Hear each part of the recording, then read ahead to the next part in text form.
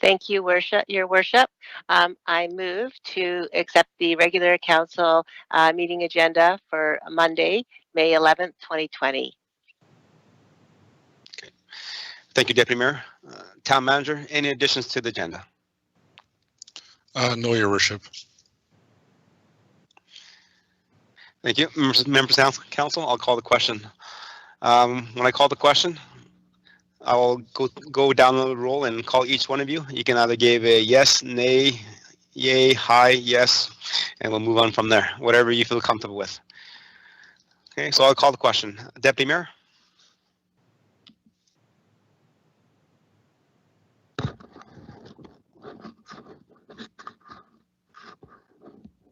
In favor? Councilor Pledchko? In favor? Councilor Laurie? In favor. Councilor Bennett? In favor? Councilor Loy? In favor. Councilor Meyer? In favor. Okay, and that is everyone, so that is carried. Thank you very much, Council. Moving on to the next one is public input session. Since this is a virtual meeting, we do not have anybody in Council chambers at this point in time. Administrative staff, Mr. Golden, has anybody submitted anything for public input session? Your Worship, as of 4 p.m. this afternoon, there was nothing submitted. Okay. Thank you very much. We'll move on to the next one, which is number 4, presentations and delegations. Today, we're joined by Mr. Nolan Kraus, reporting on the Meridian Housing Foundation board composition, terms of reference for members of council. Mr. Kraus, are you on? Yes, I am. And thank you, Mr. Mayor. You can hear me? Yes, I can. Okay. Mr. Mayor, I just want to double check before I begin. You should have a 3-page terms of reference provided to yourself, members of council. That's correct. It came out on the agenda package. Great. Okay. Thank you. So, I was asked by the Meridian Foundation, so I'm really acting on behalf of them for input from each of the 4 councils on that terms of reference.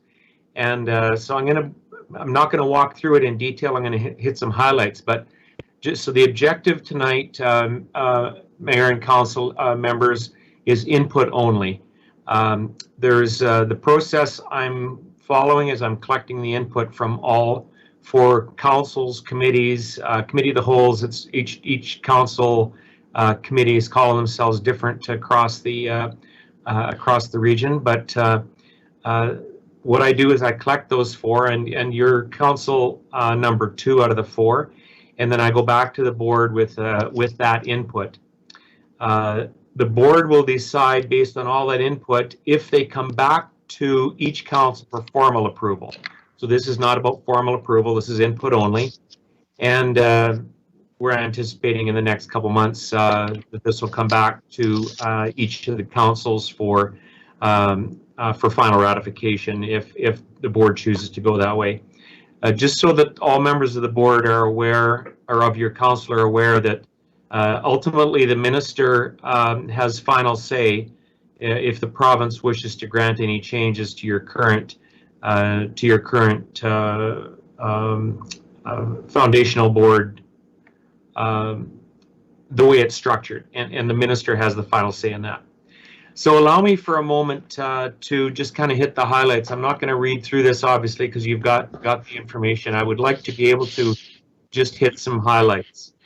Councillor Bennett, first of all, has seen this, and it is the document that she has seen and that we're advancing.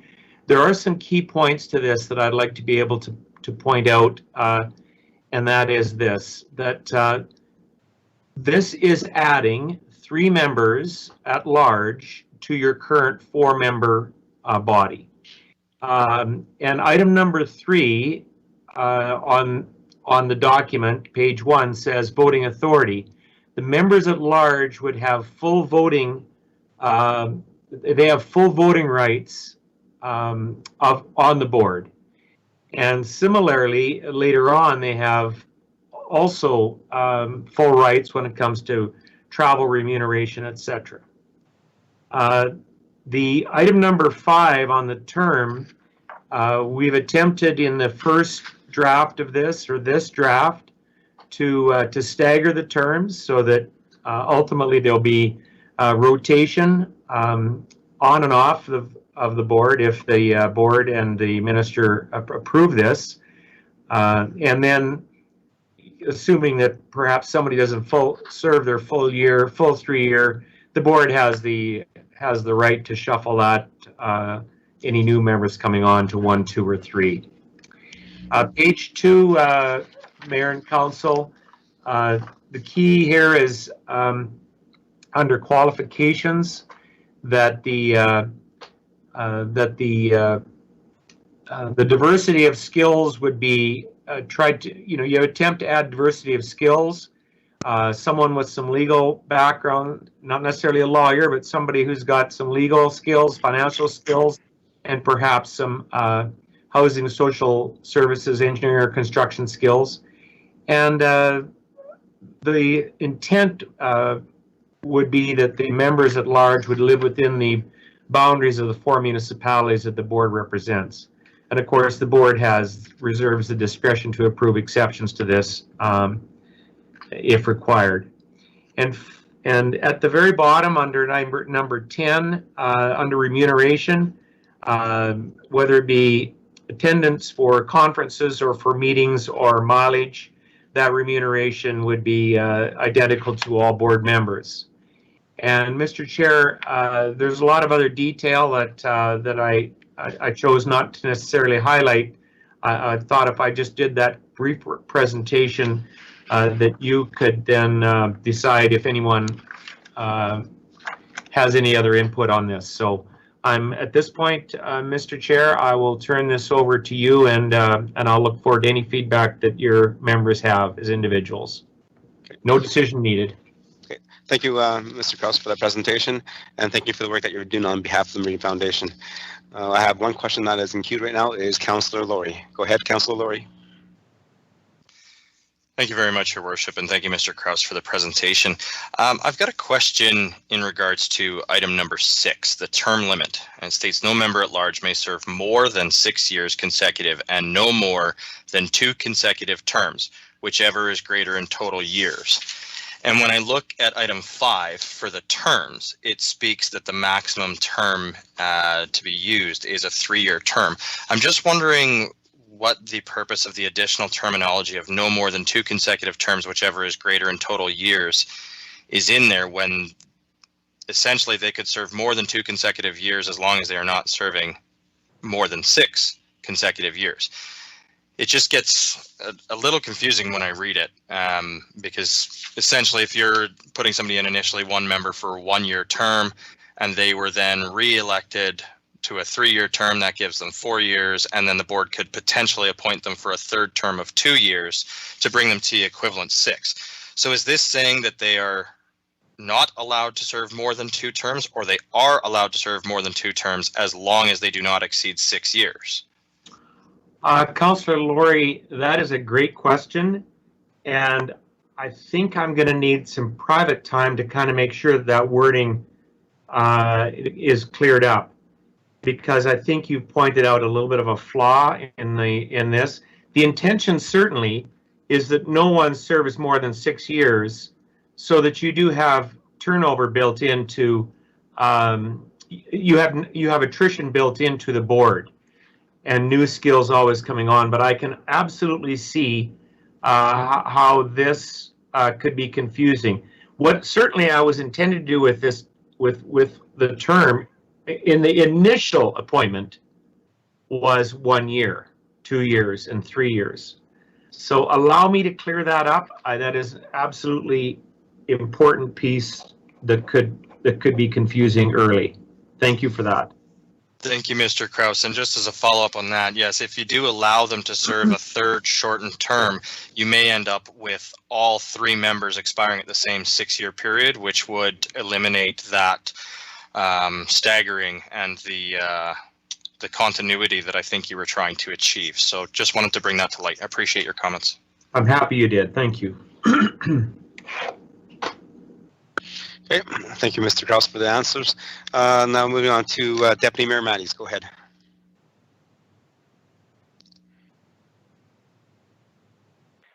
Thank you, Your Worship.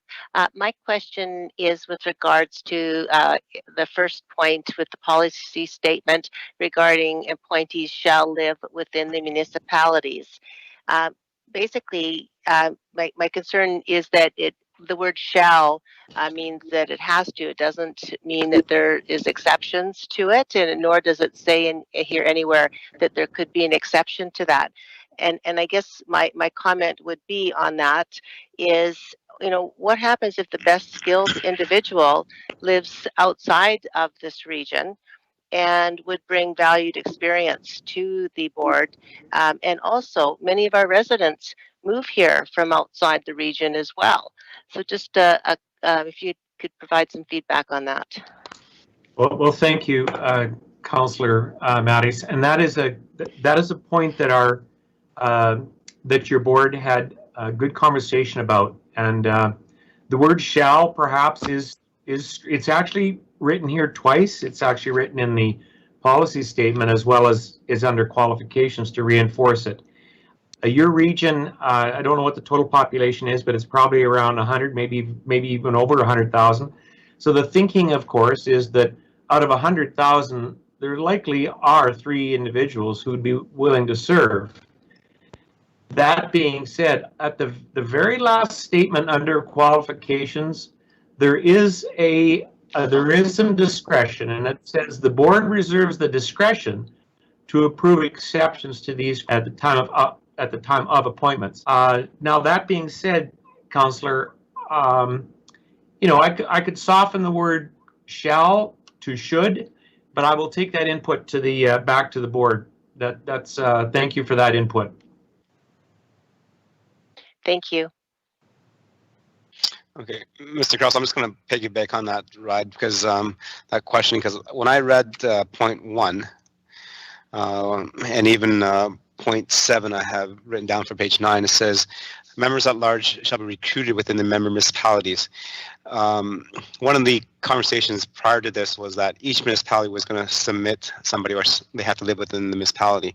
So are you talking about one public member from Spruce Grove, one from Parkland County, and one from Stony Plain, or all 3 from the tri-region? It doesn't matter where they live as long as they have the skill sets that the foundation is looking for? All 3 from the region. All 4 could live in Wabamun, all 3 could live in Wabamun, as an example. So it's the latter. It's not spread out. Okay, thank you very much. And do I have any more questions? Just hold on a second. Let me just check. And we have Councillor Bennett. You're next.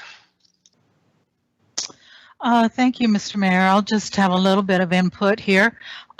First of all, I'd like to thank Nolan for undertaking this this new idea that Meridian Housing Foundation has started to incorporate. So we all understand that anything new is going to have a few quirks in it, and I think that the way this has been written, we have the leeway to accommodate any situation that comes up, mostly because of that clause in there that says the board shall reserve the right, or something to that effect. So so I appreciate the questions that have been asked also. I will just also comment, though, that around the board table, it was very, very clear that the board members wanted the board composition to be from the tri-region. We had talked about, what if somebody lives in Edmonton and they want to serve on this board? But throughout our discussion, it was very clear that our board felt that, like Nolan said, out of 100 75,000 people, we're sure to find 3 people that live in the tri-region to fulfill this. So we feel, the board at the time felt very comfortable in stating exactly as it is, shall, using that word because that's how strongly they felt about it. That's all I have, Mr. Mayor. Thank you.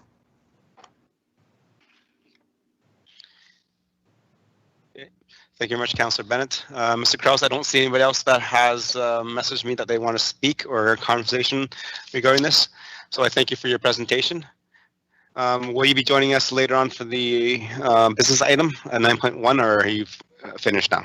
No, I'm done now, and I thank everyone for the input, and this will be part of the whole package that goes back to the board. So thank you, Mr. Mayor, and thank you, members of council. Okay, thank you and have a good night. You as well.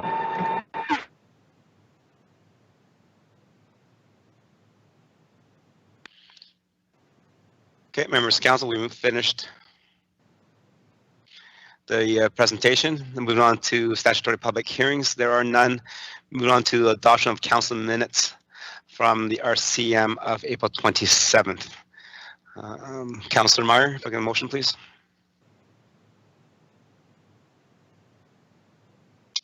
Yes, that town council approved the town council meeting minutes as presented. Thank you, Councillor Meyer. Moving on to the minutes. Council's had a chance to read it and go through it. Anyone has questions or comments regarding the minutes that were provided for us? Okay, Councillor Bennett, you're first. Thank you, Mr. Mayor. I'm referring to page 16, 9.2 of the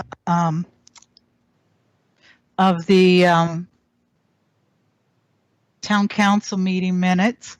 The G&P meeting, the cancellation of that, I don't believe that was a unanimous decision. I think that we had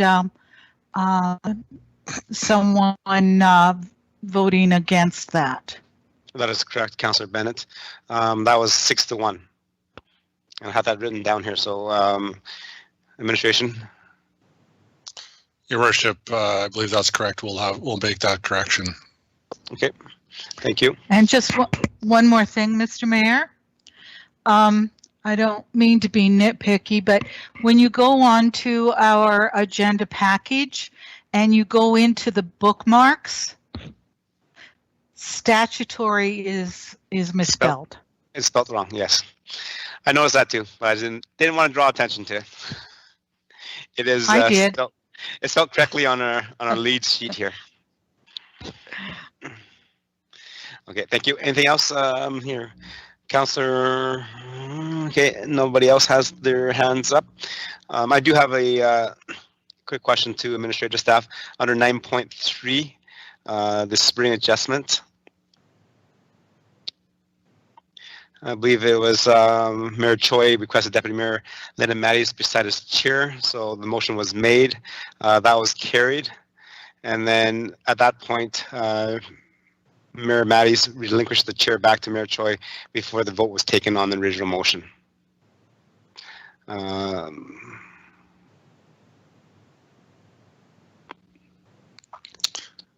Your worship, I can maybe just speak to that quickly. I think we could, if need be, just check our audio file that I presume we still have, or the video file, and just ensure that's correct. And if it is, just make those changes.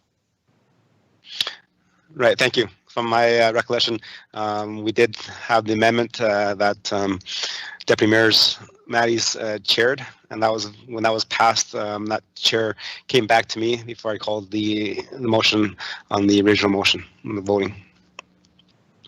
Okay, anybody else have any questions? Okay, no, that is done. Okay, with those amendments, so we'll administrative staff review the minutes and then make those changes regarding the voting on 9.2 and then the chair on 9.3.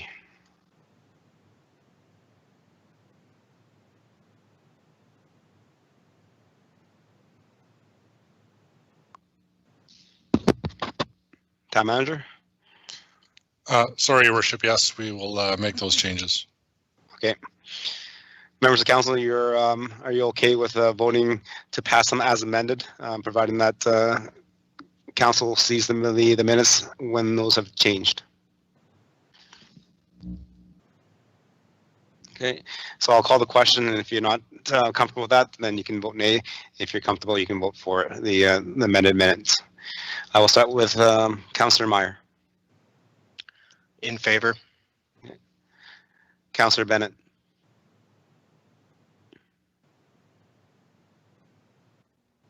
Yes. Deputy Mayor Matthews. In favor. Councillor Loy.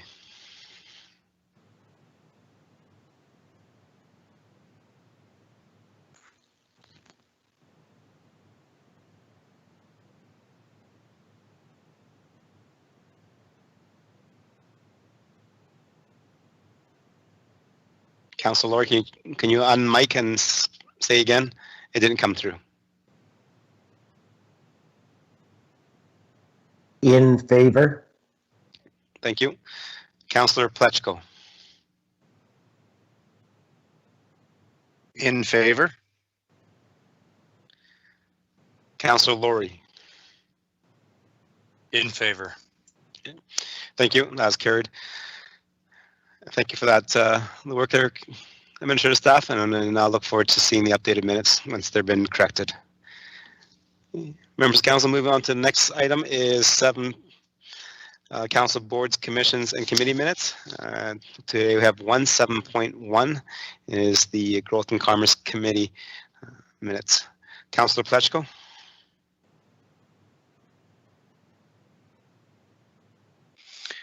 Yes, thank you, Your Worship. The Town Council received the Growth and Commerce Committee meeting minutes for information. Okay, thank you. Members of council, you had a chance to read them. Any questions and comments regarding those minutes to the members that sit on the committee? If you do, send me a text.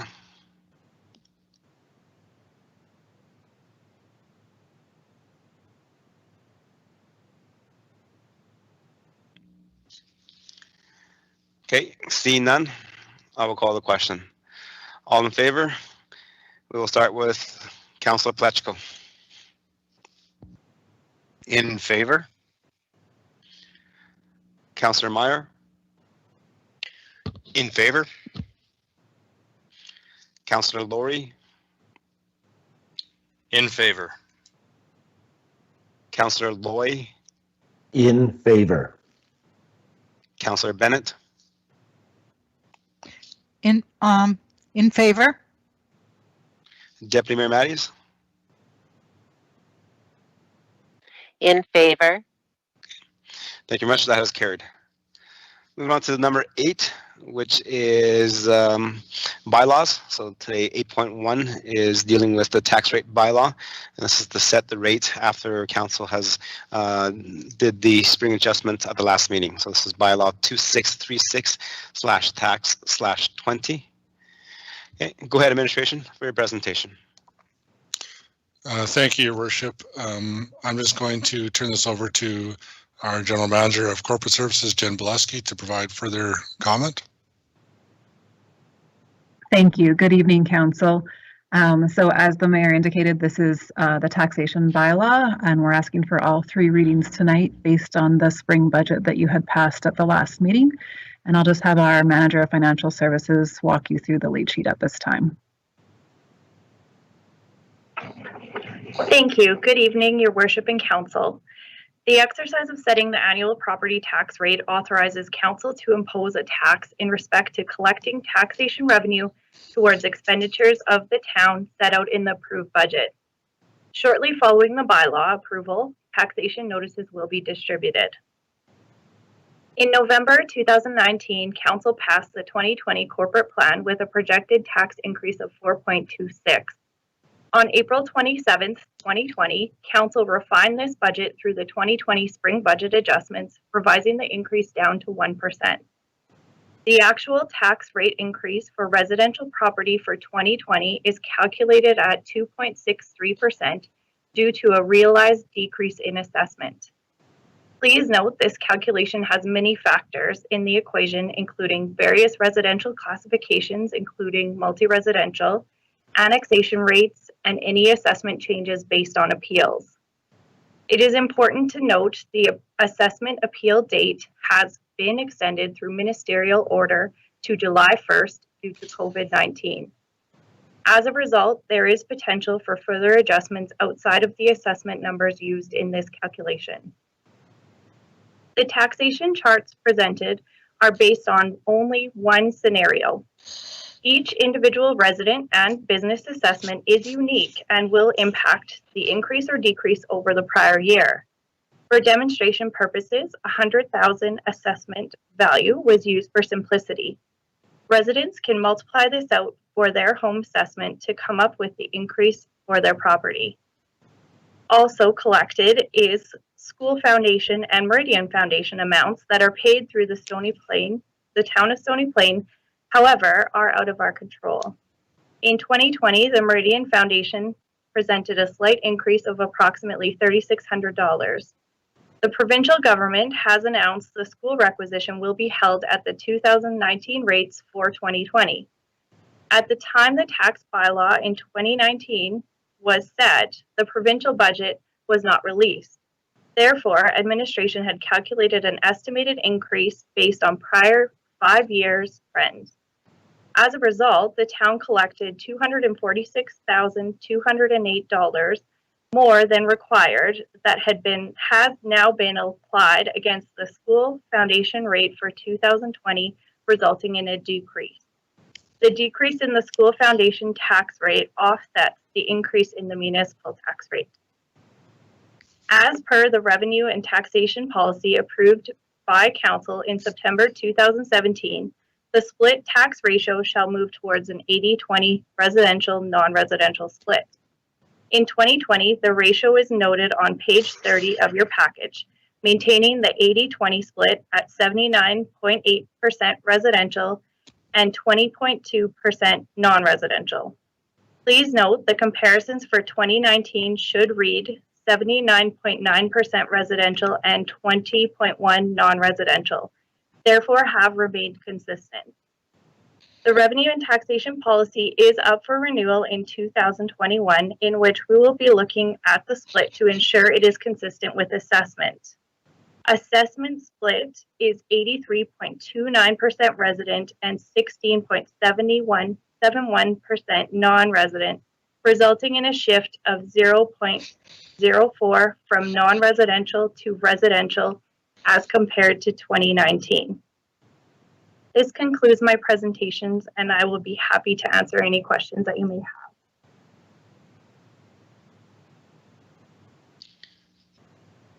Okay, thank you. Does the general manager want to add anything else? No, Your Worship, we can just answer any questions that council may have. Okay. Thank you. Members of council, if you had a chance and opportunity to go through the tax bylaw and how that it affects a household in the community and based on 100,000. So we have to go down and do the math, but I think there was some that was already done. So questions coming down the list. And I will start with the first person on the list is Councillor Laurie, please. Go ahead, Councillor Laurie. Thank you, Your Worship. Through you to administration, in respect to the requisition for the schooling, noted that the overage that was collected of $246,208 will be applied to the 2020 payments. Did that then result in the rate in which we are collecting being reduced, which would require an increase next year to bring back up to the level that we would need, essentially to make up for the $246,000 additional we have applied to this year's rates? Through Your Worship to Council Lord, sorry. Okay, go ahead. Through Your Worship to Councillor Laurie, The rates that are applied this year would basically be resetting it back to our 2019 rates, what we really should have charged, but being that we didn't have the budget and we didn't have the amount that was going to be requisitioned, we did an estimate based on the last 5 years. So in 2020, we brought down the rates to basically what the requisition was for 2019, and will also equate to what it is for 2020. As for 2021, if the school foundation was to hold their rates, the tax rate would stay the same. If they were to increase it, then we would have to increase them. Okay, thank you for that explanation. Councilor Laurie, do you have another second question for me? Hey, go ahead. Yeah, thank you. And a follow-up to that, not sure I'm understanding, because when we say that the rates are being held the same by the provincial government, and we have adjusted our rate to what that 2019 rate would be, that would mean that by the end of this year, when we have finished collecting our taxation, we would still have a surplus of $246,208 in the education collection. So I'm curious, in the lead sheet, it states that the $246,000 will be applied to the 2020 payments. But what I'm hearing from the Financial Services Department is that we are collecting 100% of the amount that is being required. So therefore, that would still leave a surplus at the end of the year. So I'm looking for a little clarity, because there's only two possible situations. Either one, we have a surplus at the end of the year, or two, we actually would end up collecting $246,000 less this year because of the surplus, which would mean we would need to adjust our rates next year, even if rates were held the same, in order to collect that additional $246,208. Okay, thank you. That's a good question. So you're looking at, since we had an over collection last year and we reduced the rates to 2019 rates for 2020, then if we collect the same amount, then we still should have the overage. So, and then I think you said then if for us to not have their overage, we need to reduce the amount we collect by $218,000 and change. Therefore, that would be a lower tax rate than for 2021 if they left it the same at 2019. So, General Manager or the Manager of Finance, questions, comments for that? Thank you, Your Worship. I will clarify that. Yeah, that didn't come out quite right. So Councillor Laurie is correct. So we are requisitioning that 200,000 less this year, which means that we've had a reduction in the actual tax rate on that line for school foundation. So for next year, you're correct. The rate will go up if they hold their same requisition amount, just to bring it back to that level. So we are taking that 200,000 that we over levied last year and applying it to the payment this year. Therefore, we're only requisitioning from the residents 200,000 less than what we should be. So next year, 2021, we will have to add that 200,000 back. So I apologize for that, and thank you. Okay, thank you. So there's a reduction this year, and then if it's the same as 21 and it's the same as 20, then there will be a school increase to cover up the difference. Councillor Laurie, any secondary questions on that?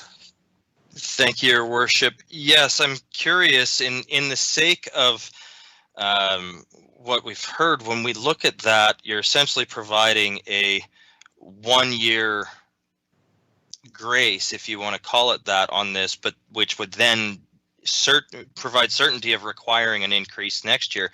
And I'm just curious if the Financial Services Department considered any other method, or if we are able to consider any other method, such as setting up a reserve with that amount, which could be used to offset some small changes in the future, or if we did see larger changes in the future, would then allow those changes to be phased. Has that been considered, or is this standard practice that we would strictly apply 100% of the overage in the following year and then adjust again in the year after? Okay, I'll turn that over to administration, but from what I understand of the Act, it is 100% has to be turned over because it's not our dollars. We're just collecting it for the province, and we need to remit 100% of it, and we can't keep a reserve of the government's money in our pockets. Go ahead, the Manager of Financial Services. Thank you, Your Worship, and to you and all of council. That would be correct. And so this money does not belong to the town of Stony Plain, and so there weren't any other methods that were considered in this part. This is something that auditors do look at the over-under levy. We have always had over-under levies in the past years. However, they've not been as significant, and just due to timing and what came out last year, we are in this situation where we have this additional surplus. Okay, thank you. Councilor Laurie, any other questions? Because right now, does that answer your question? That answers my question. I do have one additional question. However, I will allow other members of council to go if they're queued up, and you can come back to me if it hasn't been asked. Okay, thank you. Members of council? And let me look to see who has texted in. And nobody, so Councilor Laurie, you get to go again. Thank you very much, Your Worship. Through you to administration. In the considerations last meeting, when council provided the direction on the tax bylaw, the consideration was to bring it to a 0%, which also included, I thought, assessment changes with the lower assessment. And then it was added in that there be an additional 1% added onto the municipal tax rate for roads maintenance, which was equivalent to approximately $170,000. Looking at what has been placed on this document, even though the total increase is actually only 0.14% due to the adjustment in the school foundation, I'm curious as to why we are seeing 2.63% in the municipal increase. I'm not sure I'm understanding, because I believed when we saw our presentation at our previous meeting, that included all adjustments for assessment values. Okay, administration. Thank you. Through Your Worship to Councillor Laurie, that's a great question. So just to start off with, the bylaw last year for 2019 started with a requisition of $17,242,564.39. So we added $170,000 based on the motion of what we needed to achieve. And yes, in the adjustments, we did adjust for a part of some of that growth that we didn't think was going to come through. However, as mentioned, there are many factors that go into that rate. The rate that you're referencing, the 2.63%, is just a very high level number. So I'll just remind you a couple things that do impact that. The annexation rates, we had some major fluctuations in all residential classifications. So multi-res is a big one in there. And I'll just remind all council that assessment is unique to each individual, and that probably almost no one will see the 2.63. It'll be unique to everyone. So I would ask if council can switch to page 29 of their council package.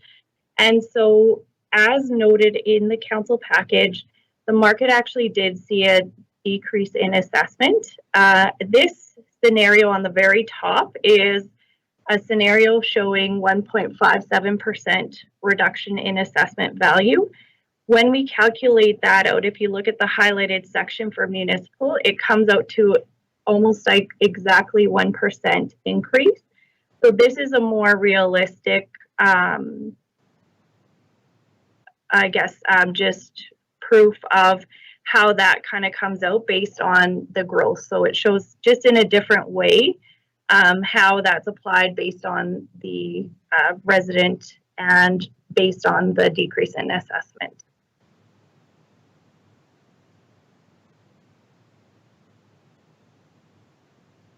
Councilor Laurie, does that answer your question regarding the percentage numbers? Thank you, Your Worship. It suffices. Yep. Thank you. Okay, looking at any other members of council that have any questions or comments regarding the tax rate bylaw?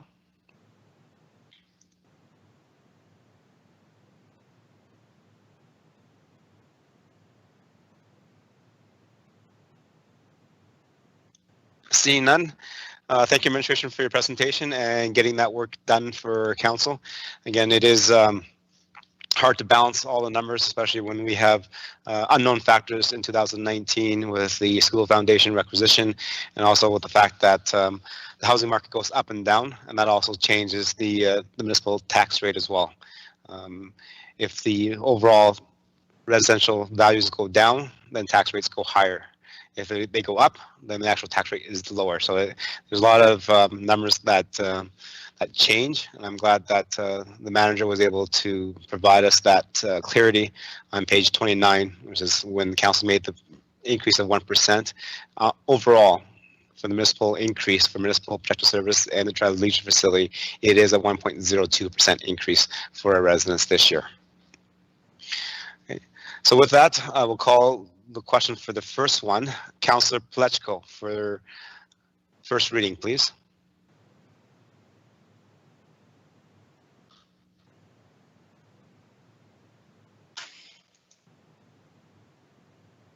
Yes, thank you, Your Worship. That Town Council gives first reading to bylaw 2636/tax/20, a bylaw to authorize the rates of taxation to be levied against property within the town of Stony Plain for the 2020 taxation year. Okay. Thank you, Councillor Plechko. Okay, members of council, any questions regarding the motion? Again, the presentation was explained by our manager of financial services, and this is to do the work that council has approved in our strategic plan.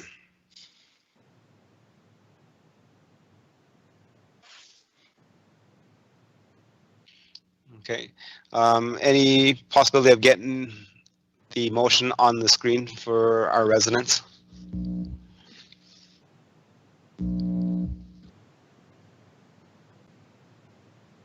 Okay, thank you. And then I'm looking down here, nobody has any questions, so I'll call the question for first reading. All in favor? Councillor Meyer. Thank you. In favor. Deputy Mayor Matties.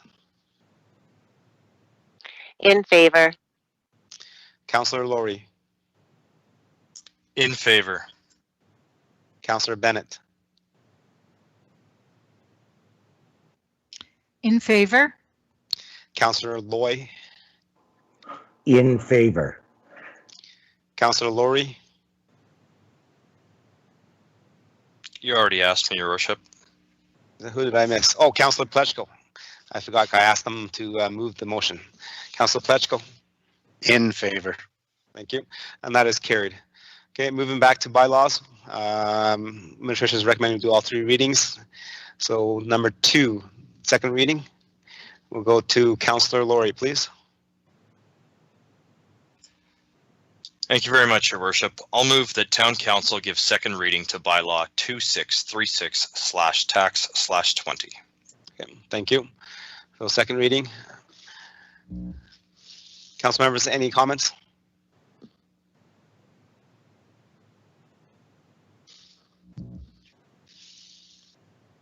Okay, see none, I'll call the question. Councillor Loy. In favor. Councillor Meyer. In favor. Councillor Bennett.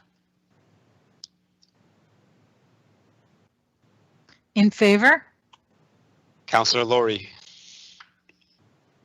In favor. Councillor Plechko. In favor. Deputy Mayor Matties. In favor. Thank you, and that is carried. Moving back to bylaws. So if council is to do all three readings in one evening, one sitting, council has to give unanimous consent. So that is the next motion that's made. Councillor Loy, the motion, please. Yes, Your Worship. The Town Council gives unanimous consent to consider third reading to bylaw 2636/tax/20. Okay, thank you. I'll call the question. Councillor Loy. In favor. Deputy Mayor Matties. In favor. Councillor Laurie. In favor. Councillor Plechko. In favor. Councillor Bennett, In favor. Councillor Meyer. In favor. Thank you. And I think I got that is carried. So moving on to third reading, that we have unanimous consent. So third reading, Councillor Meyer, please. Yes, the town council give third reading to bylaw 2636/tax/20. Okay, thank you very much, Councillor Meyer. Administrative staff, any other comments? Not at this time, thank you, Your Worship. Thank you very much. Members of council, any comments or questions regarding third reading?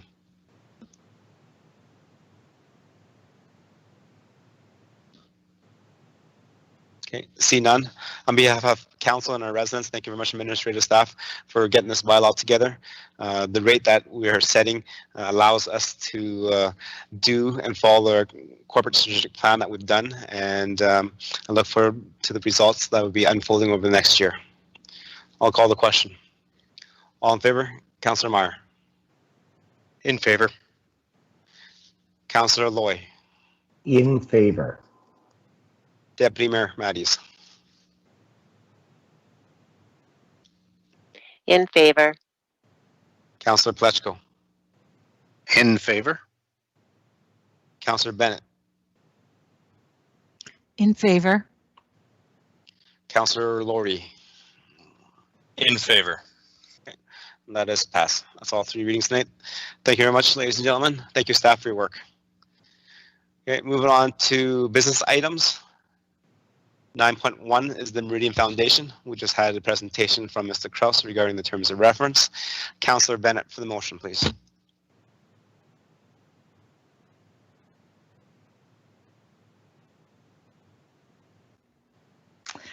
I move that Town Council endorse the proposed Meridian Housing Foundation Board composition terms of reference. Thank you very much, Councillor Bennett. Administrative staff, anything to add or comment? Thank you, Your Worship. Maybe just a few comments from administrative perspective on this. Mr. Kraus earlier this evening indicated that he would be taking our feedback or council's feedback, back to the board, to the process to refine and work on that terms of reference, and it would be brought back to councils, I believe he said, for sort of a final approval. I guess we'll allow that process to take place. I think the notion here, Your Worship, just for clarity, is that, the motion as written says endorse, it doesn't say approve. The idea here is to, this combined with the feedback that was given to Mr. Kraus would just allow the Meridian Foundation to know that this has been reviewed, understood, and council generally supports the direction it's heading in. I'll leave it at that, Your Worship. If there's any quick questions that I can answer, I will try to do so. Okay. Thank you very much, Town Manager. So members of council, we've had the presentation. The motion is that we endorse the terms of reference. Any questions and comments regarding that?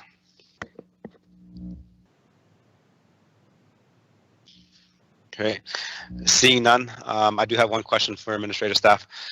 I know you mentioned that it is for us to endorse it,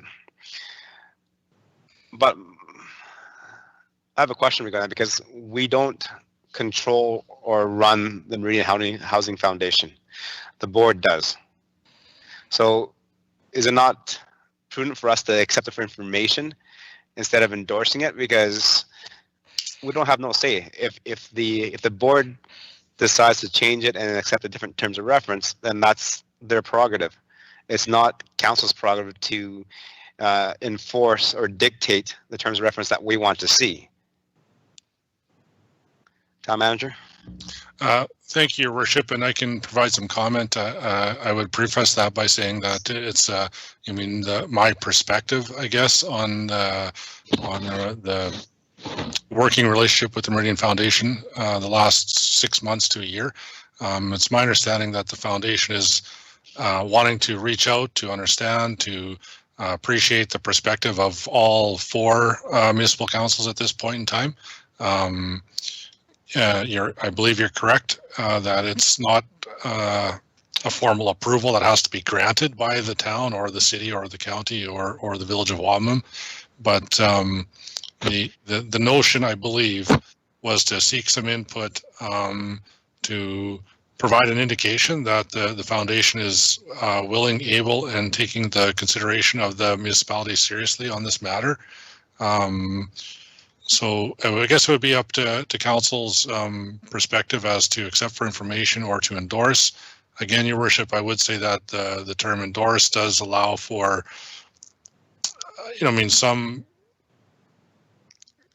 allows the foundation to understand that there is some positive trajectory to this conversation coming from the council of the town of Stony Plain. I guess I would say that would be the difference. Great. Thank you, Town Manager. Councillor Meyer, please. Thank you, Your Worship. I'm just looking for a little clarification. Maybe this should have been directed at Mr. Kraus, but in terms of number 10, the remuneration, considering that it's going to be, it is 3 different communities, so the phrase I'm confused about, it says remuneration for serving as a member at large shall be the same as a member who are elected officials for meetings, symposiums, and conventions.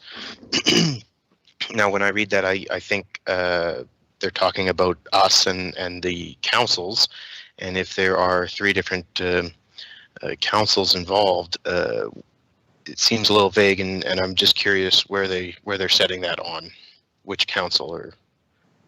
Okay, so Councillor Meyer, with certain boards and committees and commissions, they have their own per diem rates, and so based on this term reference, they were paid on the Meridian Foundation's Housing Board compensation.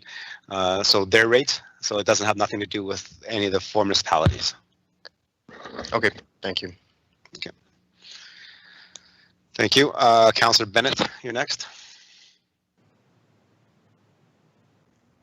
Thank you, Mr. Mayor. It was my understanding as the chair of the board that that the councils would endorse this board composition terms of reference, but that it not come back to council except maybe as information when the reason that we're using the word endorse is because when we send this for our ministerial order, it goes a long way, and the government would like to see that our councils are supportive of it. And so that's the reason that we have brought this out for all the councils to have input into it. And then it goes back to the board. And then we will submit it for ministerial order. By we, I mean the board. So I'm thinking that perhaps Mr. Kraus was mistaken when he said it was going to come back to council, but maybe administration can clarify that more for me. I think in efficiency, each council has had the same presentation. We have the same input that will be brought back to the board for more comment. And then with the endorsement of each of the councils, we can go ahead and submit it for ministerial order. That's my understanding. Town Manager, is that clear? Okay, thank you, Councillor Bennett, for that question. Town Manager, are you on? Can you provide some clarity on that? Your Worship, thank you, and through to the rest of council. I can tell you that it was my general understanding that these were not coming back to the councils in the future. That these were coming in for some input, some Q&A, and then being asked for as it's written for an endorsement. So that's my understanding. That's what I believed was happening at Parkland County, and I believe was happening at Spruce Grove even this evening as well. And So, Your Worship, up until earlier comments by Mr. Kraus, it was my belief that this was not coming back to councils in the future. Your Worship, that's my understanding, and I would leave it that, I mean, this is a housing foundation process. So ultimately, what they want to do or not do with it is up to the Meridian Housing Board. But as of about an hour ago is when I heard too that it may be coming back. And I can't confirm one way or the other, Your Worship. It was my understanding is that it was not going to come back. Okay. Thank you for that. And then next on the list is Deputy Mayor Matties.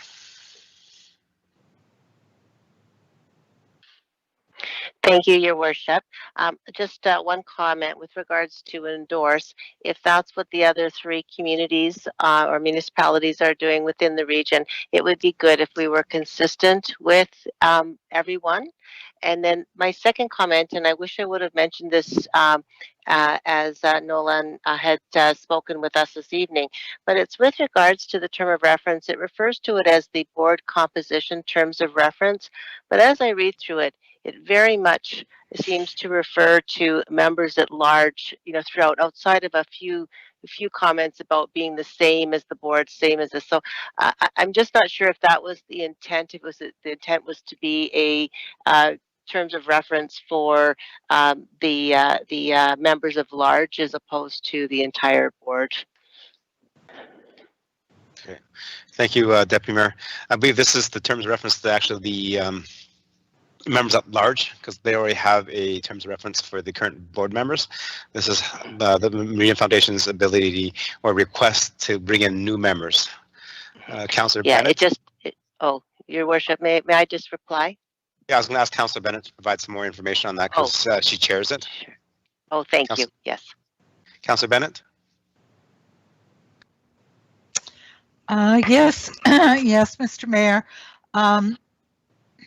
I don't exactly understand the discrepancy here. It is the board composition terms of reference. That's the way it's related in all of our discussions so far. That's the way it will be relayed to when we request the ministerial order.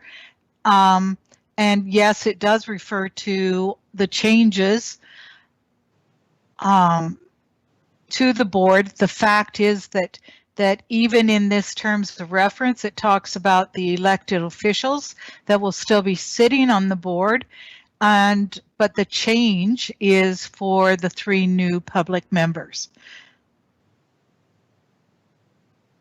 Okay, thank you. Deputy Mayor.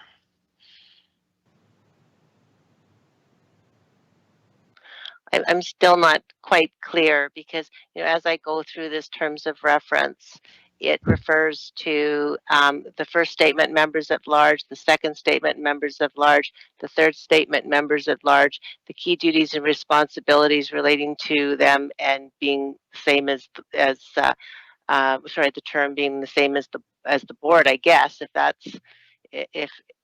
actually, no, that relates to the members at large as well. So just going through, it just seems to very much be cited in terms of addressing members of large, and it's just a comment.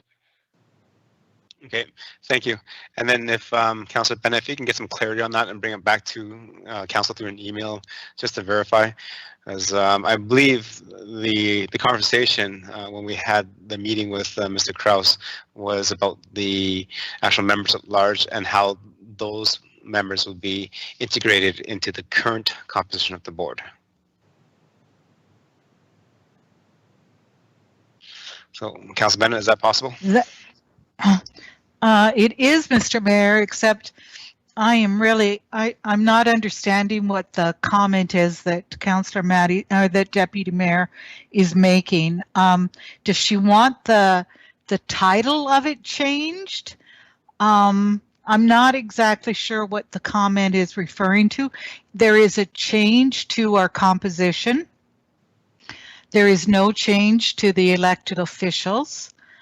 And so the change is to the members at large, because we're now including them when as we've never had members at large on this board before. So if you want me to follow up on this, Mr. Mayor, I'm going to have to understand more what the comment is referring to.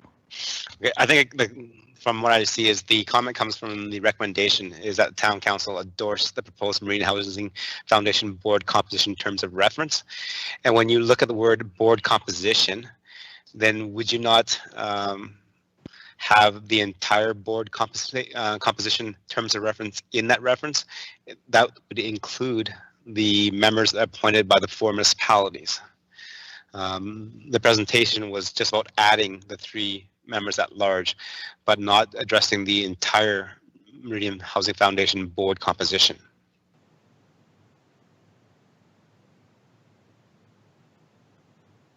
So I think the question, more for clarity, is that terms of reference for the members at large that Mr. Kraus presented, will that be then dovetailed or added to the existing terms of reference for the Meridian Housing Foundation board members? Yes, Mr. Mayor. I'll just say that we have in our policy what the terms of reference is for the elected officials. And yes, this will just dovetail into that policy once we have the ministerial order. Okay, thank you. And that can also become a new policy if the minister approves having members at large that are added to the composition of the board for the Meridian Housing Foundation. Then as the board, you might want to revisit the policy to have one policy that covers all the members and not one for elected and one for members at large. All right, I understand that, Mr. Mayor. That's what I'll follow up on. Thank you for clarifying that. Okay, thank you.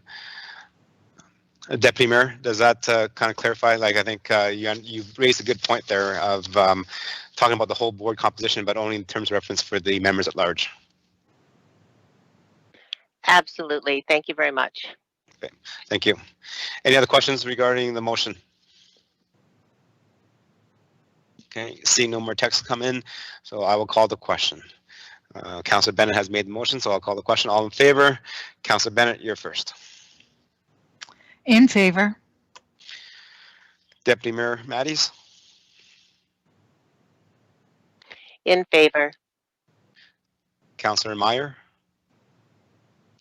In favor? Councillor Loy? In favor. Councillor Palechko? In favor? Councillor Laurie? In favor. Thank you, and that is passed. Well, actually, maybe just a note for our recording secretary. I don't know if you're seeing, if you can see me in council chambers or not. I am in favor of all the motions. I didn't voice that myself, but for your record keeping, I am in favor. Thank you, ladies and gentlemen. That brings up 9.1. So let's call a little 10-minute recess here while we adjust our equipment and make sure everybody's signing on properly and everybody's hearing good and getting clarity. So I'll call a 10-minute recess. Okay. So once we're in recess,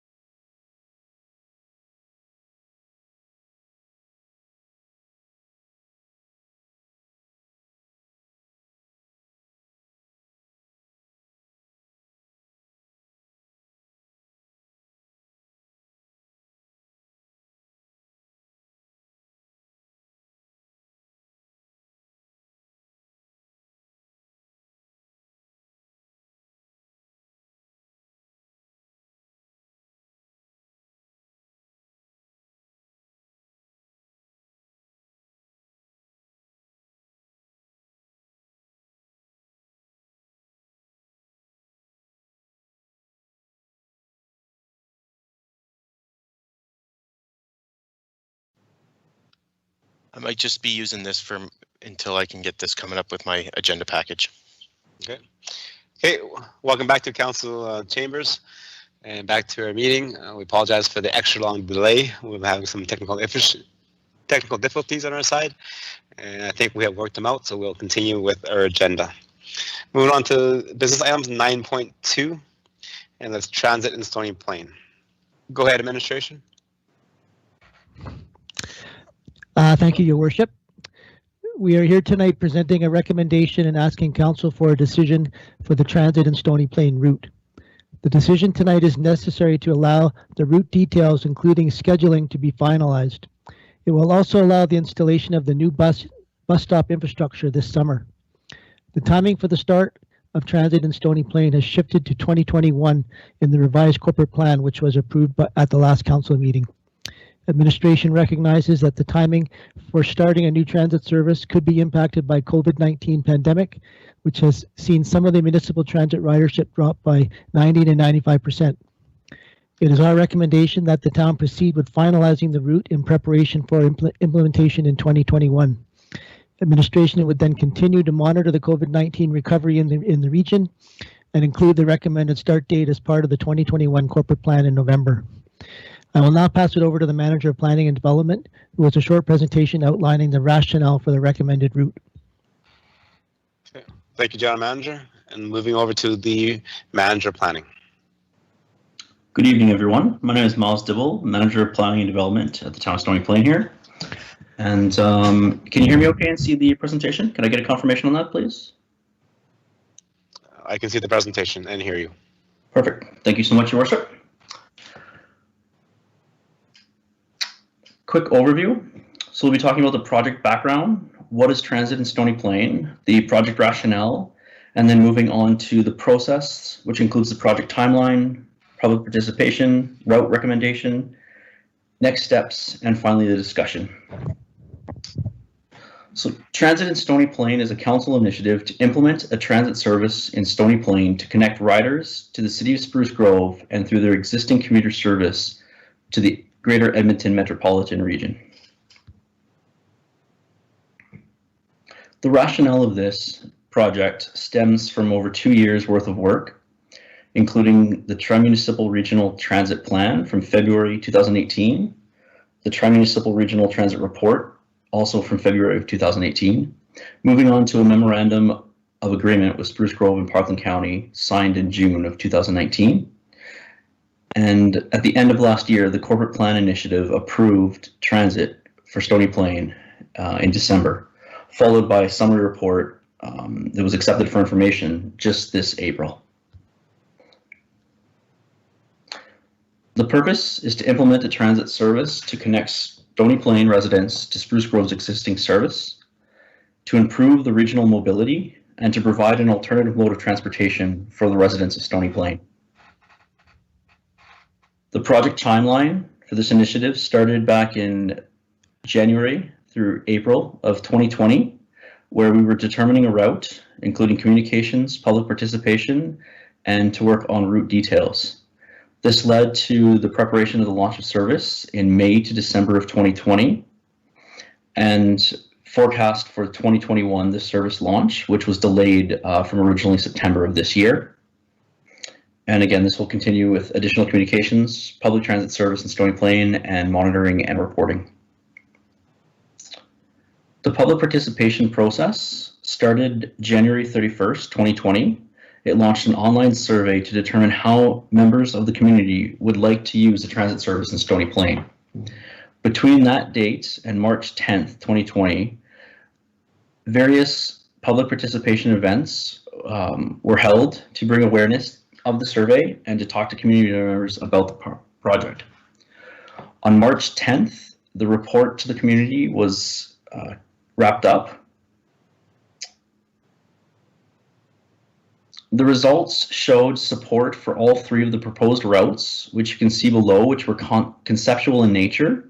The purple route, which was a park and ride style, the orange route, which was relatively comprehensive, as well as the teal route, which is not shown on the screen, but will be shown later on, which was a hybrid route sort of between the two, but different from the yellow one that we are proposing tonight. In addition to this, transit-based scenario questions did not show any one route being significantly more desirable than the others, and both the purple and orange routes generated the most discussion during the public participation events, leading to the creation of a fourth hybrid conceptual option as shown below on the right. This route combines unique properties of the purple and the orange, including being relatively direct, but also going through key destinations within the town. More specifically, the yellow hybrid route runs for 3 hours during 3 different periods, daily from Monday to Friday. It operates on a fixed schedule to cover peak commuting hours as well as a midday service. It aligns with 9 operational hours as budgeted and approved by council in December, and it incorporates the use of a park and ride facility at Heritage Park. This here is a detail of the route. It starts at the Tri-Leisure Center in Spruce Grove, proceeds down Highway 16A, down Veterans Boulevard, and down 44th Avenue through the South Business Park, continues through St. Andrews and Meridian Heights, loops around south on the highway to 49th Avenue, going through on the edge of Old Town by Main Street, continues north on 50th Street or Main Street until it reaches Heritage Park, where there will be a park and ride, loops back onto the highway just briefly to get back by Rotary Park to Highway 779, and then it goes back the same way in which it came through and loops back and forth between those during its hours of operation, providing a relatively direct, but still goes through many of the amenities and services in Stony Plain between the Tri-Leisure Center and Heritage Park. Some details on the rationale. It balances the top 2 desired uses of the transit system, these being a direct commuter service between a park and ride and the Tri-Leisure Center, as well as going through some neighborhoods and other amenities within the town. It enables the town to start small and expand when appropriate, to emphasize consistency and reliability for users, and efficiency and easy transferability to the regional transit service that already exists in Spruce Grove. In terms of the next step, we're looking tonight for a decision for administration regarding the route for tonight. This would lead to a finalized route details by administration as we prepare to start the service, which would take place in 2021 as currently budgeted and planned. With that, any questions or comments? Thank you very much. Okay, thank you to the manager for your presentation. And I'm going to look here. Hold on a second. Councillor Meyer.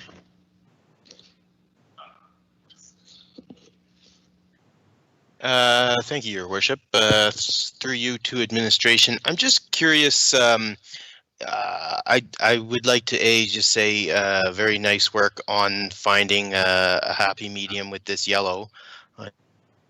I appreciate it. Must have taken much work. I'm just curious if administration could just let me inform me or give me some info why we stopped at 49th and didn't pick 50th Avenue or 51st to give us a slightly deeper dive off of Main Street. I'll just stop there and listen. Okay. Thank you, Councillor Meyer. Go ahead, General Manager or the manager. Thank you, Councillor Meyer. Through you to Your Worship. I'll get Mr. Dibble to answer that question. Through Your Worship to Councillor Myers. In this case, there's 2 aspects of this. One is the current redevelopment of Main Street is currently inhibiting the ability to easily transfer either on 50th Avenue or 51st Avenue. So as a startup, we didn't want to have something that needed to be changed right off the bat with sort of a detour. So that was one of the main reasons. The other being this does go near an alternative park and ride located just between Folkestone Place and Main Street, north of 50th Avenue, just to the west of Main Street. And again, having the route go one direction at that part allows it to easily go north without impacting any of the downtown construction that's going on this year. Thank you. Councilor Meyer, is that good? Yes, thank you. Okay, so moving on with questions. Councilor Laurie. Thank you very much, Your Worship. I've got a couple questions, but I will start with the first question, which is probably the biggest thing that stood out. In respect to the routing with the bus coming in along Veterans Boulevard and then the section down 44th Avenue, my question pertains as to why, after circling from Heritage Park, we actually then come back into town and come back along 44th Avenue.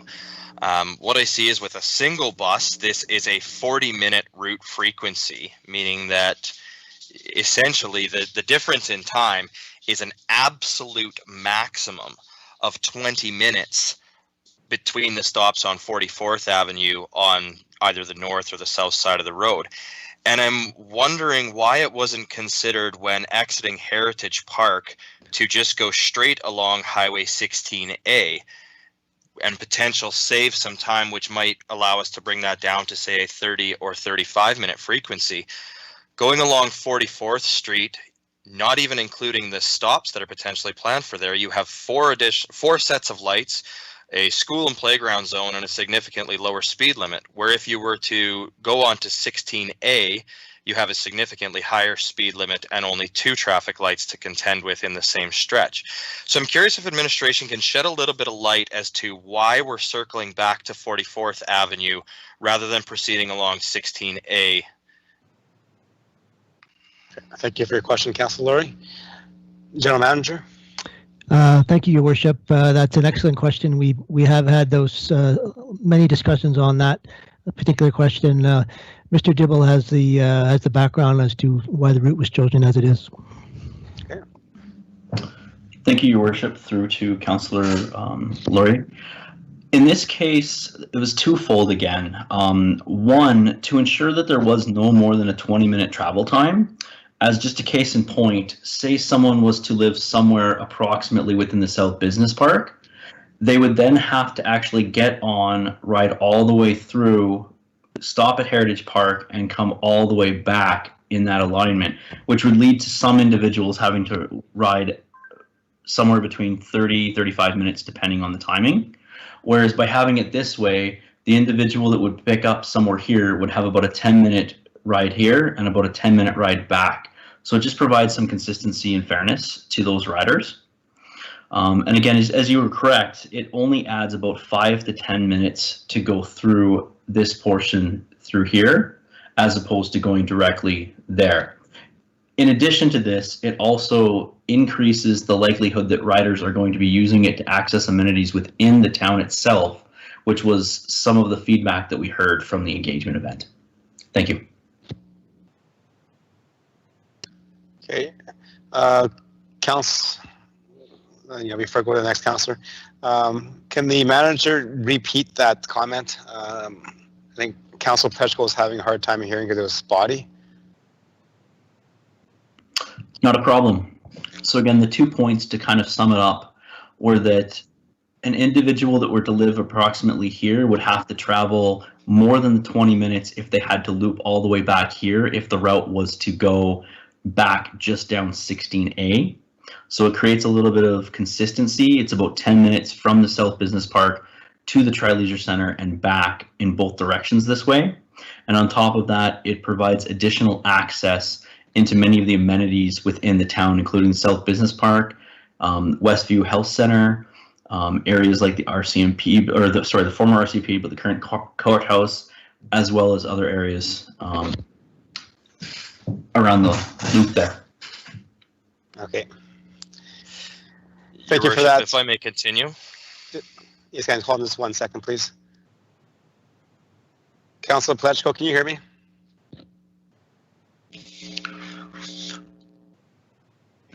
I can barely hear anything at this point in time. It was clear up until we started this presentation. I'm not sure if we've changed something or not, but I heard very little of what Miles was talking about. Okay. And I'm also getting a lot of feedback from your end. Can administration work on that while we move on? Is anybody there? Councilor Pletchko, I can hear you. Okay. Councilor Pletchko, can you just remove yourself from the meeting and then rejoin in? I'm going to try. I've got rid of the headphone set. Can you hear me? That's better. Okay, up until this point in time, I heard everything clear other than when Miles started his presentation. I've heard virtually nothing of the presentation. So let's try it with this now, with the headset gone. Okay, that's better on our end anyways. I'm not getting the feedback from you. Okay. Manager, Dibble, can you repeat what you said to answer Councillor Lowry's question before we move on, please? Not a problem, Your Worship.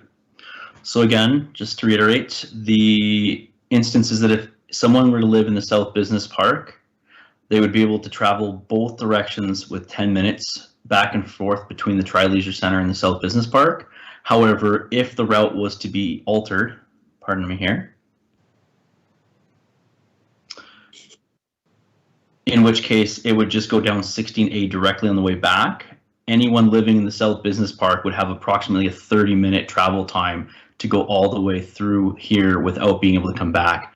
So just to keep it fair and equitable for everyone, the additional 5 minutes, perhaps 10, that it would take to go through this loop here also provides access to all the amenities in the South Business Park, as well as easier access in the rest of the loop by having it go bi-directional in the middle there.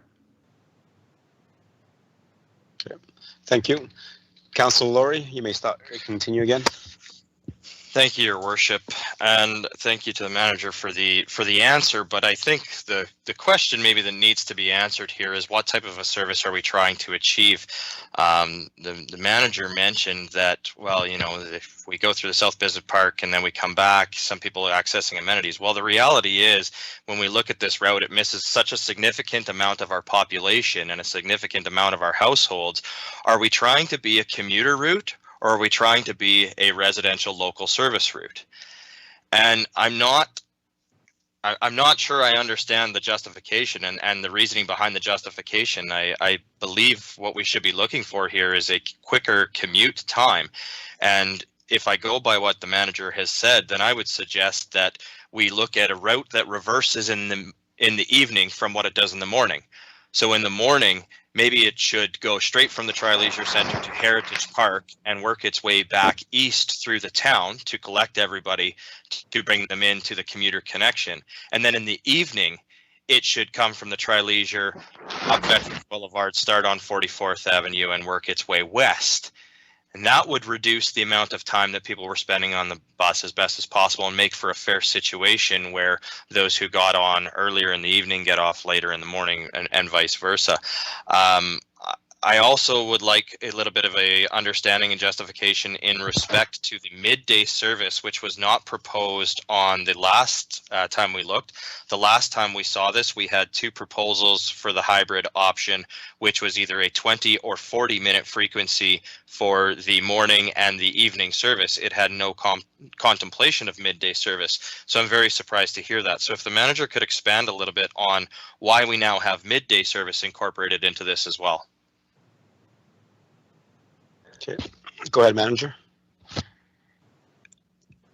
Your Worship, I'll lead off this one. So we have had some conversations about the optimum time and how the system would hook in best with the Route 560 in Spruce Grove.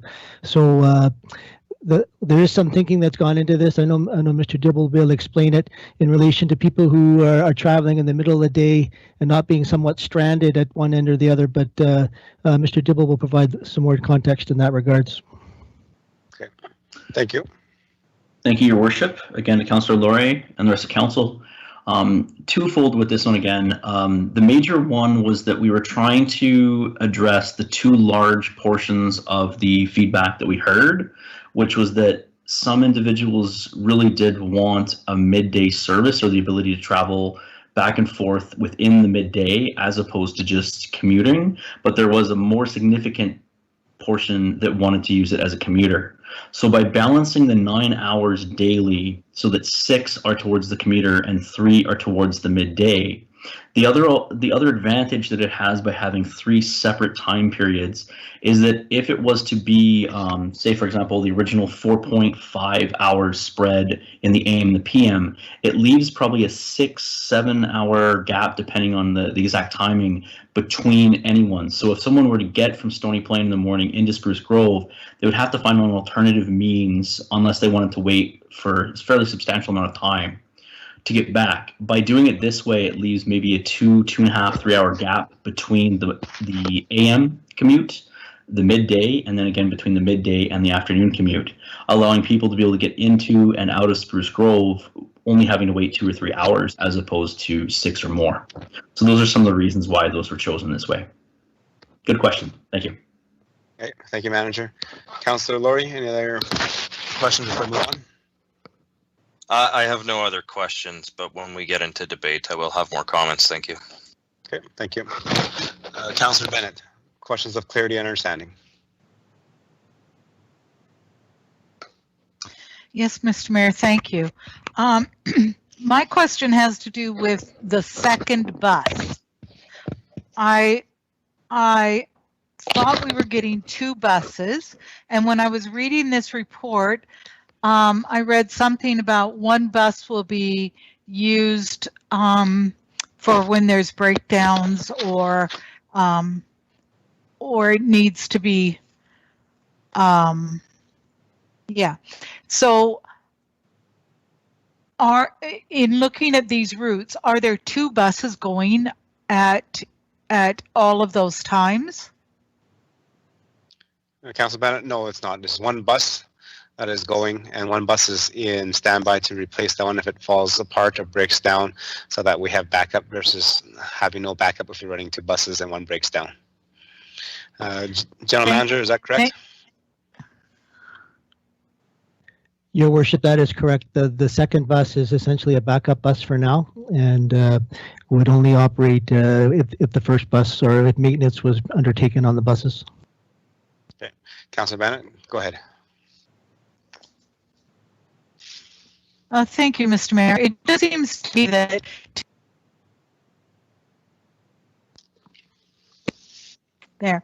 to alleviate some of the pressure, especially with the morning and evening commutes, if we ran 2 buses, 1 strictly on the highway and then 1 doing the loop, and then have only 1 bus for the midday, that would speed up the service and make more sense to me that people who wanted to park at Heritage Park and drive and get the ride in would have a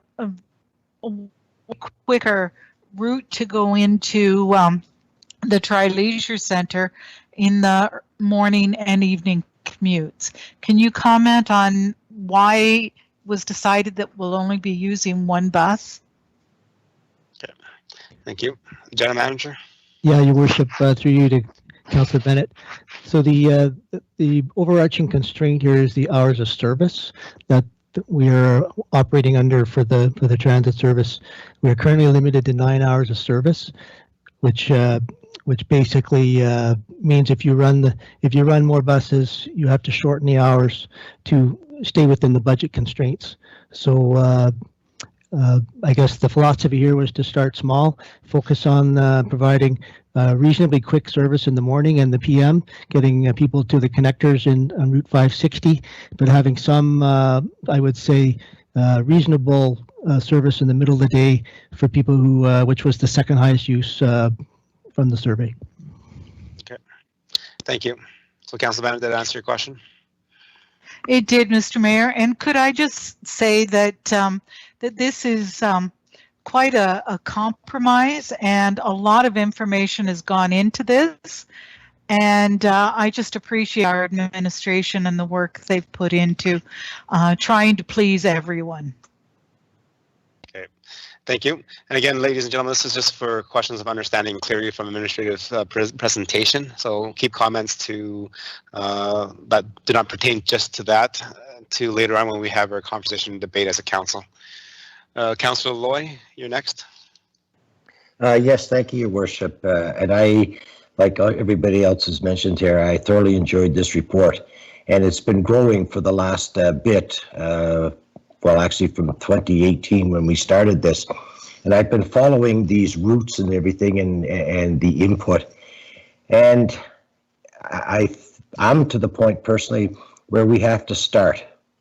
And then we have to analyze. And then we have to adjust.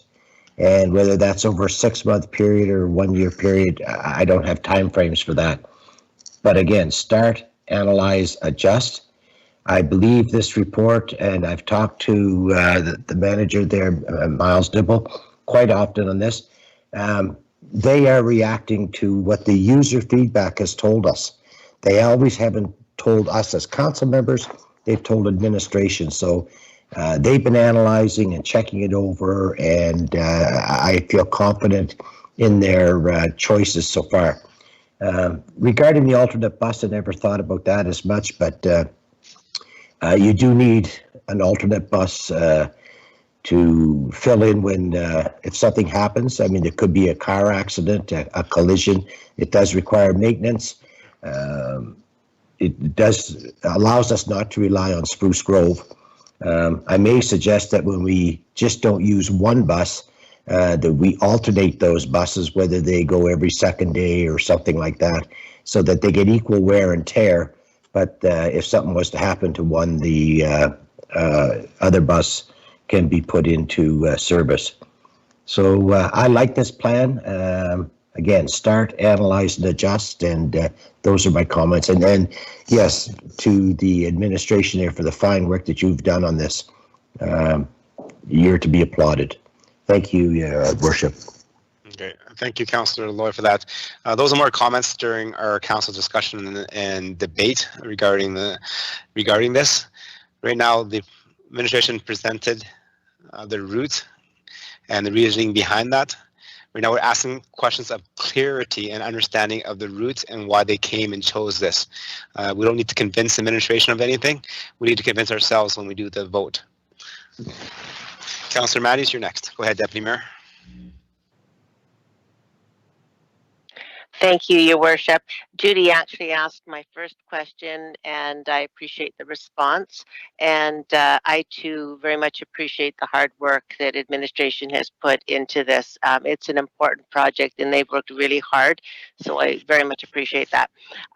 With regards to my second question, just a quick one.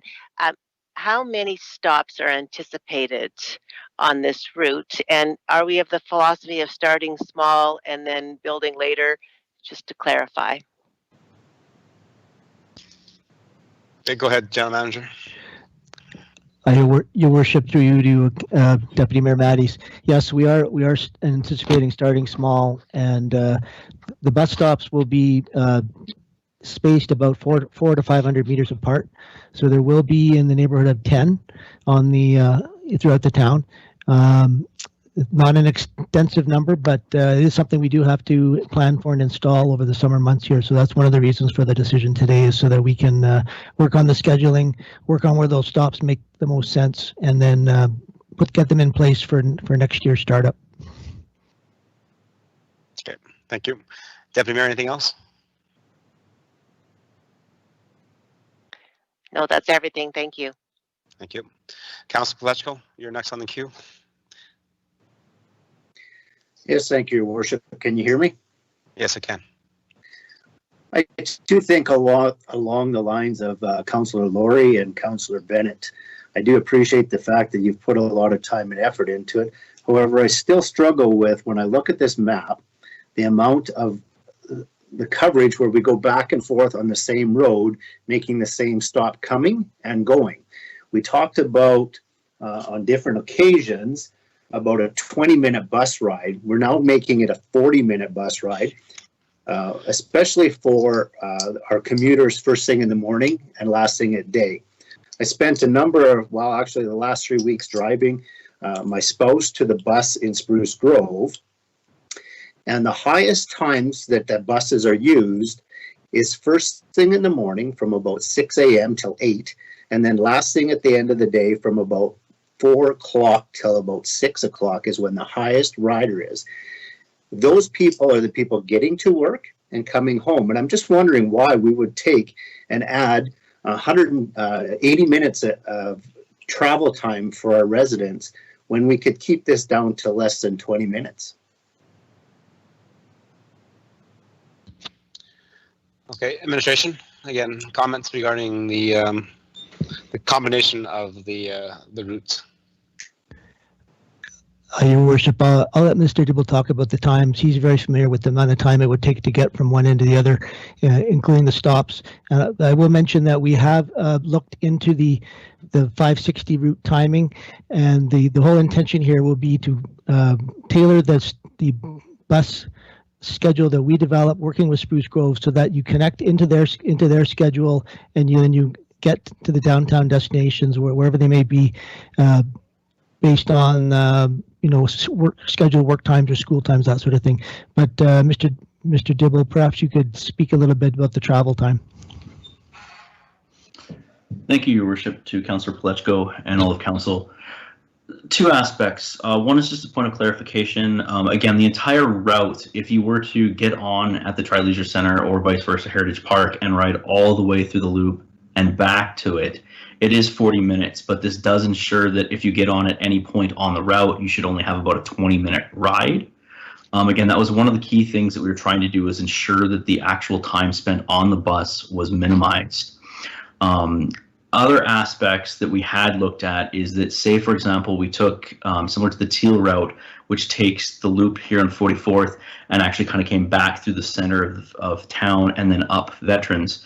The only implication with that is the additional time it takes to travel into the middle of the city, even though it's not too much further, it did add additional time to it. So we were looking for more than a 45-minute route, as opposed to about approximately a 40-minute route we should be able to get with this design.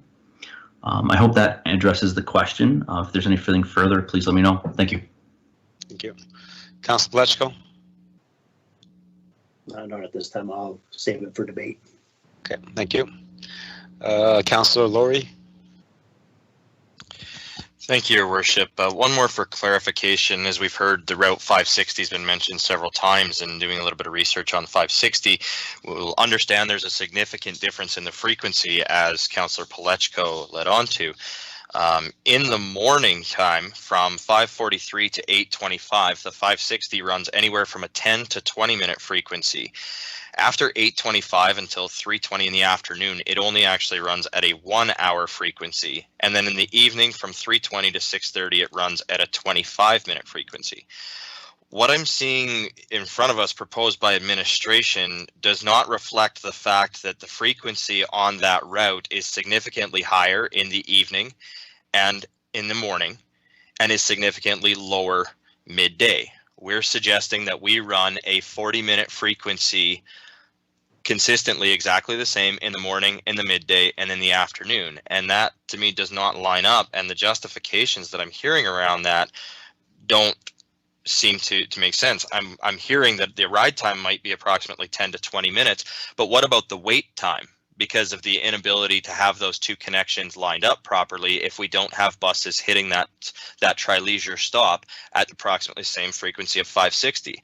So I'm hoping that administration can provide me a little bit of clarity as to how they anticipated this route lining up with the 560 to ensure that a resident, even though the ride might only be 10 or 20 minutes, isn't standing at the Tri-Leisure Centre waiting 20 to 30 minutes for a bus or more.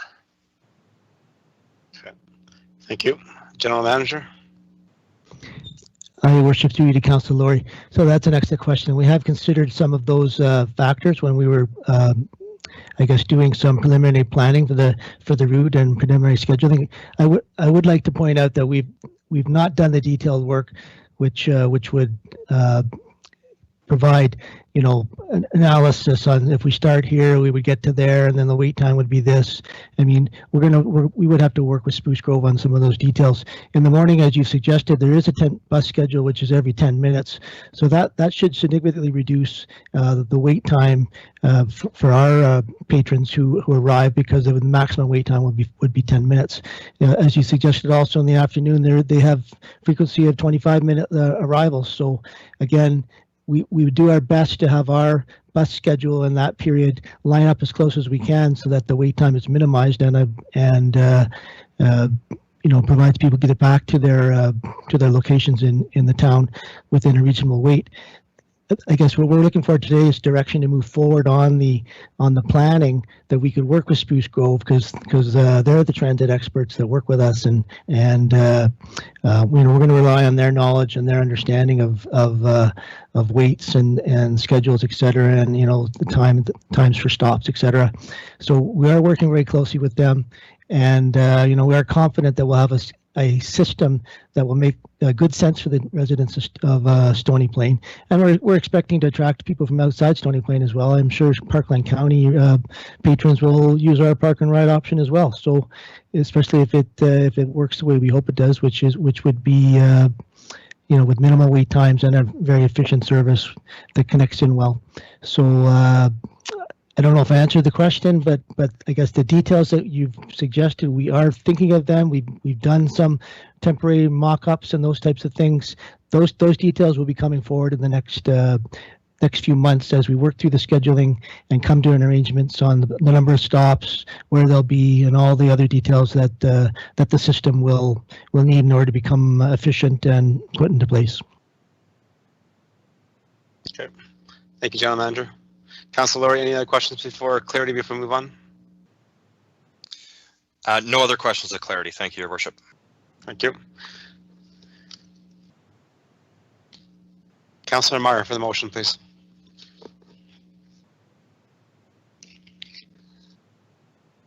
Yes, just a moment. Let me just read it exactly as is.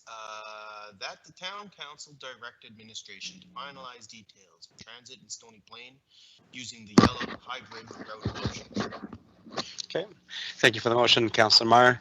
Okay, now I open the floor up for members of council to provide comment and debate. So the stuff that we're not supposed to say on the last section, when I asked for questions of clarity and understanding of the presentation, those questions and comments are readily welcome at this time.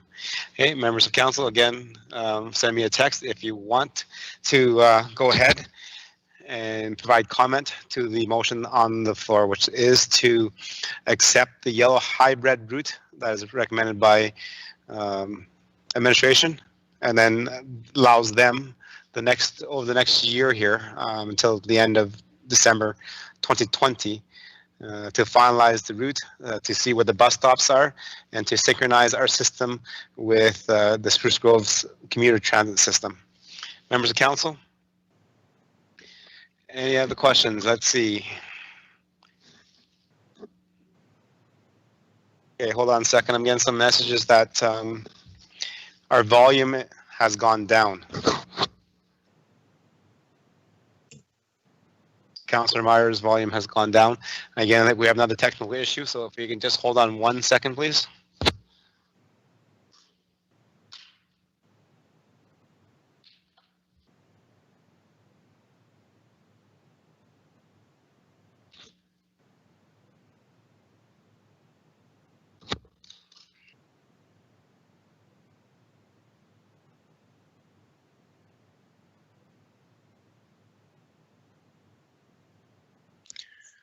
Just quickly, can everyone hear me?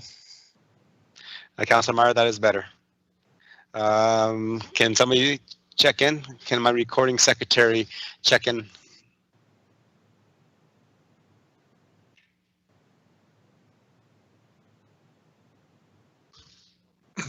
Your Worship, it's the town manager. I could certainly hear Councillor Meyer with his last comments. Okay, thank you. So he has heard that. Councillor Meyer, if you can make the motion again. Yep, No problem. The town council directed administration to finalize details for transit in Stony Plain using the yellow hybrid route option. Okay, thank you very much. So members of council, now this is the time that you can now provide comments, arguments, and try to convince councilors if this is a good option or not. Okay, looking at my list, Councillor Laurie, you're first up. Thank you very much, Your Worship, and I'd like to start by thanking administration for all the hard work that they have done to bring this forward today. But I will not be voting in favor of the proposed yellow transit route that is presented in front of us today, and I will provide a few comments on why. As you heard, a couple of the questions that I had were very specific in relation to the timing and how this was linking up. I've been fortunate over the last several months, well over a year, to be involved in the discussions with the RTSC for the regional transit. I've been following our transit survey report very closely and the tri-transit plan very closely over the last several months, several years. I think what I'm seeing here is unfortunately a result of trying to be all things to all people. And I think given that we're operating in a very limited capacity, we should actually be looking to focus on doing one thing and doing one thing well. And as we heard in the reports, the strongest amount of usage, the largest amount of usage and the highest voice is that to be linked into the commuter system that is already in place in Spruce Grove into the city of Edmonton, which will also be our future for the RTSC. When I look at what we're proposing, we're looking at only hitting every fourth bus in the morning because the 560 runs at a 10-minute frequency and we'd be running at a 40-minute frequency. And then in the evening, we would be hitting every second, maybe every third bus. So what that means is we might actually end up in a situation where our residents may be very limited on the actual buses of the 560 route in which they may attend, which they may ride. We've also added back in a midday service, which when I looked at the desire for the midday service was more of a local ask than a commuter ask. And again, the midday service and what we were proposing does not line up. And yes, future work will be done to ensure those routes line up as best as possible. But the reality is approving this yellow route with midday service the way it is, the best we will get in the morning is a 40-minute frequency. The best we will get in the evening is a 40-minute frequency. And for the demands that we see in this system and the demands that we see for commuter ridership, I simply do not believe that provides adequate enough service. I would much rather us see taking the 9 hours that we have approved, distributing them with one bus operating for 3 hours in the morning peak, which would be 5:43 to 8:25 approximately, 3 hours in the evening peak from 3:20 to 6:30, and then having a supportive bus at the highest points within those peaks for 1.5 hours to reduce the frequency for a 50% of the peak time down to a 20-minute frequency from a 40-minute frequency. While I can respect and understand what administration has tried to accomplish with this route and having the route double itself back through the town, I think that has created inefficiencies rather than efficiencies. As I mentioned previously in my comments, if we treated this as a commuter route, we would start in the mornings by collecting from the eastern boundary of the town, from the western boundary of the town, moving east. And then in the evenings, we would reverse that and drop off in the west, moving east. And we would come back using the most effective route of transportation being Highway 16A. So I would urge my fellow councillors, as much as administration has put a lot of work into this, and I think that they have certainly provided a high level of detail, I would urge my fellow councillors not to adopt this motion and ask administration to go back and provide us with a commuter option that provides the most efficient service in the morning and in the evening. Thank you, Your Worship. Thank you, Councillor Laurie. Councillor Plechko, please. Yes, thank you, Your Worship. And again, I want to say thank you to administration. I think you put a lot of time and effort into it. I've heard a couple of conflicting things this evening that make me, at this point in time, I cannot support this. The first thing I heard was you'd work close to understand what the commuter service out of Spruce Grove looked like. And then I just heard the manager say that what he's looking for today is for us to point them in a direction that actually allows them to go back and work with Spruce Grove, that is the people that actually run the buses. So having said that, I think where we're at today is we're not starting a bus service till next year. We are looking at getting one that's efficient for our residents and can operate under efficient terms. And I think this is the best opportunity, and I would encourage all of my councillors to think the same way, that this is a great opportunity to have our administration go work with the people that they just told us are the people that are the professionals in the industry to come up with the best and most efficient route for our residents and the most cost effective for our residents in this time going forward. I think it's really important that we get this done right. And it's not about appeasing everybody, because we can't. If we did that, we would have the ultimate route that run through all our community. And today what we really need to do is we need to come up with a starter route, a route that ties efficiently to Spruce Grove, to move our residents within that. And again, I think along the lines of Councillor Laurie, I had mentioned last time that I thought morning peak, evening peak, and a little bit of day stuff would be adequate to get a bus service going. So at this point in time, unless I can hear something different from all of my councillors today, I have a hard time supporting this route. Okay, thank you, Councillor Pletchko. Councillor Bennett, please.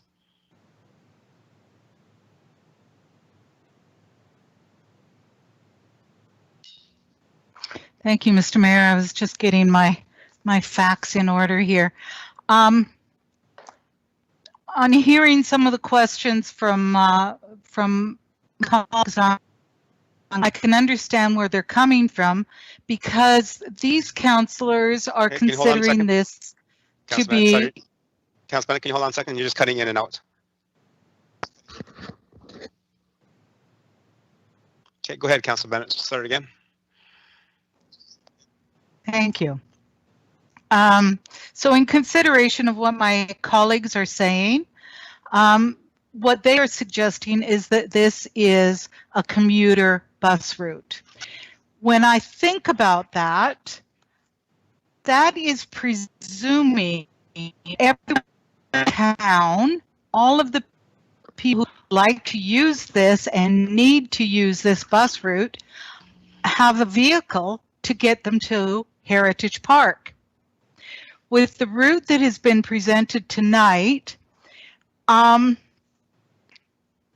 residents, 60% of our residents are within a 10-minute walk to one of the stops along the route that is presented tonight.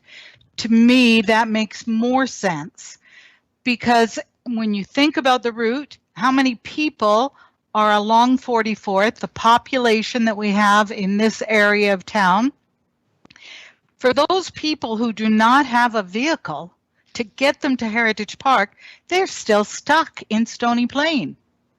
If they have a 10-minute walk to get to a bus stop, then they have the opportunity to be more mobile, to get to Spruce Grove, to get into the city, and also for those residents in Spruce and the city to be able to come out here, to work out here, perhaps at Westview. So to me, this is the best route, and it's a compromise for our residents. I will be supporting this motion.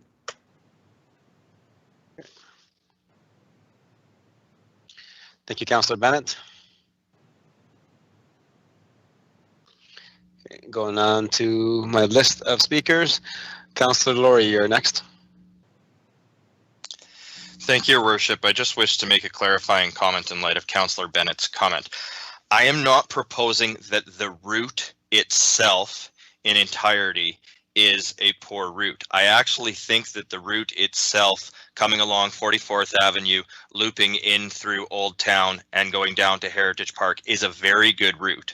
What I am saying is that asking us to, at this point in time, approve midday service and I am asking administration to look at a one-way route instead of the route doubling back on itself, probably along the exact same line. So I just wanted to make that point of clarity.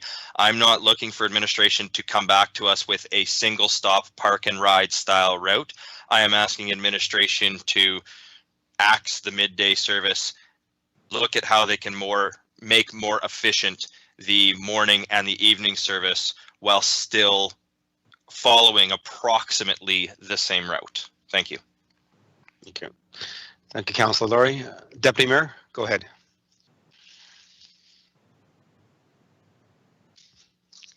Thank you, Your Worship. I do really appreciate the discussion that I'm hearing. First of all, I do really like this route in terms of achieving the objectives that our community has asked us to achieve, in terms of being able to allow people to move within the community, to a reasonable level, and also that it is a route that I would like to see, going forward in the future. But I do also very much agree with Councillor Palechko and Councillor Laurie talking about potentially having no midday initially, and then somehow being more efficient with the AM PM one-way routes. That does make sense to me as well. I do think we must get people to Spruce Grove so that they can commute to Edmonton, and that to me is the highest priority thing, because that is the highest ridership at this point in time, and the build moving forward. Thank you, Councillor Mattis. Appreciate the comments. Moving on to Councillor Loy, please. Yes, thank you, Your Worship, and I'll be brief here. We do have to start somewhere, and I did say we have to analyze what we're doing as it goes along and make our adjustments. I believe that administration is reacting to the user feedback, which we're totally not all privy to. They do. They put out the surveys. They met with people in 3 or 4 different locations, and they put a lot of time and effort into it. So I'm going to support them on this, and I'm good for this one. Thank you, Your Worship. Okay. Any other members of council with questions, comments, and debate?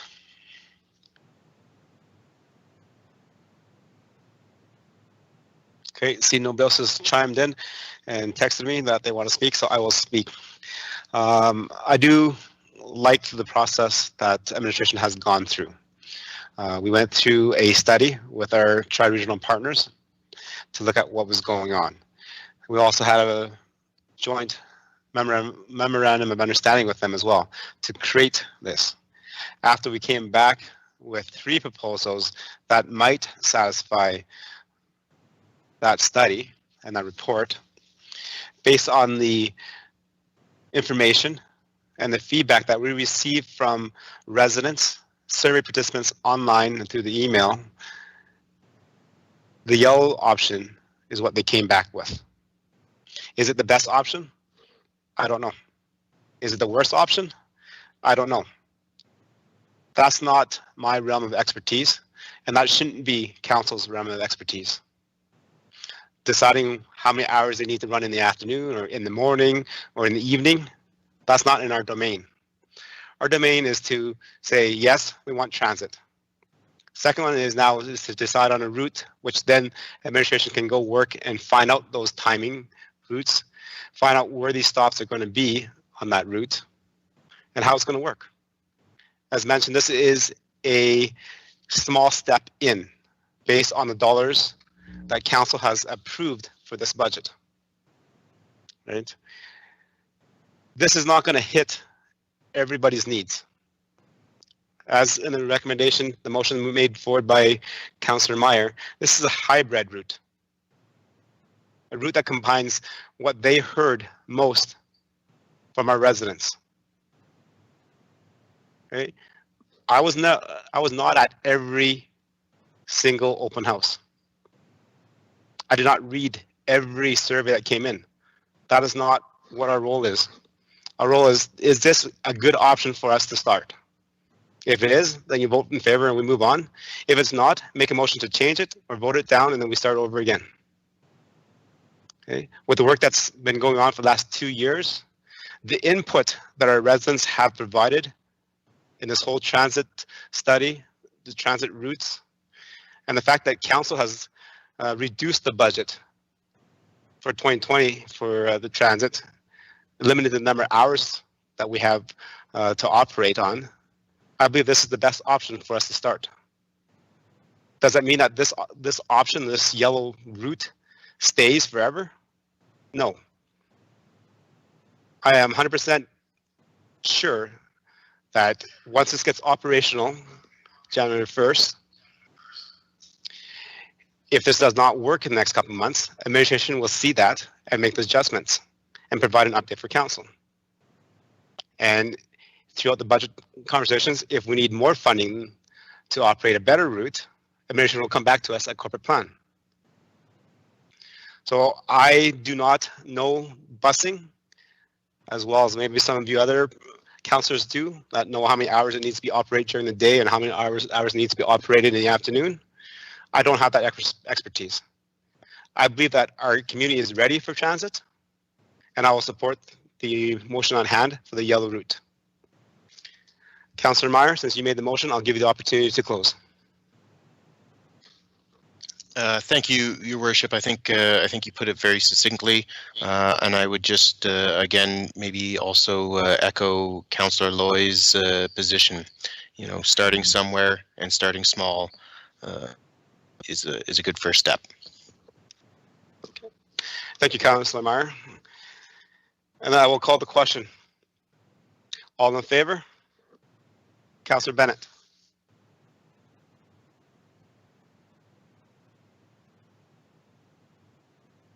In favor. Councillor Pletchko. Opposed. Councillor Laurie. Opposed. Councillor Loy. In favor. Deputy Mayor Matties.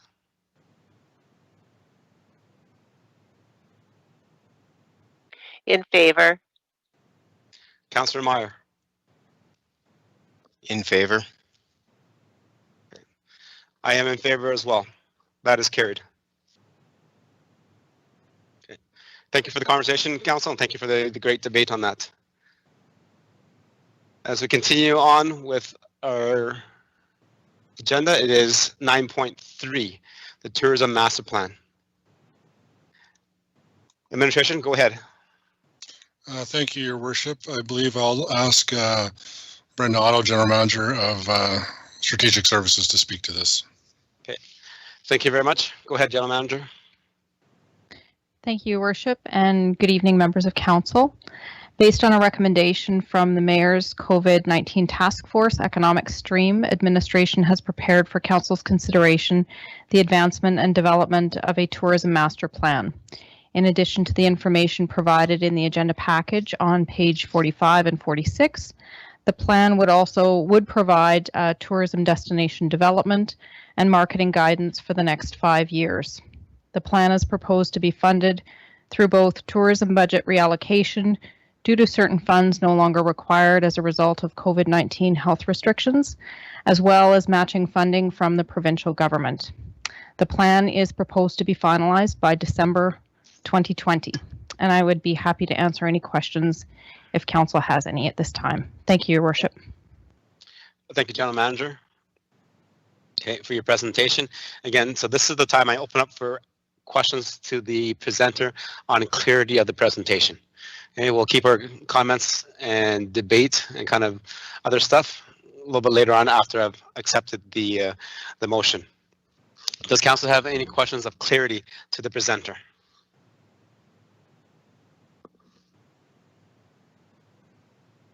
Okay, seeing none, then I'll move for a motion.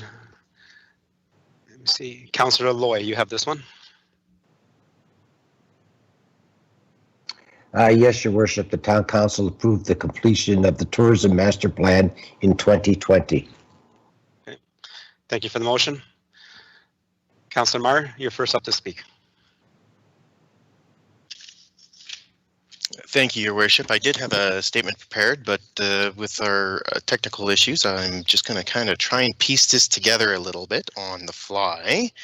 But I will start with, can everyone hear me? Yeah, okay. Without a doubt, many businesses and groups will feel a decrease this year as a result of COVID-19. But a necessary virtue of being a business is the ability to find opportunity even in the most trying of times. As stated in the background information for this item, the task force recommends that the town begin work on this initiative immediately. There is a timeliness of this new tourism and it's not a tourism and marketing, it is the tourism master plan strategy that will necessarily address a different economic reality post COVID-19. But it should be also, sorry, I'm going to cut that part. I apologize, you guys. I had this. The idea that it is more necessary now than ever that we are stronger together has taken root. This is reflected in messages of support about the community, but that same sentiment can also be applied to this tourism master plan. There is a wider regional perspective to be considered. What our region can offer prospective visitors is far greater packaged collaboratively than what Stony Plain could alone. I would also like to mention that keeping an eye on the 10-year tourism strategy driven by the Travel Alberta, that we will support the development and sustainability of this province's tourism industry and lay the foundation to help achieve the Government of Alberta's bold vision to grow tourism revenue to 20 billion by 2030. We also have the potential to find synergies by aligning ourselves and with other larger efforts, like the Tourism Alberta effort I mentioned, maximizing our dollars and helping Alberta on its road to recovery. For this reasons, the tourism master plan that is being proposed this evening has the strong backing of the economic stream of the Mayor's COVID-19 task force. Thank you, Councillor Meyer. And move on to the next speaker in line is Councillor Bennett, please.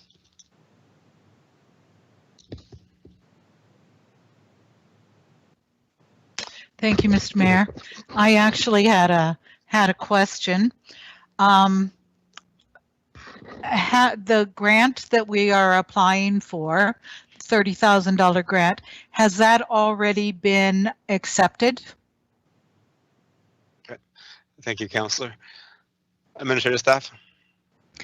Thank you, Your Worship. Through to Councillor Bennett. Yes, the grant has been submitted. The application's been submitted. The funding was just recently awarded to us, and there will be further details coming from the province as far as an official announcement and the allocation of those funds. But we did have the acknowledgement from the provincial government to include them in tonight's presentation. So it was very timely. Thank you. Anything else, Councillor Bennett? I'll say, Mr. Mayor, that the Mayor's Task Force on Economic Development that is going to see us through this pandemic right now. I think they're doing a great job, and this is one of the areas that they are recommending for to see our economic development strengthen. So I think that the fact that we have a grant for it and it's something that will benefit us far down the line, it's a great motion. Thank you, Mr. Mayor. Thank you. Next on the line is Deputy Mayor. Go ahead, Deputy Mayor.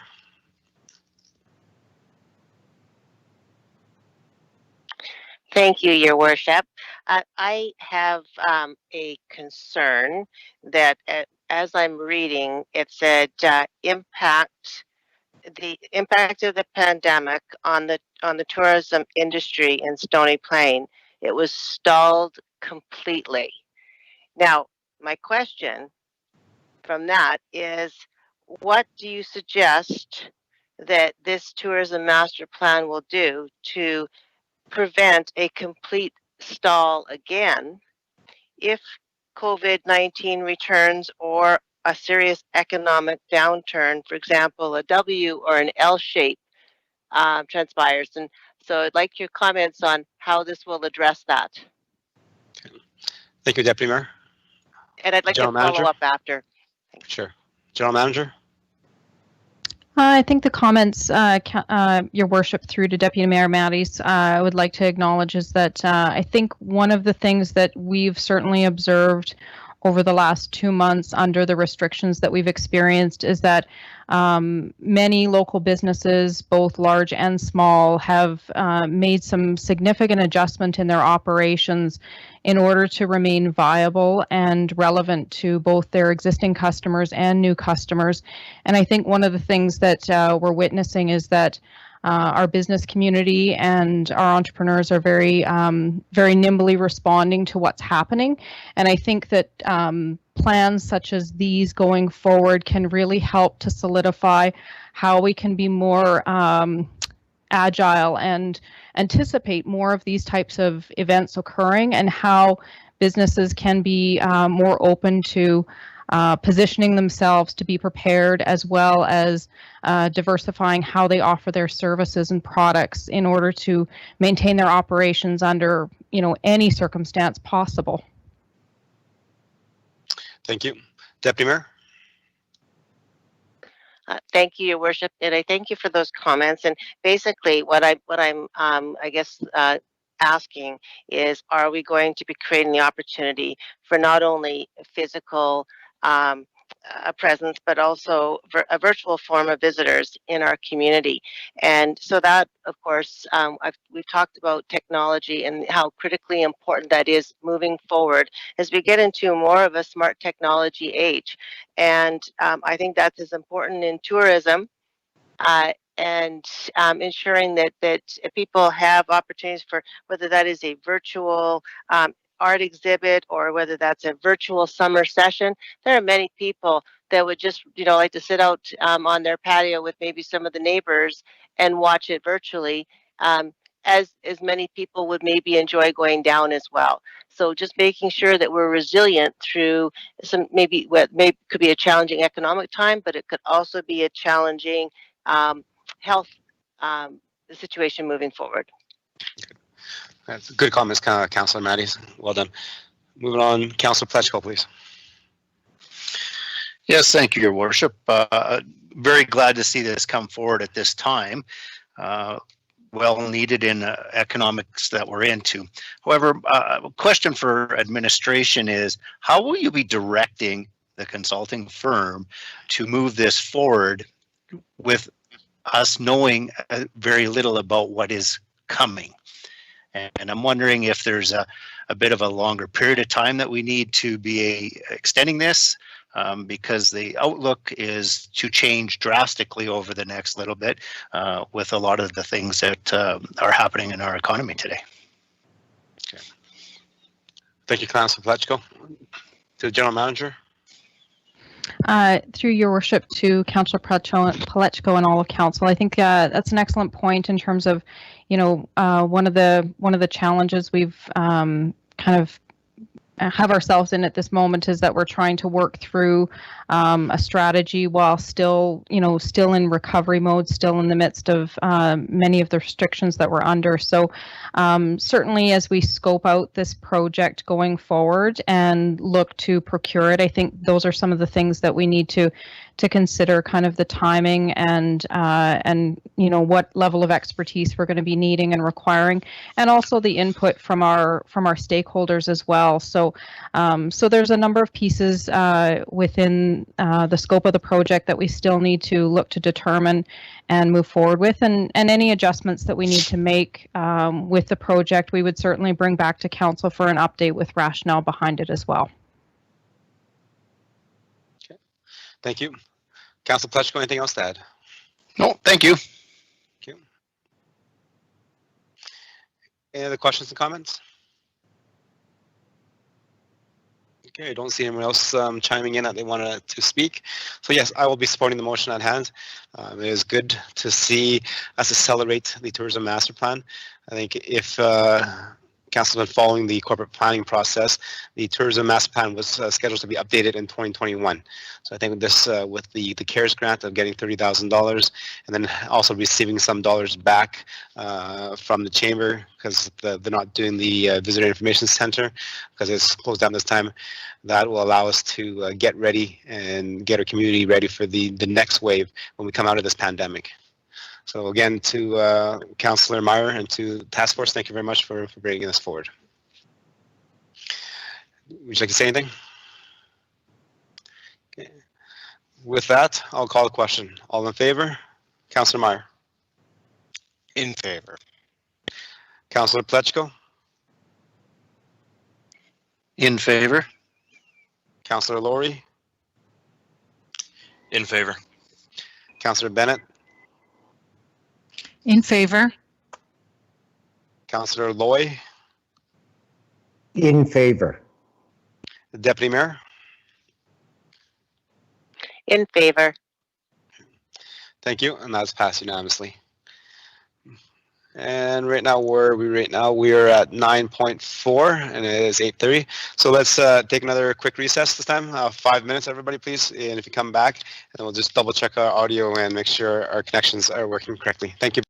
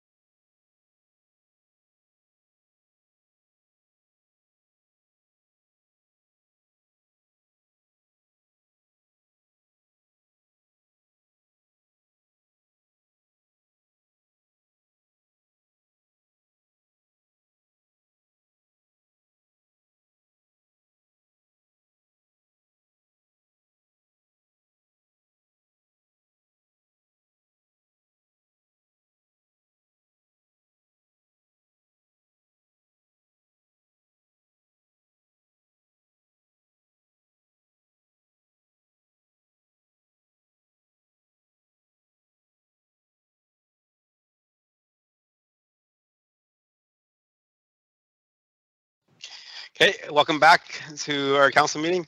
We're moving on to the next item on business items is 9.4 is the new library project. Go ahead, administration, with your presentation.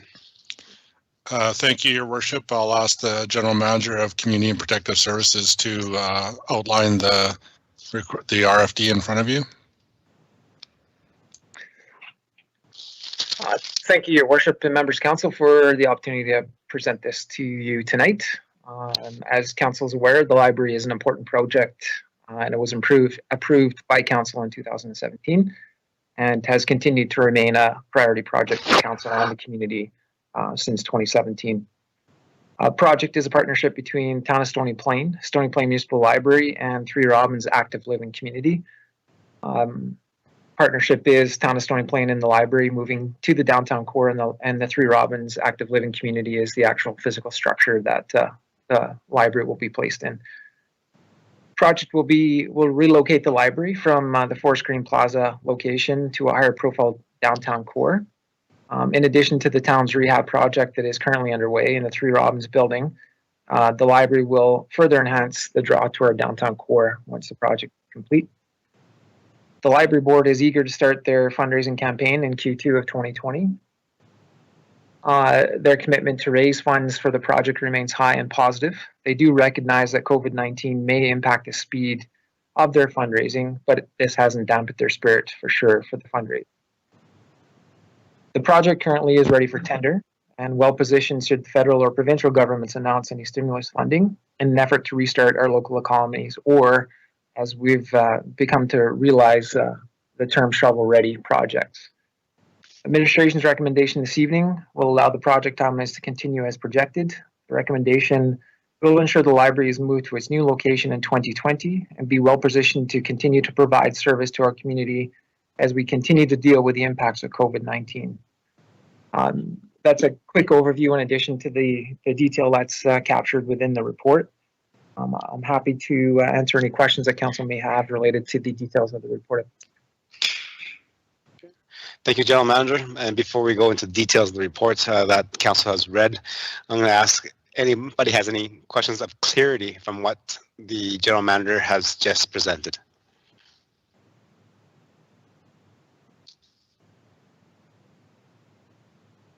Okay, see nobody has texted me that they wanted us to speak. Oh, Deputy Mayor, go ahead. You have a question of clarity and understanding?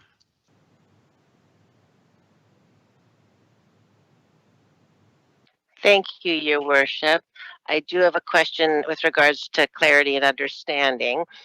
With regards to, this is on page 78 of 170. When I look at the expenses, the budget to projected, I see, for example, that there was an increase in the purchase of the new library space. That's reasonable given that we were looking at an extra 800 square feet or 5.7%. My question is primarily with regards to the tenant improvements, where the projected expenses are up 107% from budget. So when we look at, for example, the interior, the increase from mechanical is up 229% and the electrical is up 193%. Now, I'm sure there must be a good reason for this, and I'd appreciate if the general manager or administration could walk me through this project and explain why we were going to pay 4.49 million and now, I don't want to use the word, we're pregnant, and we have to pay 6.3 million. So if somebody can explain. Okay, thank you very much, Deputy Mayor. General Manager. Thank you, Your Worship, through to Councillor Matties. Great question. The projected budget in 2017 for a square foot, based on projects that we had done in 2017, was $100 per square foot for a space of which at that time we didn't know the dimensions, the ceiling height, or any of that definite detail. So a lot of the projections that we were basing our number on were based on industry standard, which was similar to the library space that we currently have. So that was projected at about $100 a square foot. The new rate is $165 a square foot. The mechanical and electrical that you referenced, there is a substantial increase in mechanical and electrical due to the largeness of the space and the heights of the ceiling. It does require about $400,000 to $500,000 worth of mechanical electrical is within this new budget. So some things that have come to our attention once we got into the detailed design. Again, when we budgeted the project, we didn't have a detailed design on the particular library space, and the detailed design that has been developed. And I can assure you, it's not a budget that is at the higher end of a library construction. City of Calgary, as an example, is a very lavish library. This is a library standard that will meet the needs of our community for many years to come. Does that answer your question, Councillor Matthews? Thank you, General Manager. Deputy Mayor? If I may just follow up. So when this budget was set up, did we not have quotes provided to us by individuals that would be doing this type of work? Your Worship, through to Deputy Mayor, sorry for calling you Councillor Matthews earlier. At that point, no, we had estimates based on projects that we had completed recently based on square footage. So we did not engage at that time in an architect to build and detail out the space that's been detailed for this particular project. Okay, thank you. Deputy Mayor?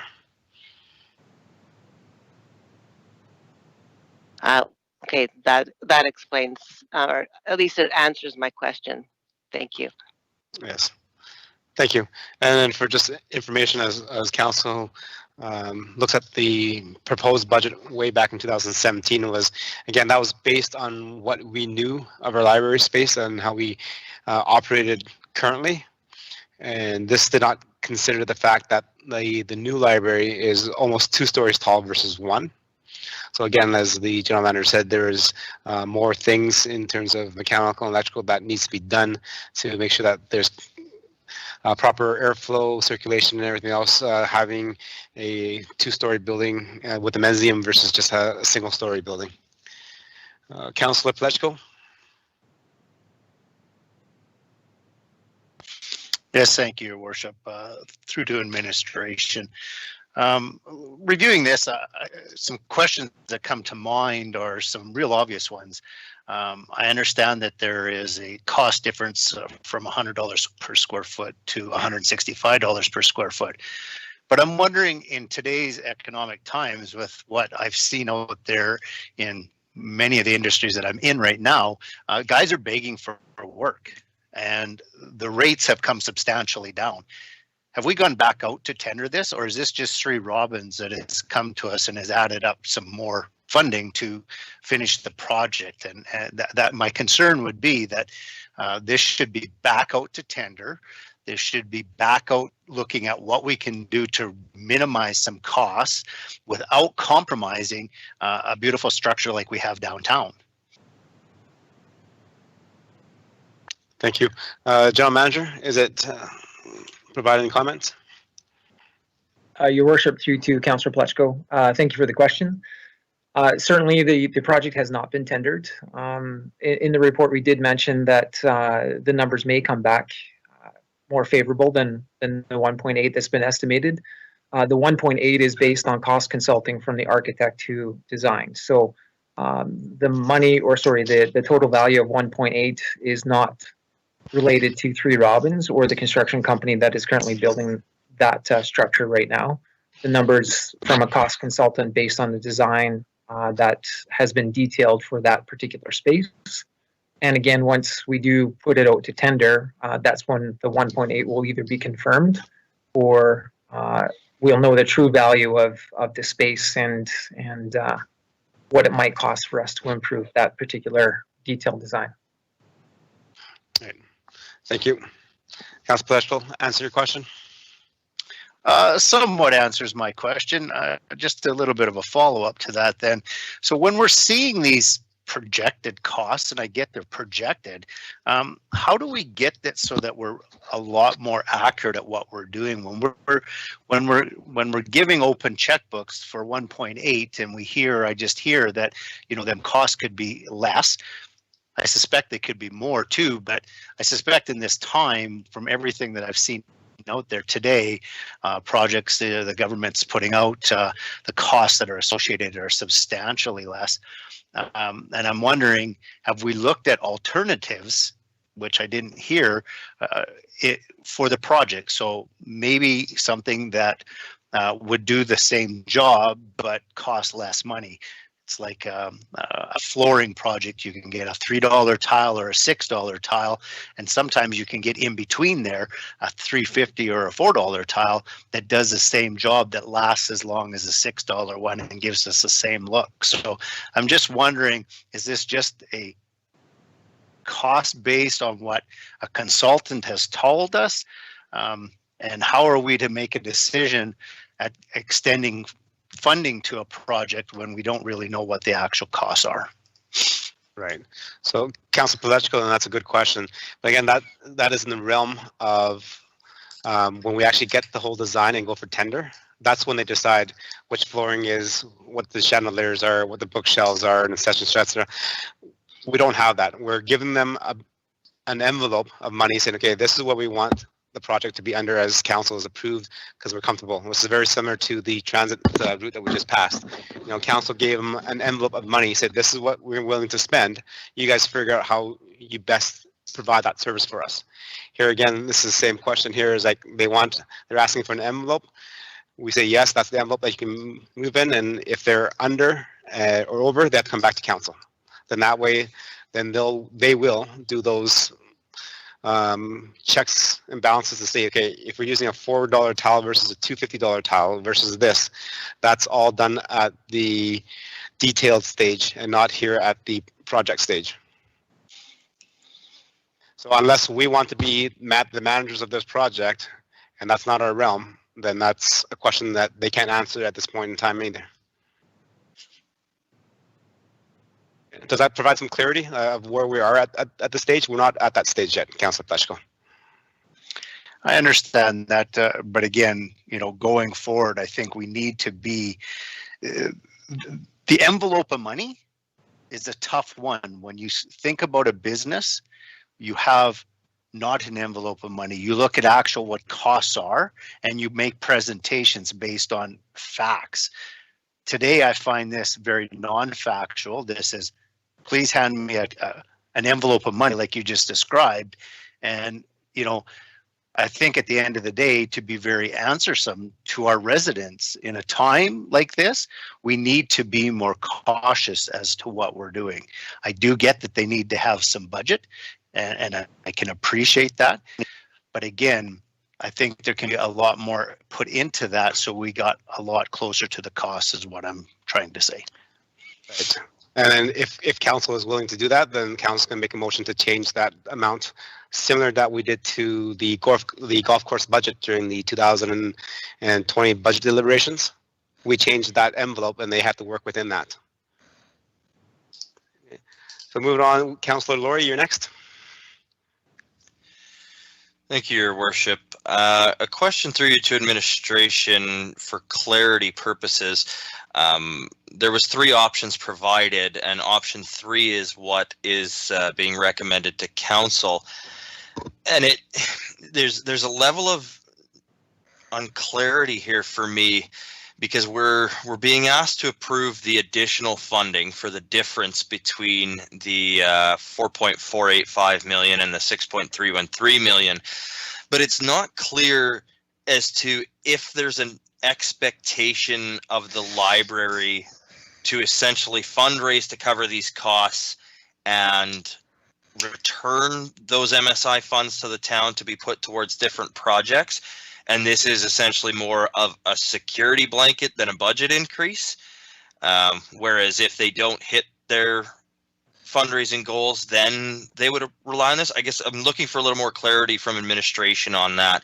Is this, you know, we are committing $1.8 million of MSI capital funding to this that is 100% will go towards this project? Or in addition to the potential of provincial shovel-ready project initiatives, is the library still going to be putting a fundraising effort forward that would potentially return these funds to the town? And then as a second question on that, is there any motivation or any level of security for the town to ensure that the library in good faith does put forward those efforts with the best intention, not necessarily relying that, hey, you know, as I guess you coined the phrase, we already received the envelope of money, so we can try, but if we don't get there, oh well.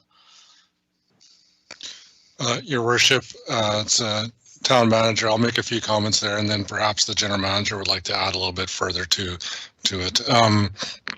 Just to be clear, what is being asked at this point in time is that the unallocated MSI that we have in the 2020 budget, so to speak, or was just not allocated yet, is being asked to, I think we use the term backstop.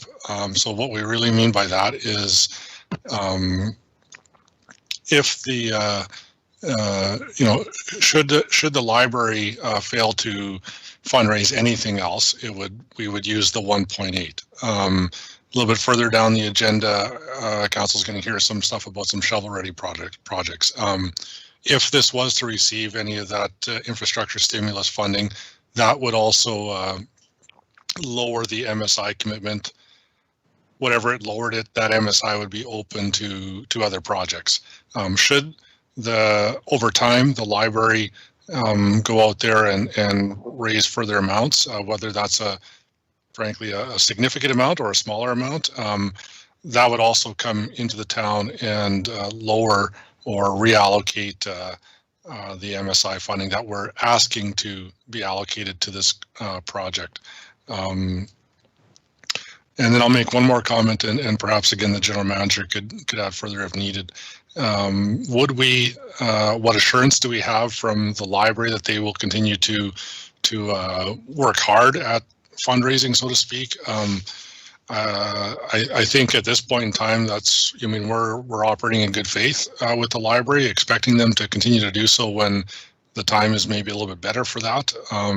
I don't believe, unless the general manager wants to correct me, that we have like a written formalized agreement that should they not raise X amount by X amount of time, they have to go to a bank loan of sorts or so on and so forth, which those types of agreements do occur sometimes in situations like this, but at this point in time, I don't believe we have one on the books. I'll leave it at that, and perhaps the general manager wants to add further. Okay, thank you, town manager. General manager. Your worship, the CAO summarized it very clearly, for sure. The ask is to backstop, for sure, and we have spoken with the library, and they're prepared and ready to launch their fundraising campaign. And I think we're all aware of the economic impacts of COVID-19 currently, and there is a risk with a fundraising campaign being launched in Q2 in 2020 related to this particular project, and administration felt in order to get this project and continue this project within the timelines that we had marked out, we had the availability of the MSI funding to backstop and continue the project and have it completed with the understanding that the fundraising would happen in parallel to the construction project.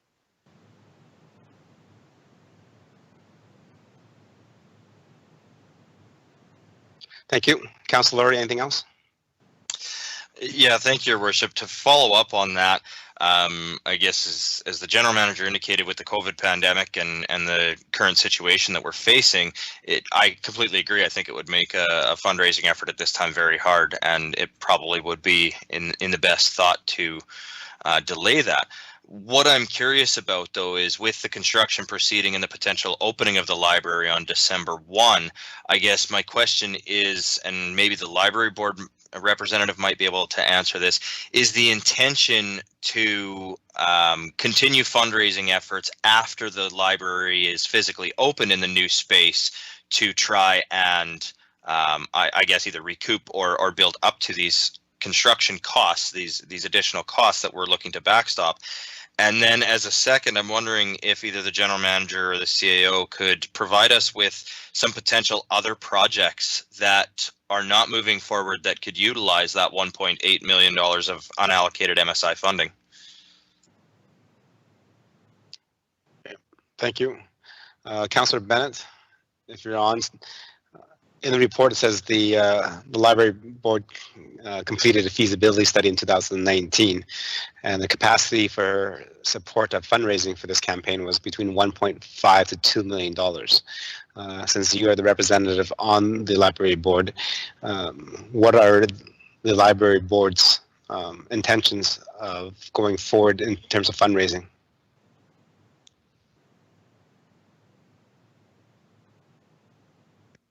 Thank you, Mr. Mayor. I'd be happy to answer that.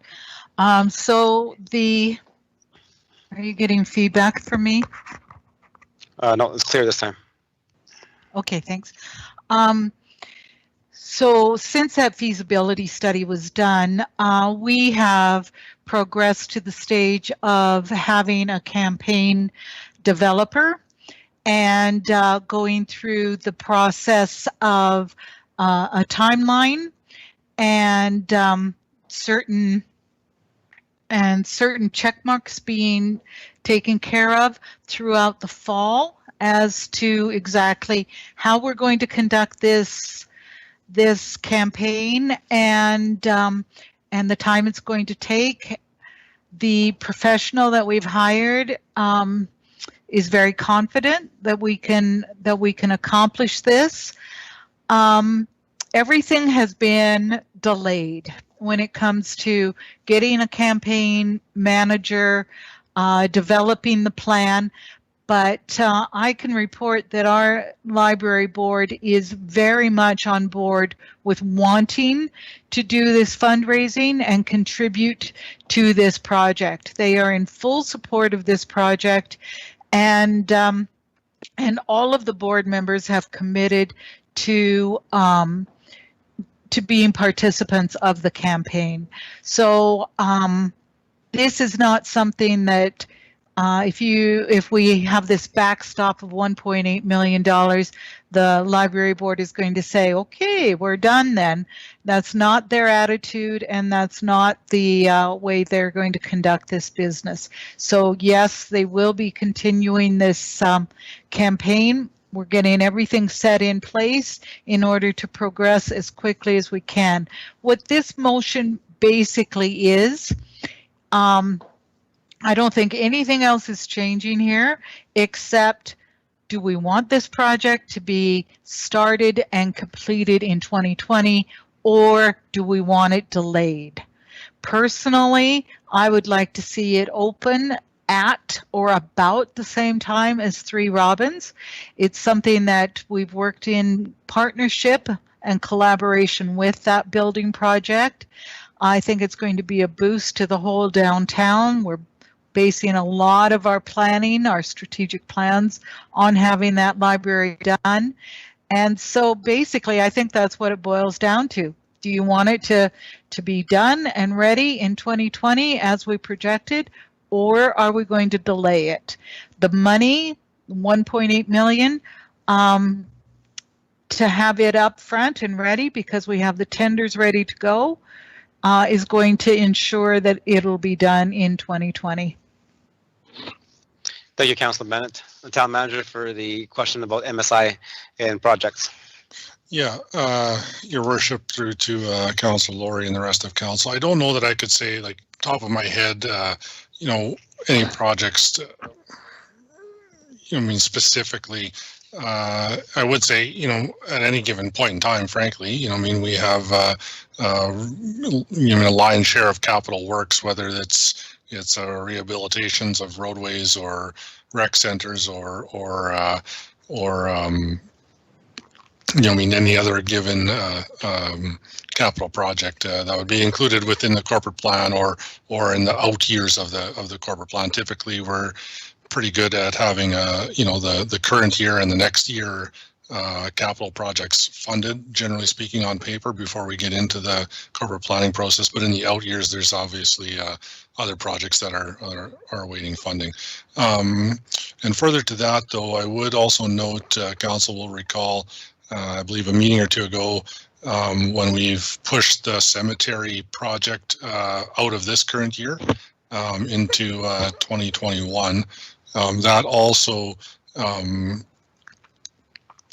possibly has freed up MSI funding as well, in the event that if we were to have to match on shovel-ready projects or anything else, that there is some flexibility there as well. So I'll leave it at that, Your Worship. Thank you. Councilor Lowry, that answer your two questions there? You had fundraising, payback, and other projects. Yeah, it's close enough. Thank you. Thank you. And moving on to Councilor Loy, you're next on the queue. Yes, thank you, Your Worship. I appreciate the comments there from the past three councillors and the general manager and the CAO, because they did answer the majority of my questions.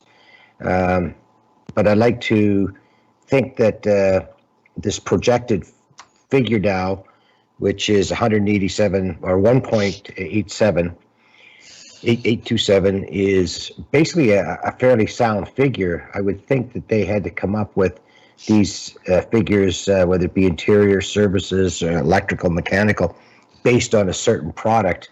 I'm really hoping, like as Councillor Palechico said, that when they go out to this, we want a good product, but does it have to be the best product? And maybe that 1,800,000, if we could shave some of that off and still be satisfied with what we've got, that will be the task that I guess would be Mr. Hill's issue there when they go out to tender. But other than that, yeah, it's going to be one of our downtown jewels, so I'm in favor.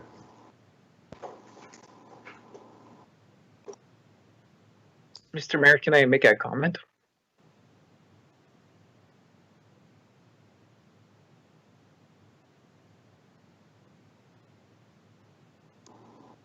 I can hear you, Carl. Okay, go ahead, General Manager.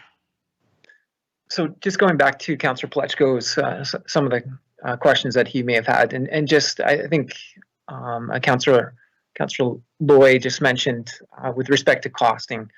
So on a typical project, once the architect is hired and they come up with some conceptual or rough detail on a particular space, we get some Class A and B type costing, which is basically a square footage, or the industry right now is saying this is what it might cost to complete something like this envelope.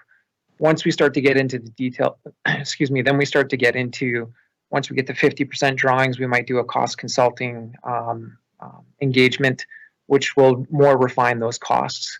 Then when we get to 85% of our detailed design, then we go out for a Class C costing. And the Class C costing is relatively the last costing that you'll get and the most accurate before you go to tender. So the 1.8 reflects that most accurate costing that we can have prior to tender. As I think, as we all know, with a construction project or a capital project of this nature, it's not until you go to tender that you get the exact price on the particular project. So the project numbers, certainly if they're over 1.8, then certainly we were looking to cut. The number was higher than 1.8, and we did go back and ask for some considerations to the design to lower the number. So we did go through that exercise, but the majority of this design is very modest, and we're not using carpet tiles that are, $200 a square foot. They're, in that lower $10 a square foot range. So we certainly haven't designed a library space that has risen the budget based on the product. The product is a good product. It's a product that will last a long time, and it's modest for our community. And I think that was taken into consideration with the architect when they detailed designed some of the specifications in the construction documents. That again, once we put it out to tender, that's when we'll understand 100% what the cost is, because then people are physically costing the specifications that are included in construction documents, and we get a hard number at that point.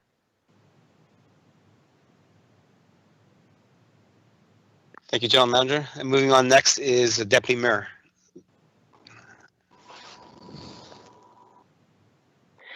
Thank you, Your Worship. I'm a little concerned, actually. I have to be accountable to the citizens in this community, and it concerns me with regards to the library and a 41% increase. And, you know, I mean, if we just had an example, if I was going to buy a house at just over $700,000 and I had a 41% increase, it would be $1 million house. If I was buying a condo in this particular facility, if I had to buy it and my cost went up 41%, you know, what's changed is $1.8 million has changed based on what we were originally presented with. What I would like, and this is concerned, like, for example, if we talk about a recreation center down the road, is this how we do this? Do we just kind of estimate and then the real numbers come out afterwards? So what I would like to ask is, can we possibly identify a closer range as to what this potential cost is? I do not feel comfortable at all tonight approving $1.827 million out of the municipal sustainability grant to move this forward. I would like to have this postponed. I'd like to make a motion to have this postponed for two things. Number one, that I could get a more accurate information as to the cost in this economic environment. And secondly, I'd like to be a little clear. I did a bit of research with regards to fundraising, and there is definitely ways we need to be doing things moving forward to change our fundraising. Again, technology and through different means than maybe what we have traditionally done in the past, and kind of what we would be expecting. And I think it would probably be $1 million as opposed to maybe $1.5 million. So I just don't feel I have enough information, and I don't think it hurts to delay this a little bit until we get a little bit better information. Okay, that's good comments, Deputy Mayor. So I think the General Manager's always said this is the closest estimate that we can get at the current stage we're at. So they have to continue to do the more detailed designs before we get a closer, accurate budgeting. And this is not $1.8 million from us to the library. As Councillor Bennett has answered the question from Councillor Lowry, that this is the backstop of it because they cannot fundraise at this moment in time. So the full intention is for the library to fundraise this amount of money. So the question here, from what I heard from Councillor Bennett, is like, do we want to keep our original timeframes? If we do, then we need to backstop it so that we can have this money so that they can complete the project on time, or we say no, and then we just let it sit there until the library has raised their $1.5 to $2 million, and then they can go complete the project at that point in time. And in terms of fundraising, we don't control that. It is for them. We can provide our comments to our representative, and then she can take that back to her board, and then they can decide. The town does not do the fundraising for them. If I could just comment back, there are many organizations that are fundraising today and making money, doing different things, connecting with top funders, going to, using virtual events, doing things like, basically old-fashioned way, mailing things out, asking people for new initiatives and how they're going to fundraise. I'm not sure why it is that we can't be fundraising at this point, why we couldn't be doing it back in January. So I'm not sure about that. But secondly, I cannot support this tonight because I just feel that I do not have sufficient information to do that. Okay. Okay, and that's good. And then that's a conversation for council to debate in a little while. We're just trying to get some clarity of the answers coming forward to why this motion is coming forward. I think I have not yet accepted the motion yet from anybody. So we're just asking clarity. So I need you guys to keep your comments to clarity. Just understand quick understanding of what was presented. And then if you want to make those comments later, we'll go into the debate later because this is dragging on a little too far. So that's my apologies, Council, that I have not been trying to keep everybody on task. Okay, so questions of clarity from the presentation that was presented by the General Manager Hill. Okay, Councillor Bennett, you are next on the speaking line. Do you have questions for clarity? No, Mr. Mayor, I indicated that I had a comment when we got to the discussion portion. And basically, my comments have already been addressed with Councillor Lori's question. Okay. So okay, no questions right now. Okay, so thank you. So next on the list is Councillor Lori. You have a question of clarity and understanding.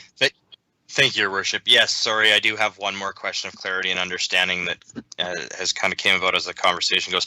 We've talked many times tonight about the different decision points and the different times, and the General Manager brought up a good comment and request to the Class A, Class B, Class C costings. I guess I have a question of clarity to administration. Looking at the timeline, the tender documents are essentially ready to go out. They should be going out essentially within a week, with the tender review happening on June 15th to 19th and the award of the tender the week of June 22nd to 26th. I guess my question is, there was already an approved budget for the library. And even though, yes, at this point in time, there is a known fact that the RFP responses will likely exceed the budget, why are we being asked to approve a budget increase today when we could still move forward to an RFP, receive our RFP responses back, and have an actual number to present to council at the June 22nd council meeting, in which we could then make an accurate and informed decision on?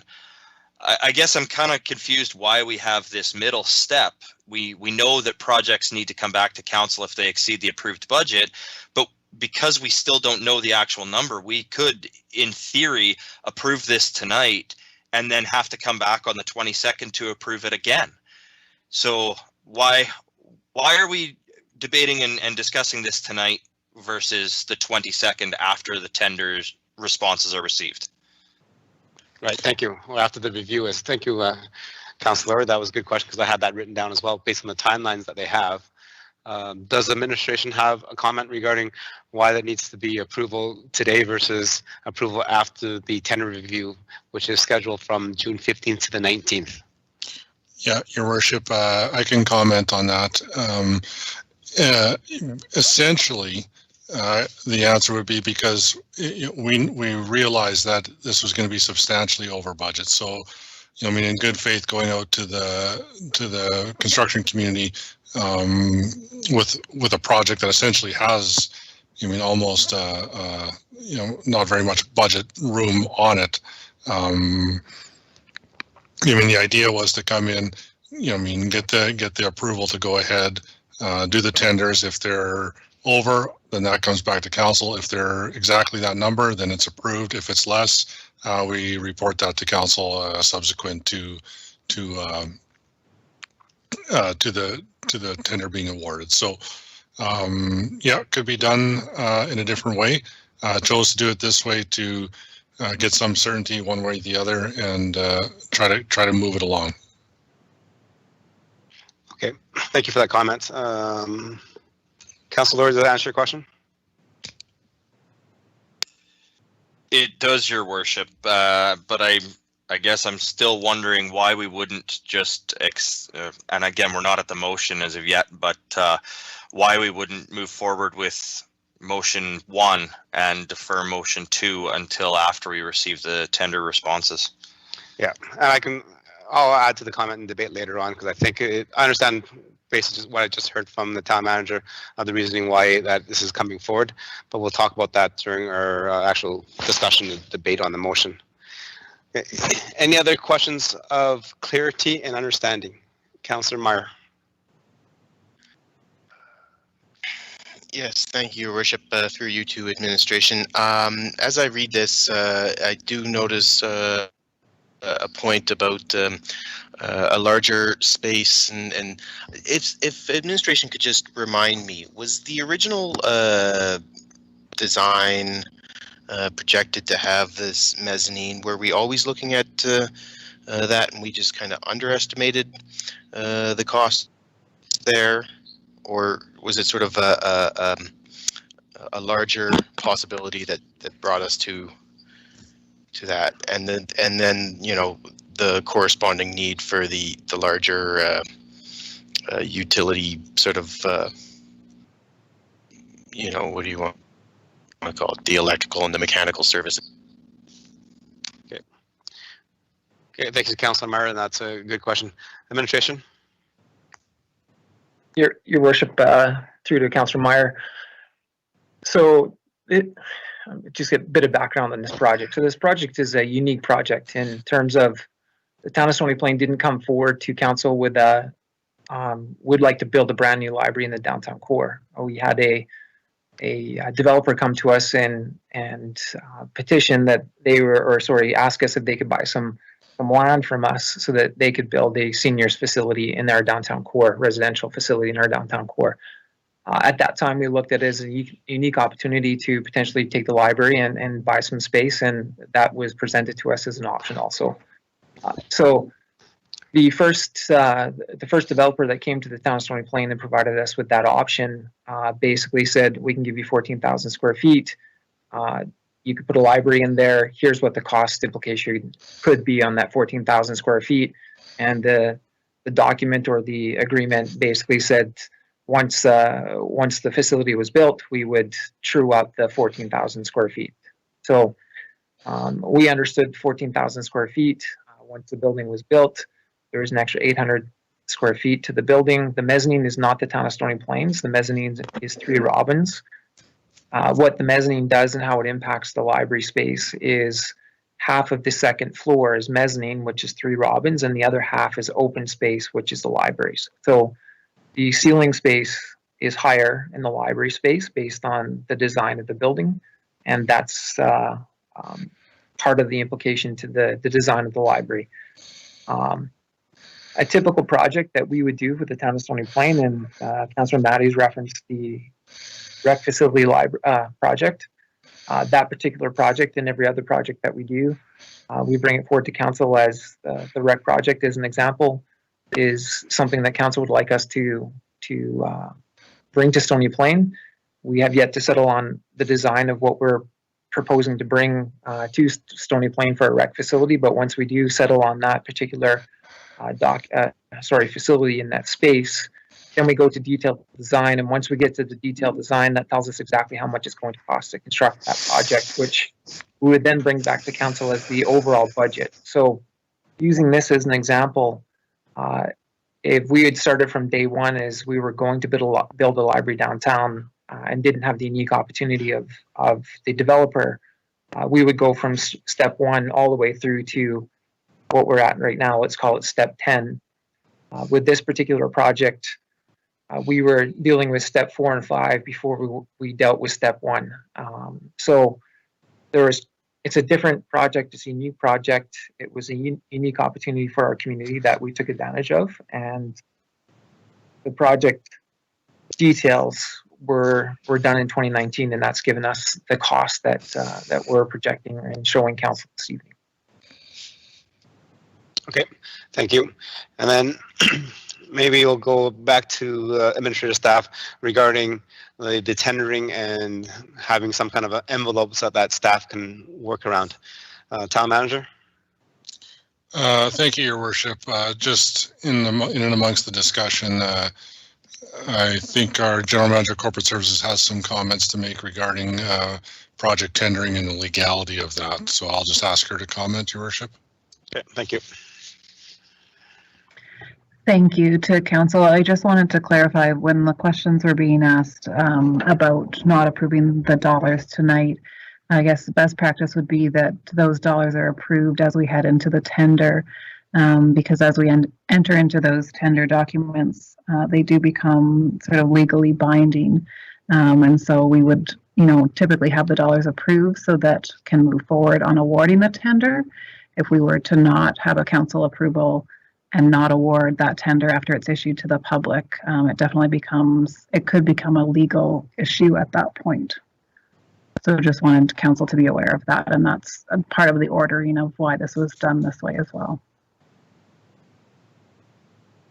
Okay, thank you very much, General Manager.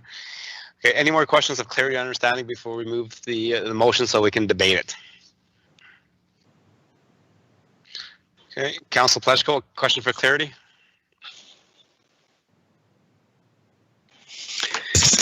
Yes, question for clarity.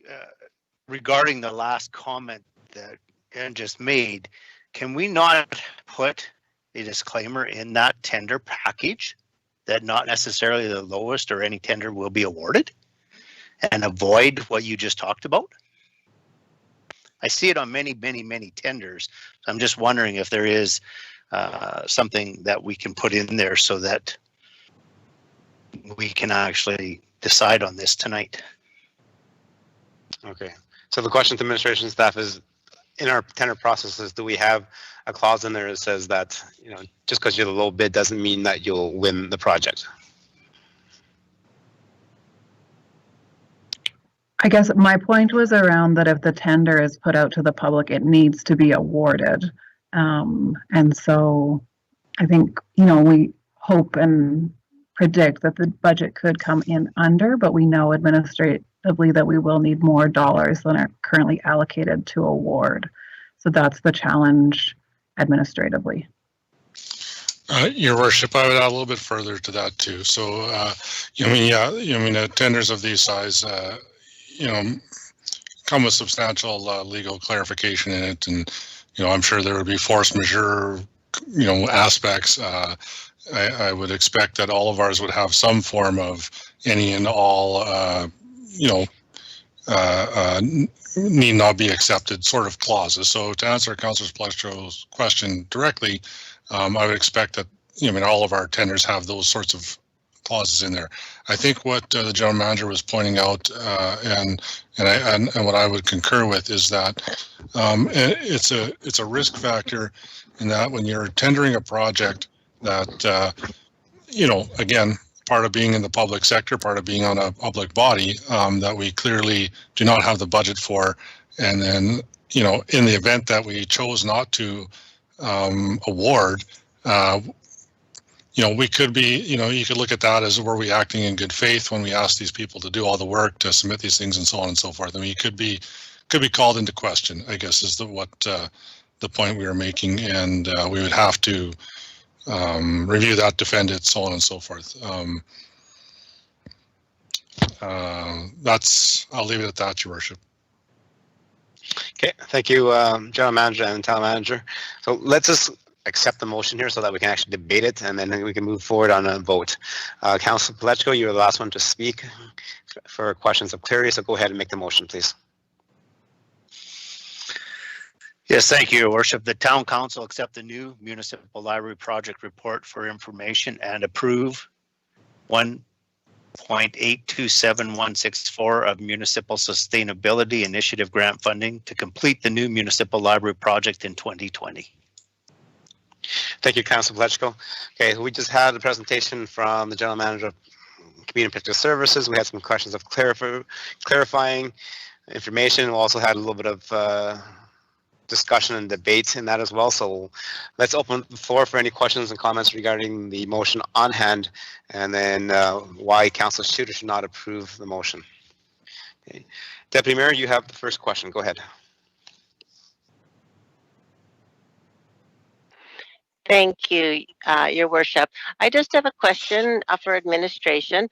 Would we not be able to go out and get a quote for mechanical, a quote for electrical, just to get a better confirmation as to what we might be looking at moving forward? I just feel that I would like to have a clear understanding of what the potential cost of this is, as opposed to the 1.827 million that is in front of me right now. Thank you. So, administration, are we the general contractors or subcontractors of this, or how do we get the projected numbers or the budget numbers for this project? Your worship, through to Deputy Mayor Matties. Cost consulting is how we would get the number. We would hire a cost consultant, and the cost consultant would look at the detailed design or the construction documents, which we have right now, and they would, based on industry standard, give us a costing, which is the 1.8 that we have currently. That was completed in January of this year. If we were the general contractor of this particular job and doing it ourselves and managing the project ourselves, then certainly the next step would be to go out to the different sub trades and get some finalized costing on that, and then we would manage the project ourselves. We don't have the capacity or the expertise in-house with the town of Stony Plain or the time to manage a project of this nature. So typically we would take a project like this and we would tender it out, and a general manager, forgetting the term here. Anyway, a general contractor would come in and they would be responsible to go and get those sub trades and the costing. And part of the tender process is they then go out to their sub trades and they get costing from themselves, and that's what helps generate the tender that is submitted back to the town of Stony Plain, which gives us the opportunity to look through the tenders and go through our different evaluation criteria, and then finally pick and award general contractor. Okay. So Deputy Mayor, so the numbers that are presented for us is accurate based on a cost consultant as of January 2020. Okay. Any follow-up questions, Councillor Matties? Yes, please. So then what you're saying is that 1.8 million is pretty accurate. General Manager? Your worship, through to Deputy Mayor Matties, from our perspective and through the typical processes and channels that we do take, that cost consulting is as accurate as we believe we can get. You could certainly pay money to have another cost consulting done, and you may or may not improve that number. But you're still paying a cost, and so it's an added cost to the project to confirm that number. But we're very confident based on the design and the detail of the documents and the construction ready documents and the the cost consulting that was completed in that first quarter, that the number is fairly accurate. Your worship, it's town manager. Just make a quick comment. The one thing that administratively, excuse me, we're not, we wouldn't be able to say accurately is and I believe one of the council members alluded to it earlier in the question and answer, is just the impacts on these tender prices of COVID-19, and has that pushed prices down, or will it push costs down, or have them level off, or have them increase? That's the unknown we have at this point in time. All right, thank you for that. And then the known is when we actually go for tender and people are starting to put the bids together and saying this is how much it will cost to do what you want on your detailed designs. Okay, moving forward, Councillor Plechko.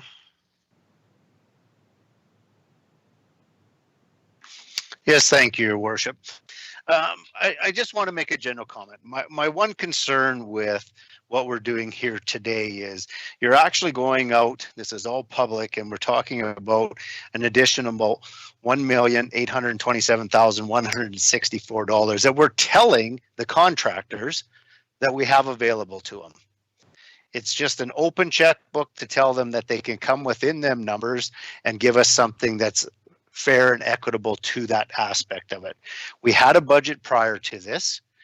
The budget may exceed that.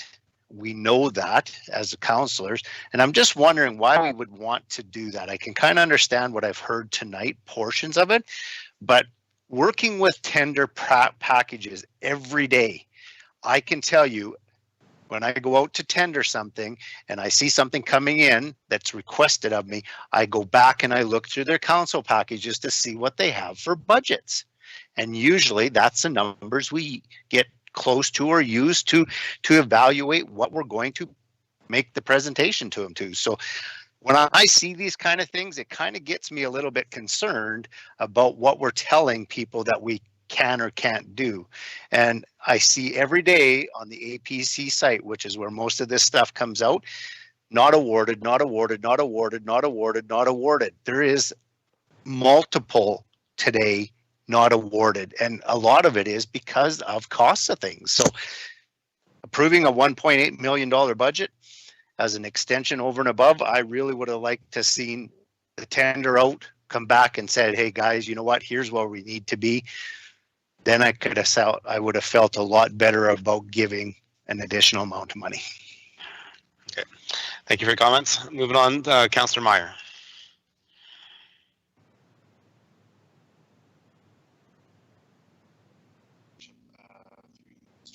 Just curious, we have, if we were to take.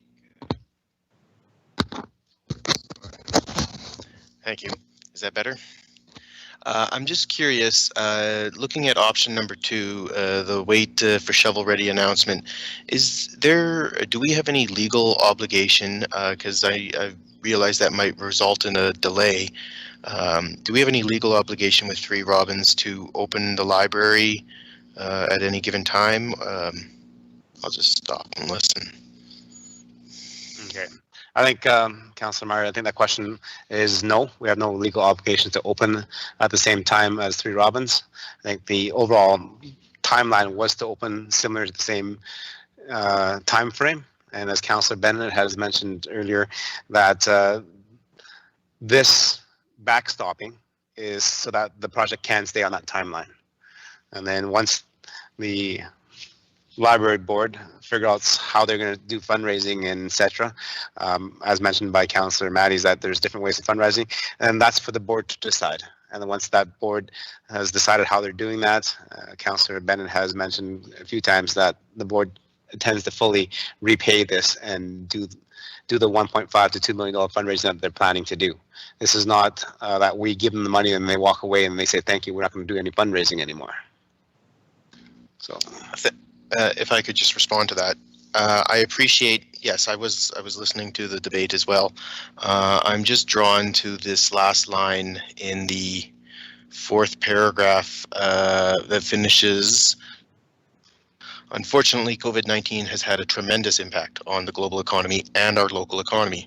There is a great risk the library's fundraising campaign may not achieve the projected goal, or may take substantially longer to achieve. And I don't doubt the libraries wanting to do it. I doubt the, like stated in this, global economy, local economy has taken a big hit. Will we be able to achieve that? So thinking sort of, what's the word, plan B, makes me think, well, where else can we source or get our hands on some money? And that makes me turn to option 2. I'm sure that's probably why administration even put it out there. Okay. That's a good comment too, Councillor Meyer. And I was actually waiting to finish this conversation, have a debate with members of council. Like, if this goes through and council does decide to backstop it, then is there an agreement with the library foundation, the board, that they do pay that back?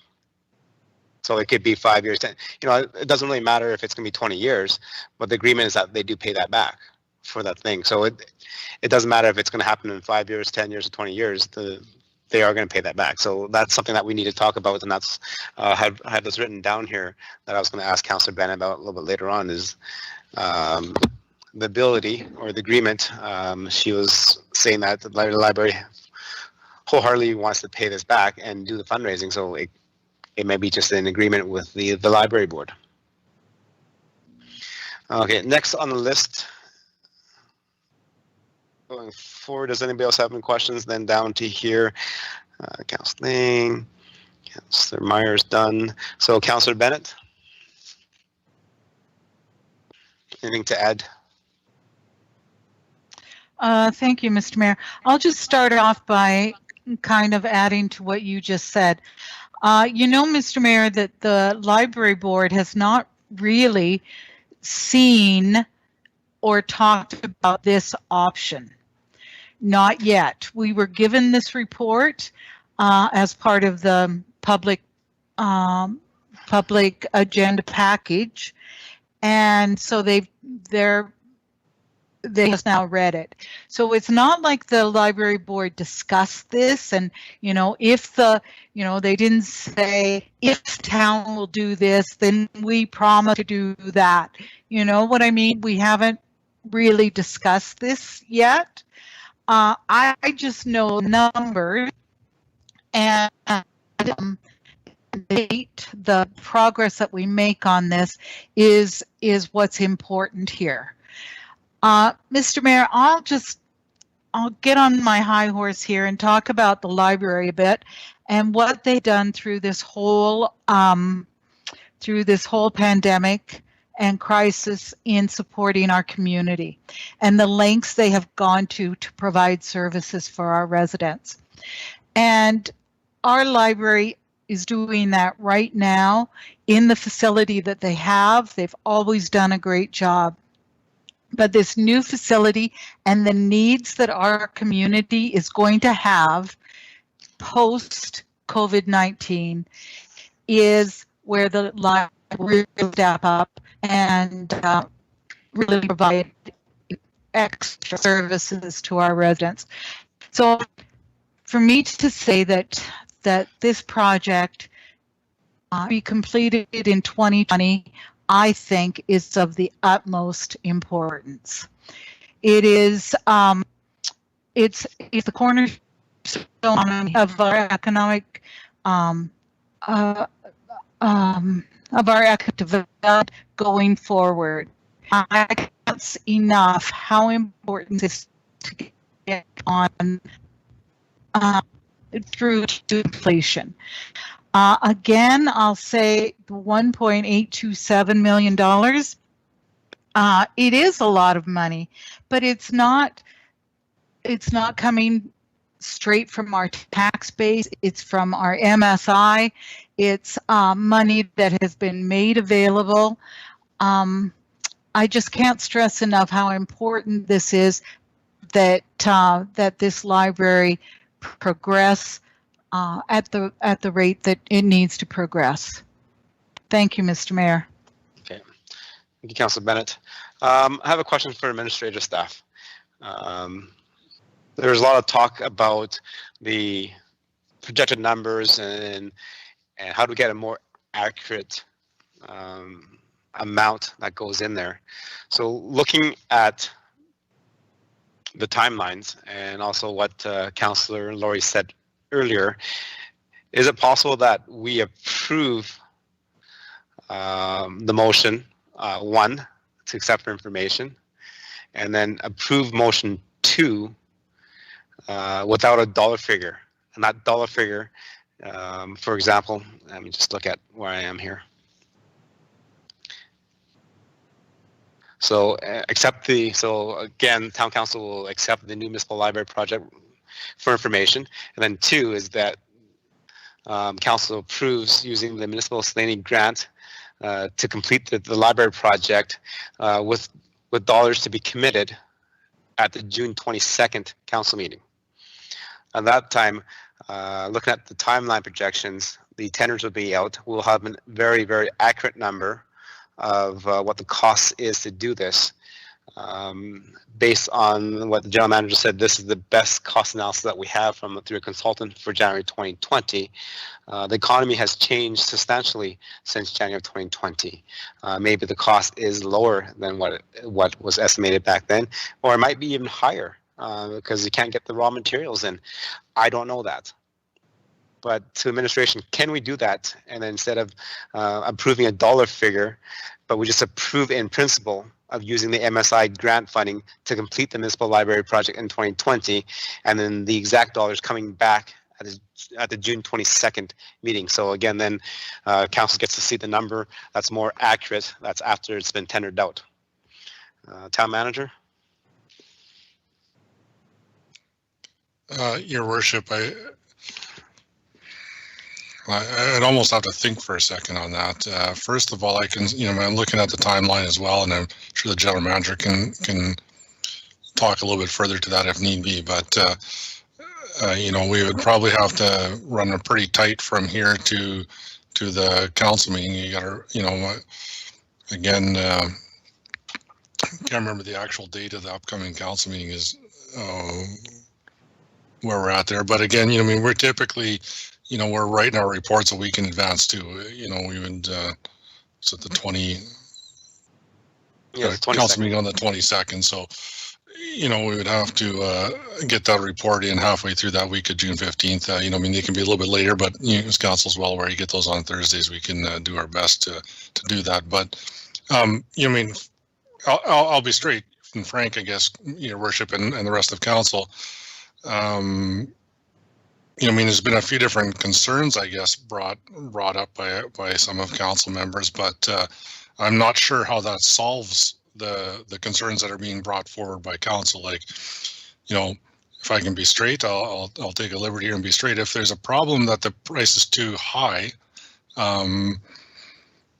we might find that out later on, or we might. If it comes back in at 1.8, is that just going to be awarded at 1.8 or 1.9 or 1.4? What we're trying to do here is say this is what we believe to be the most accurate estimate that we can give you at this point in time. We want to go out to tender and keep this moving along. Even if you look at the budget in front of you, or the estimates, if you want to call them that, a lot of those are the fairly large numbers in the mechanical and HVAC and so on and so forth, as opposed to some of the smaller stuff.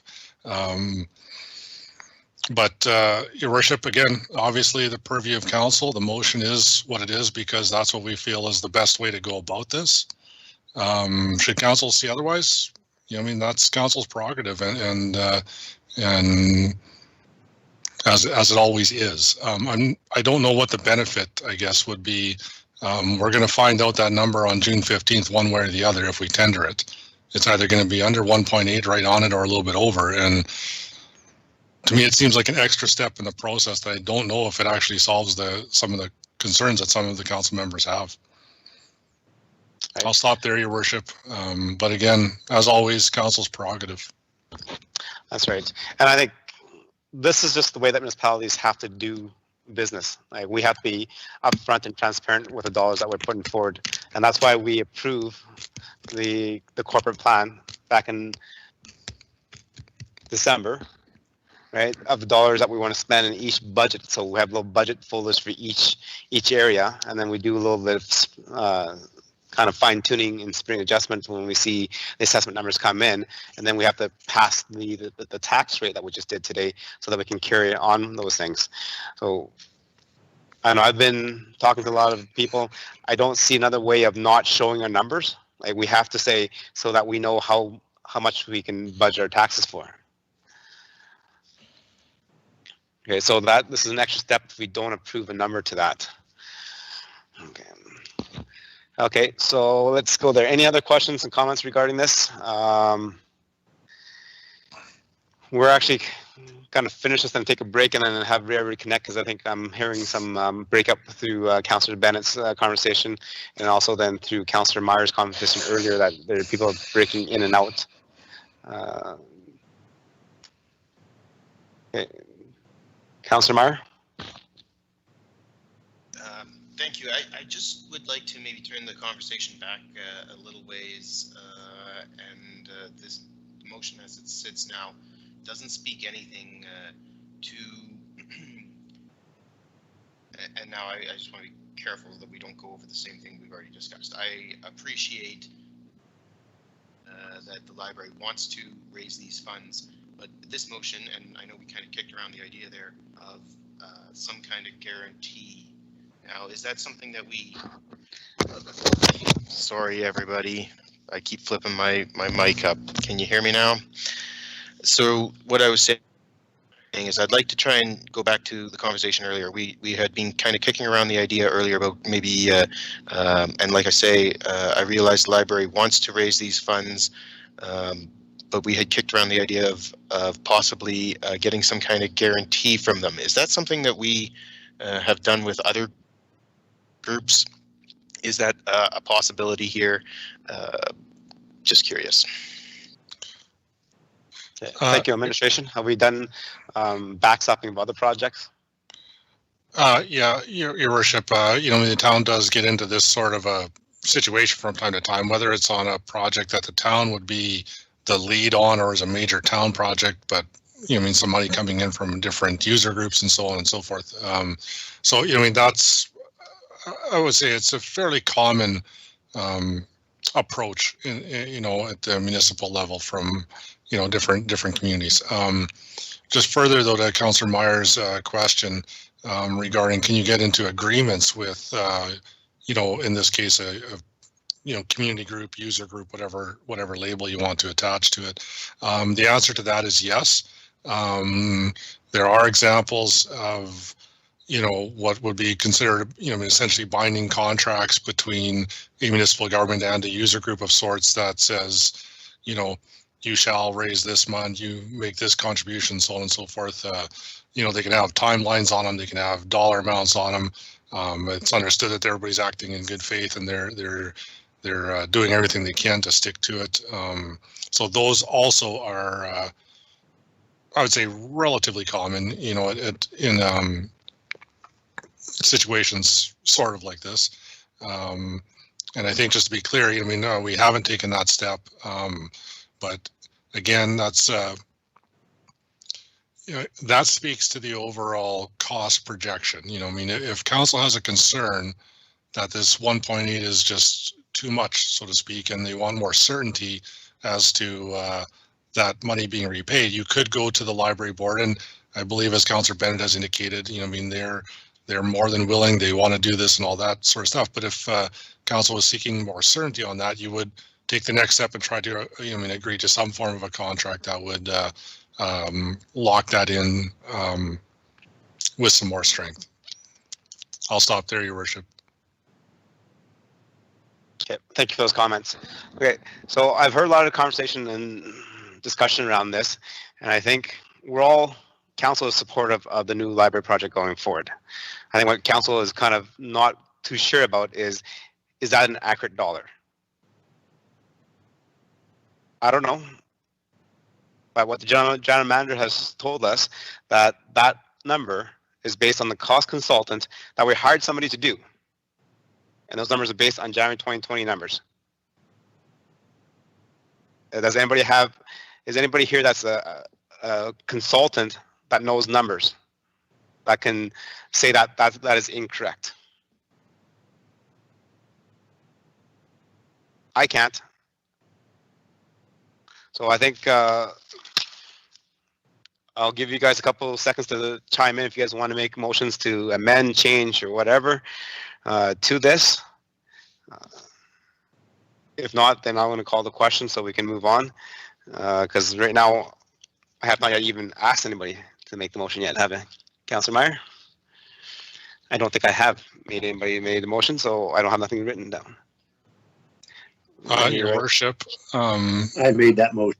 Yeah, I believe there is a motion on the floor, correct? There is, that is correct. Thank you, Councillor Fletcher, because I remember that you were the last person to make a comment for clarity. Thank you. Okay, Councillor Meyer would like to make a motion to amend. Councillor Meyer, do you want to float that by first? Yes.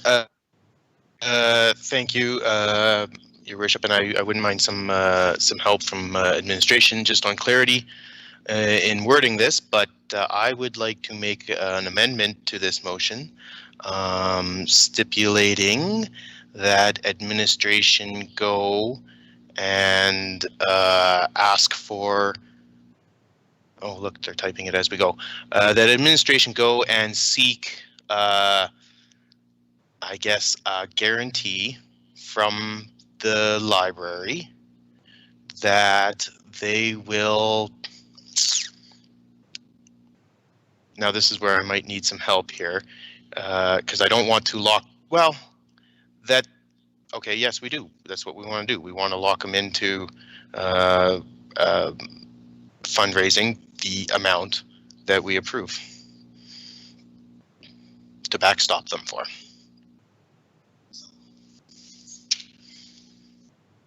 So Councillor Meyer, so then your amendment would we add maybe a point 3 to that is that we accept for information, we approve the budget, and number 3 is that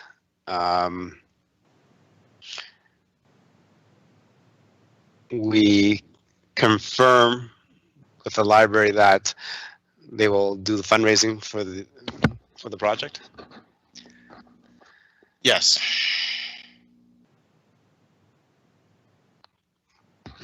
Well, I guess we already know that they're going to fundraise for the project. I guess what I'm really actually seeking is that this becomes a backstop and not a straight up additional dollars. So I guess we'd have to be a little bit more firm than that, and we would have to approve the 1.827 million with the stipulation that the funds will be repaid through fundraising. Okay, so the amendment will be, number 3 was, from I understand what you want to say, is that stipulation number 3 was that the library board will fundraise at minimum 1.827164. Yes. Is that correct? Correct. So they can raise more. They can raise $5 million if they want, but at minimum is the 1.82764. Yes. Okay. Thank you, administrative staff. Did you capture that? So if you can put it on the board so that we can see it, is that the amendment that we'll debate is item 3. It says that the library board will fundraise at least $1,827,164.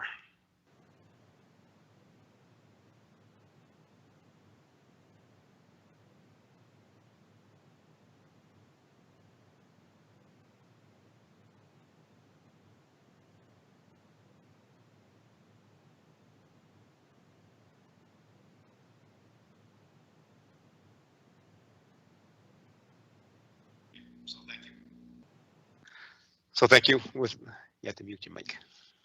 Mute. Oh, yep. Sorry. Okay, with that amendment is on the board. So as a council, we're just going to debate the amendment, which Councillor Meyer has put on, is that the library board will fundraise at least $1.8 million to cover the backstop that we're using through the MSI. Okay, members of council, I'll open the floor. Councillor Bennett, you're first to go.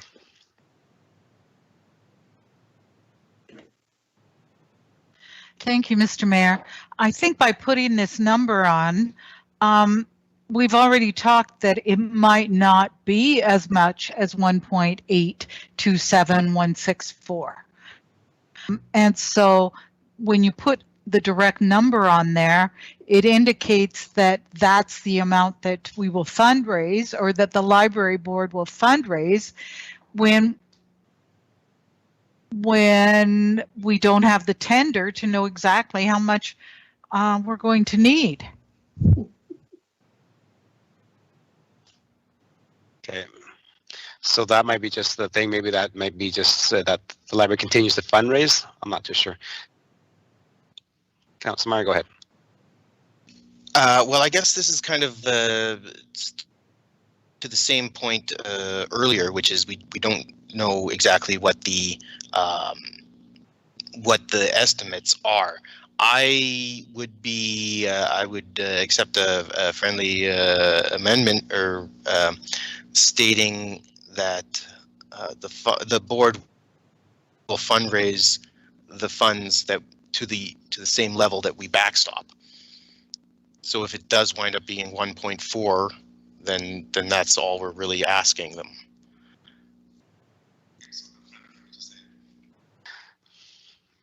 Have to mute. Sorry.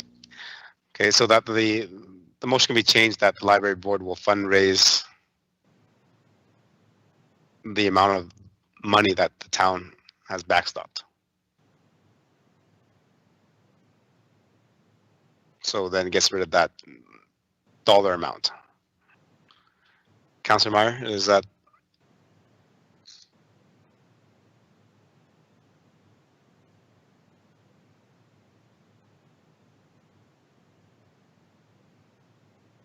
Okay, so that's acceptable, friendly amendment. Councillor Bennett, is that what you were kind of referring to? Yes, that makes me a little bit more comfortable. I don't really think we need this motion at all, but I won't, yeah, I don't think we need this motion, but taking away that dollar amount does make me feel a little bit better. Okay, thank you, Councillor Bennett. Councillor Plechko, you're next. Yes, thank you, Your Worship. Just a bit of a concern here that we're tying the library's hands a little bit. We're assuming that they may want to do this. Let's keep in mind today that there's a lot of things that are changing out there. And I believe I've heard numerous times that fundraising over the next 10 years may be very difficult for organizations. It may be shorter, it may be longer, but we're coming out of a very bad time, and we're expecting a library not only to make our community better and help our people in the community, but in the back of their minds are going to have a worrisome at the end of the day for 1 point, whatever that number, magic number becomes. I'm not sure that, you know, we have no timeline in this. Are we going to leave this open-ended? Is this going to be a short-term thing? Is it a long-term thing? And do we really want to, you know, I'll put this out to Councillor Bennett, you know, does the library really want to be in a precarious situation where we're trying to have them look after our community and yet worry about something that we put in place that we could really put in place without having them to worry, knowing that this organization is good for doing what is best for the community. And I suspect they know that that $1.8 million would be very well used within the community, and it helped them to move forward and can be used on other projects. So I'm just a little concerned with us tying the library board's hands. Okay, that was good comments, Councillor Plechko. Councillor Laurie on the amendment. Thank you, Your Worship. Yeah, no, I'll try and be quick. Simply, I don't support the amendment. I don't think we need it in there at all. I look at a couple of different facets. I think we've already heard from Councillor Bennett that the library board intends to continue on their fundraising efforts, and I think putting a cap on, or putting a target on that, which we are committing them to achieving, could make that a very difficult process. And again, if we're going to commit a certain dollar value, well, are we going to commit a certain timeline on when we want that dollar value back? Or are we saying that the library can take 100 years to bring that dollar value back? As you mentioned, this isn't impacting our tax base. We have the access through unallocated MSI funds. We don't know what these potential shovel-ready projects might look like from the province, if we'll see any support there. You know, I just don't think that this needs to be in there. The library's already committed to doing fundraising. I think we let them take their initiative and do it to the best of their abilities, and hopefully it combined with any other funding efforts, combined with the competitiveness of the market, given what we're facing in our economic conditions, makes a positive outcome no matter what. I don't support this being in there at all. Thank you. Councillor Lloyd, just on the amendment only, please.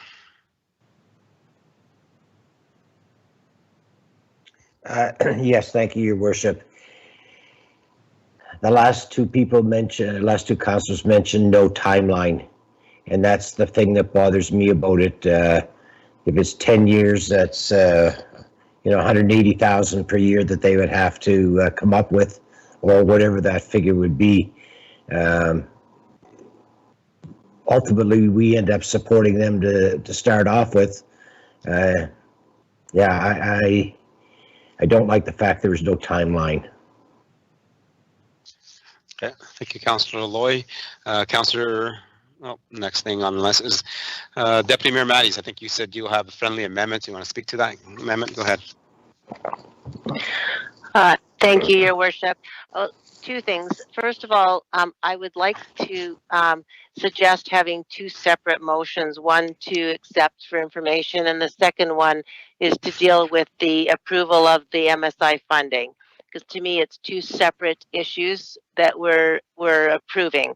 And then with regards to not having three, but just saying approve required MSI up to, and you could put the amount in up to that amount so that the library project can be completed in 2020. I just don't like the number put in there as to approve that amount, but I wouldn't mind saying up to that amount or whatever, just so that, you know, it's basically saying that we're not saying that's the amount, right? That's what I'm concerned about. Okay, thank you, Deputy Mayor. We can address that after we've decided on Councillor Meyer's amendment. Do you have anything to say about Councillor Meyer's amendment? That was what I was saying. So basically, it's that number 3 shouldn't be there. I don't support that, but I do suggest that if we change the wording of 2 by just getting rid of the dollar value or saying up to, then that would. Okay.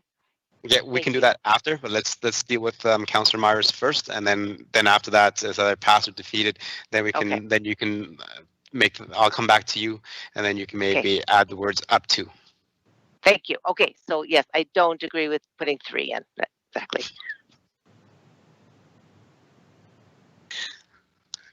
Okay, sounds good. Thank you. You know what? I think I understand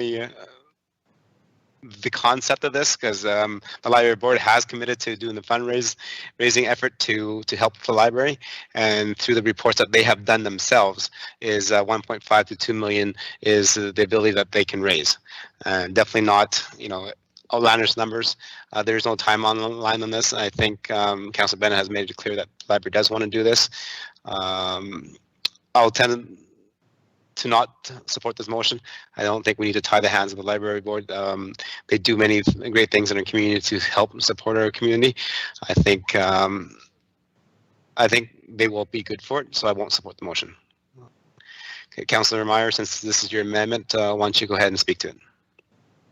Thank you, and I will close just by saying the point of this amendment is simply to guarantee that what we are providing is a backstop and not further funding. Having listened to the debate from my fellow councillors, I was receiving, or I thought I was perceiving an uncomfortableness with the dollar figure. This amendment was an attempt to make us okay with that. What I am hearing is basically we are okay with the number. And I would like to also just stress that I don't assume anything about the library. I very much appreciate their efforts in our community, and I think I've said several times I totally expect that they do want to make this fundraising. I was merely trying to create, yes, an obligation, and I thought that would further the rest of this motion along. But having listened to the rest of my councillors, I will just end it at that. Okay, Councillor Meyer, so do you want me to just call the vote on this then? Okay, I said please, so yeah, thank you. You usually matters. Okay, so since Councillor Meyer said please call the motion on this, I will do that then. So I will call the motion on the amendment, which is item number 3, that the library board will fundraise the amount of money that the town has backstopped. So I'll call the question and I'll go through the roll call. All in favor? I'll start with Councillor Meyer. Well, as the mover, I am for this motion. Okay. Councillor Bennett. Opposed? Deputy Mayor. Opposed. Councillor Plechko. Opposed. Councillor Laurie, Opposed. Councillor Loy, Opposed. and then I am opposed myself. So that amendment has been defeated. So thank you, Councillor Meyer, for bringing that forward. Councillor Matthews, Deputy Mayor, you had mentioned on your previous conversation that you'd like to make an amendment to the original motion now. You wanted to make sure we can change the wording to approve up to 18.27. Is that your intent still? Yes, so approve the required MSI grant funding up to 1.827 million, 164,000, and then to complete the new library project in 2020. And if we did say to approve it as a backstop, that would be fine as well. So going back, approve required MSI up to the 1.827 million grant funding as a backstop to complete the new library project in 2020. Okay, sounds good. Administration, did you capture that? So they be approve up to, and then the dollar figure of municipal grant funding to complete the new municipal library project as a backstop in 2020.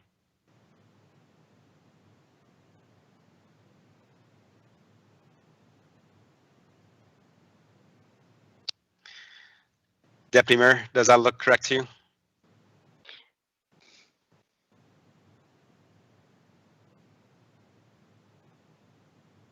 I would say Sustainability Initiative grant funding as a backstop to complete the new municipal library project in 2020. Okay, so move the backstop over there. Okay.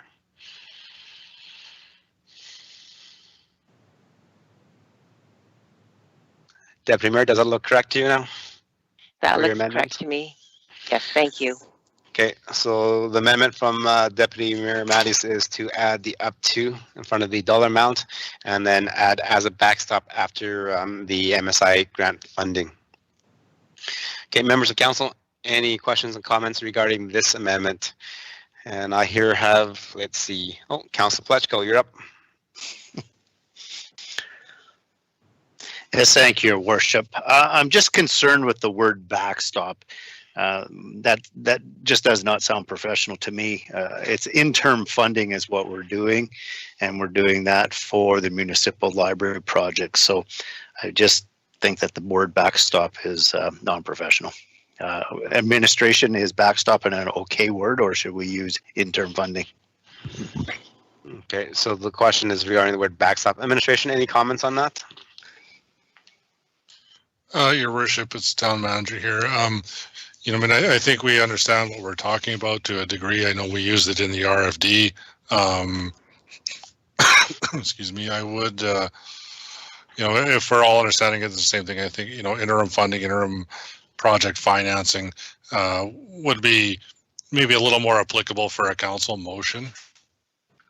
So. Okay, thank you. So Councilor Plechko, do you want to make that as a friendly, or Deputy Mayor Mattis, do you want to change the wording? Oh, yes, that would be fine. Okay, so Councilor Plechko, thanks for raising that. Councilor Mattis, the Deputy Mayor has now accepted as a friendly, so if we can change that, and instead of as a backstop, it would be as internal financing. Would I not have to accept what she's changed as a friendly amendment? No, you don't have to accept it. You just have to make the comments, and if she accepts it, it changes because it's her motion. No, but my motion originally was one thing. She's changed that. I originally made this motion. Yeah. Sorry. Yeah, so it's an amendment to her amendment. So she's making an amendment to your motion. But I have to accept her friendly amendment, do I not? No. Or is she just making an amendment? Her amendment is not friendly. Her amendment is okay. what it says. Okay. You made it friendly to change her wording, and then so we're going to be voting on those wording changes before it then gets back to your. Then if it's accepted or moved, then it's your motion again. Fair. Thank you. Okay, sounds good. Councillor Bennett, you're next.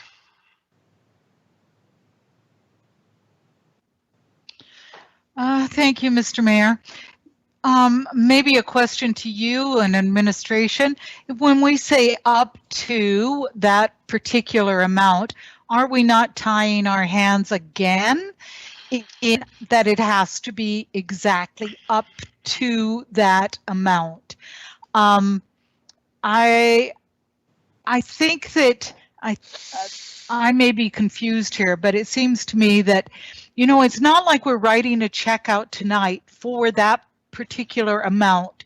We're going to have the tenders go out, have the tenders come back in, and make the best decision from what the RFP has indicated. And so to put up to that amount, I think it's kind of tying our hands as to exactly how much we can, how much of the municipal sustainability initiative, the MSI, that we're actually going to use. So I don't know. I don't like those words up to. Actually, the words of up our tender process. Okay, so Councillor Bennett, so the words up to does not change the intent of the motion. The motion still remains the same. If the tenders come in and it's above the $1.8 million plus, it still has to come back to council. When it's under that, it doesn't have to come back to council. So we're not tying our hands at all. We're just saying that this is the figure that staff has come back with through a cost consultant, and we're comfortable using up to that amount. And anything above that has to come back to council anyways. So does that make sense, Councillor Bennett? Yes, thank you, Mr. Mayor. Okay, thank you. And if administration can change the wording, so it's not backstop, there's internal financing.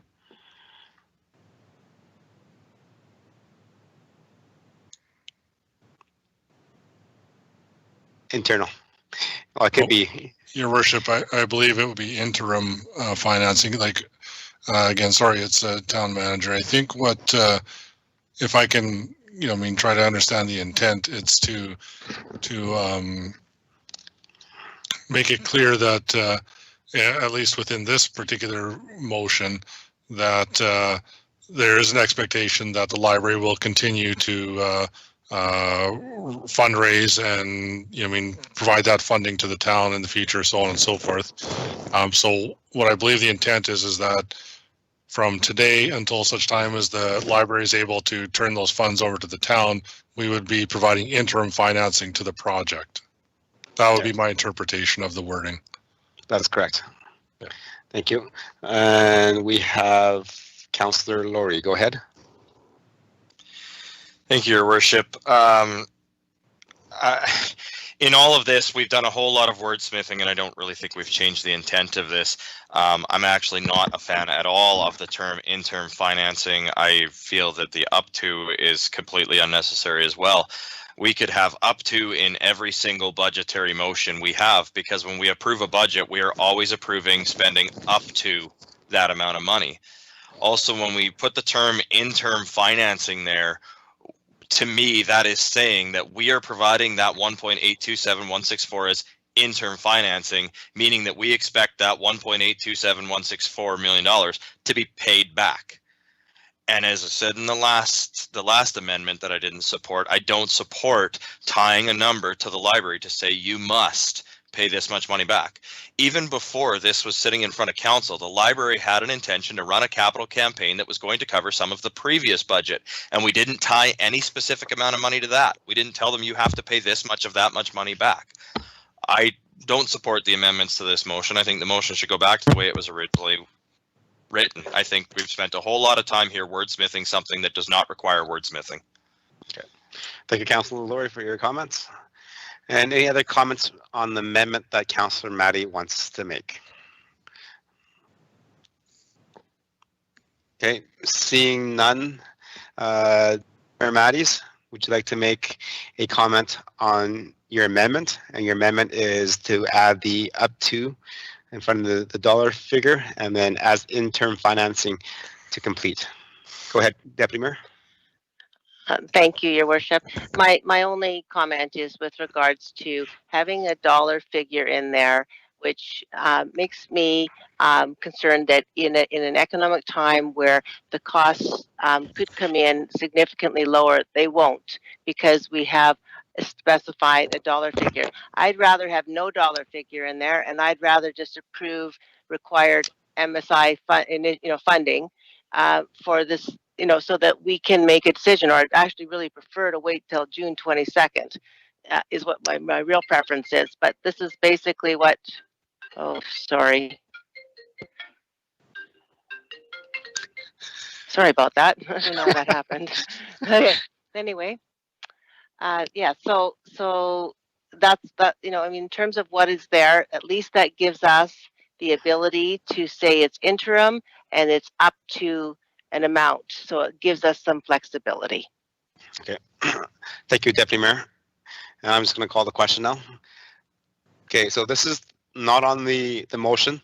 This is on the amendments. Okay.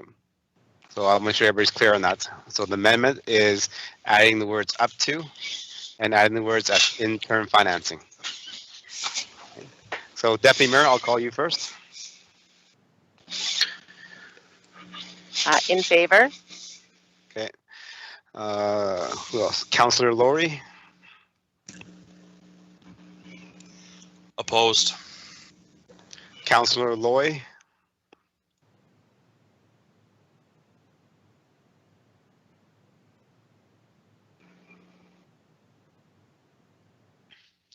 Councillor Loy?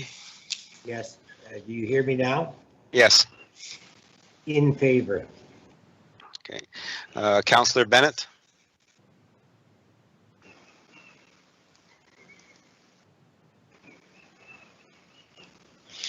Opposed. Councillor Plechko? Opposed. Councillor Meyer? In favor. Okay. And I am opposed to the motion. Let me just count the check marks and X's.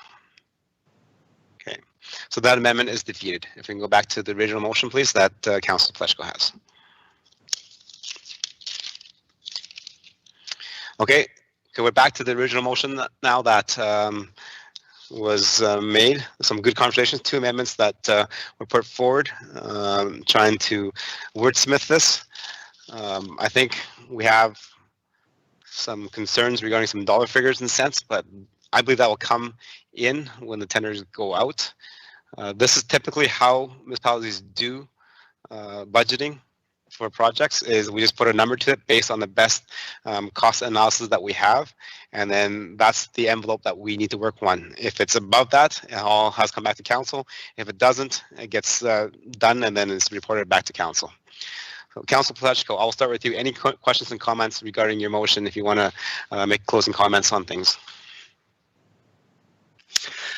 I just think this very well supports the library. It gets the project done, and in a time where we're going to need the library and some other organizations to support this community through the hard times, I think it's imperative that this moves forward and gets done. And I do trust that the library and the organizations that we work with in our community have our community's best interest at heart, and look forward to working with them all in the future. Thank you for that. So that, council members, we've spent a lot of time talking about this. I think we understand where we are in this whole discussion. I'm going to call the question then. I will start with Councillor Plechko. You're first. In favor. Councillor Loy. In favor. Councillor Meyer. In favor. Deputy Mayor Matties.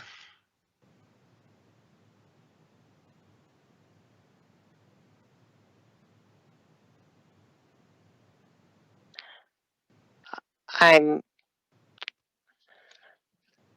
you come back to me in a moment? Okay. Councillor, where are we? Councillor Bennett.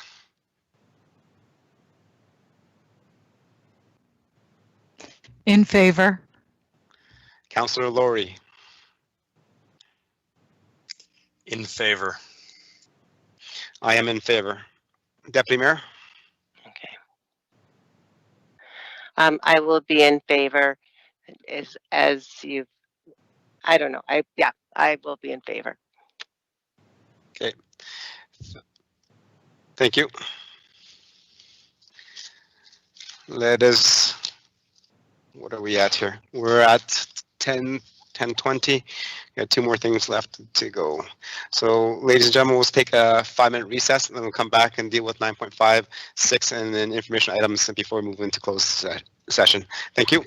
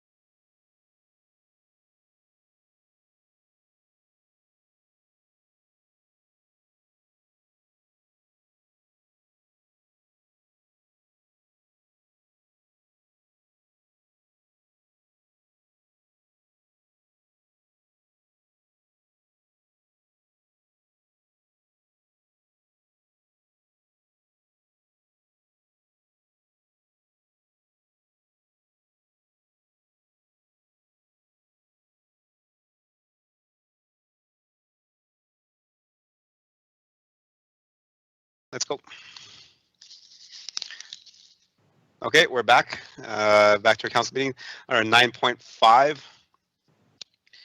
Looking at the 2020 first quarter report. And you know what? I'm just going to go straight to a motion. Go ahead, Councillor Laurie. Thank you, Your Worship. I'll move that Town Council accept the 2020 first quarter report for information. Okay, go ahead, administration. Anything to report? Your Worship, quarterly report provided as we have in the past. I'll keep it brief and just leave it at that, Your Worship. As always, we'll answer any questions the council may have on the report. Thank you. So members of council, you've had the report in front of you. You've read through it. Any questions or comments?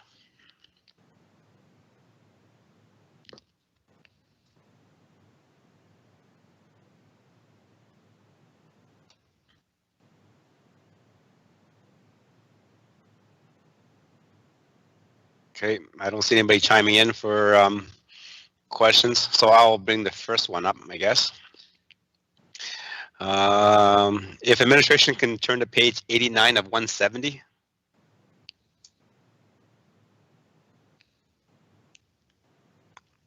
I'm looking at the social media engagement analysis compared to Q1 of 2019. So I'm looking at the engagements here. So we had an increase of 9.3 thousand engagements from 399. So if I'm reading that correctly, that means we only had 399 engagements in Q1 of 2019, and we have 9,700 in Q of 2020. Is that correct?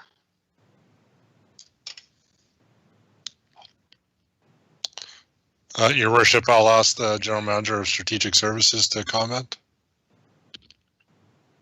Your Worship, as far as I know, those statistics are correct. We can certainly verify that and get back to council if they're not.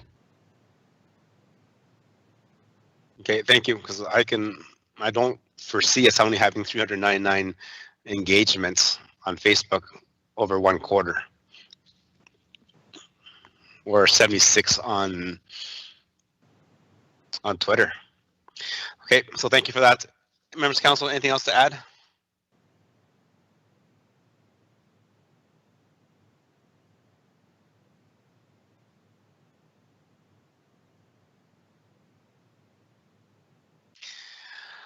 Okay, I don't see anything. So again, thank you very much for providing the updates. Again, you can see the town does do a lot of things in a quarter, and it's hard to keep track of everything. So it's good to have an update, quarterly update. So going forward, the information on this will be sent out to our administrators, to our administrative staff, then out to our staff through our social media communications. Is that correct?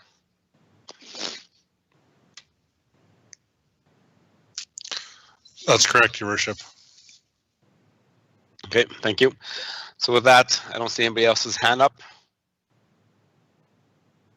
So the motion is that Town Council accept the 2020 first quarter report for information, and that was moved by Councillor Laurie. So I'm going to call the question. All in favor? Councillor Meyer. In favor. Okay. Councillor Plechko. In favor. Councillor Laurie. In favor. Councillor Loy. In favor. Councillor Bennett. In favor. Deputy Mayor. In favor. That's correct. And I'm in favor as well. So that is done. And 9.5 passes. 9.6, the Stony Plain SSS report for the quarter. So Deputy Mayor Matties, if you can make the motion, please.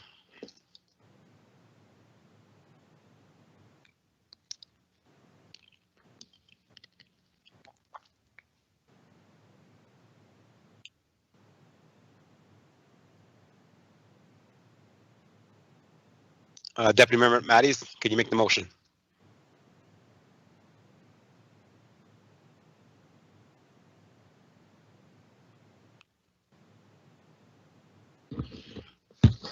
did we lose Deputy Mayor Matthews? To not be able to, yeah, can you hear me now? Yes, I can. Okay, so on 9-6, that Town Council accept the Stony Plain FCSS 2020 first quarter report for information. Okay, thank you very much, Deputy Mayor. Administrative staff, anything to highlight on the report? Your Worship, nothing specifically. If there's questions, we could try to answer them, or we would have to ask the Director of FCSS to provide an email update if we're unable to answer the question. Okay. Thank you. Before I go to comments and questions from council, I just wanted to say a huge thank you to our FCSS staff and the work that they're doing, providing services to the Mayor's Task Force and to our residents during this unprecedented time of COVID-19. Councillor Matthews, Deputy Mayor, I appreciate you bringing those comments back to the board and thank them for the great work that they're doing. You are the board representative. Anything to highlight and bring to council's attention?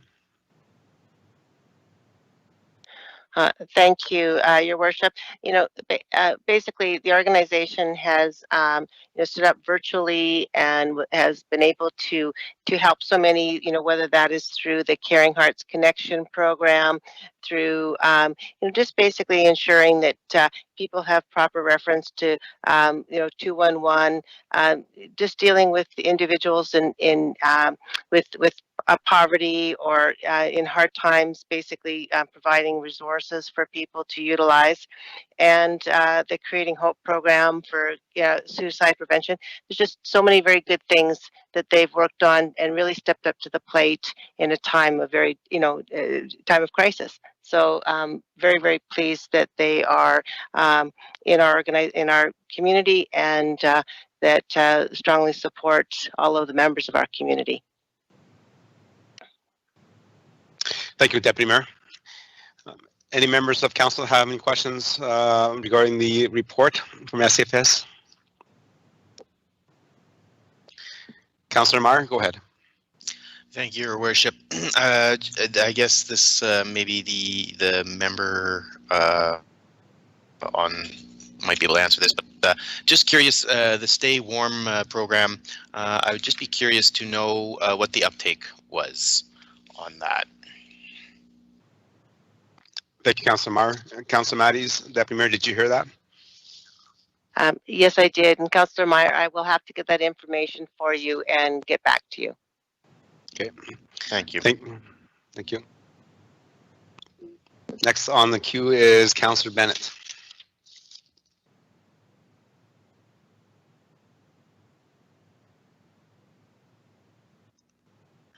Thank you, Mr. Mayor. I would just like to point out that we received an email today from our FCSS that indicated that their volunteer program of Caring Hearts, the one that connects volunteers to isolated seniors, is a model program that many other FCSS programs across Alberta is wanting more information as to how to initiate that kind of program. So kudos to our FCSS and their volunteer and their seniors coordinators in those areas.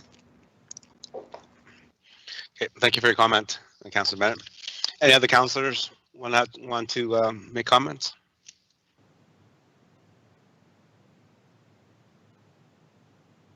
Okay, see none. So again, thank you to Family and Supportive Community Services.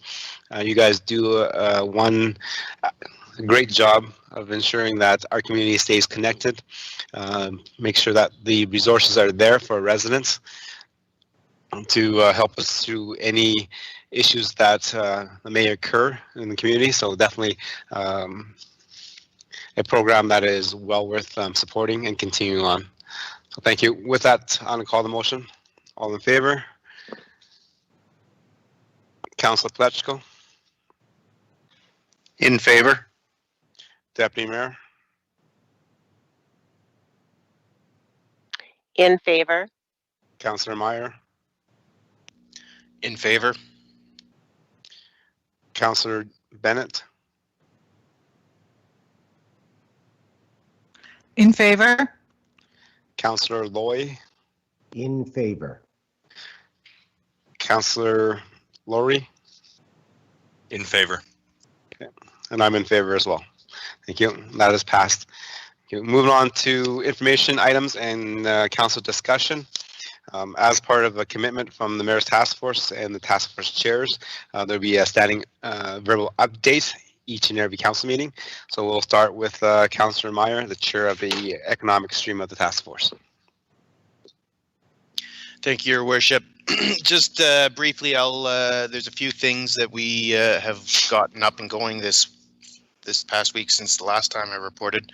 The Get in the Loop online app that I believe I was speaking about last time is now up and going, and we are starting to see chamber members get onto that, and we are starting to reach out to non-chamber members as well to get them involved. I encourage my fellow councillors to download the app. It's Get in the Loop, and we will also be what's the word? We'll have to utilize the town's outreach to maybe hit up some more of those businesses that aren't chamber members. Further, we have also, you should all have been seeing the Shop Local initiative that was launched in this past week. I hope you guys all have stickers. If not, please do come see me, and I will put some on your car for you. And of course, I encourage everyone to shop local. I understand from the chambers that that there has been some uptick. Or no, you know what? That's actually William that I heard that from today on your live stream. Sorry, getting confused. And then finally, the other little information item. The economic stream is working on a video that will be championed and sort of driven by the chambers. It's going to be a regional approach, and it'll focus on sort of, I don't want to say just, it won't be it'll be focusing on positive stories, businesses that have successfully navigated their way or have some tips to share, and just an outlook there. So we should be shooting and working on that this week, and hopefully you'll all see that soon. So there's my verbal update from the Economic Task Force, or the Economic Stream. Thank you very much, Councillor Meyer. Anything else to add to council discussion that's not related to the task force? Have you seen any notices? I will save you guys all of that this evening. Thank you very much. And then moving on to Councillor Laurie, the chair of the social stream of the task force. Go ahead. Thank you, Your Worship. Yeah, the social stream of the task force continues to work mostly at this point in time on the various events and the various things that could be continue to be done in the community that will help relate to community spirit. Obviously, one of our upcoming events being Farmers Days has been changed drastically and at this point in time essentially canceled. So we're continuing to work on a couple of ideas and initiatives that we have around that. So stay tuned. Hopefully we'll have some information over the next week or two, as well as focusing on Canada Day as the initiative to follow that. And then very excited to see that AHS has actually released their requirements for outdoor movies and what you are and are not allowed to do for a drive-in style movie. And so the committee, the task force will be looking at that. We've been in contact with the Camrose Agricultural Society and Exposition Grounds down there to understand how they're doing their event and look at some options that we might be able to bring forward to Stony Plain so that we can see that event moved to the alternative format rather than the canceled list. We're continuing to work very closely, obviously, with our FCSS partners and the fantastic services that they've been providing. We've got some great feedback in respect to 211. We're still getting some fantastic feedback on the Stony Plain Together initiative as well. So from the task force position, that is the update I have, and I'd be happy to take any questions from council members on that. Thank you, Councillor Laurie. And before I go to other council members, do you have anything else to update council on besides that's not related to the COVID-19 task force?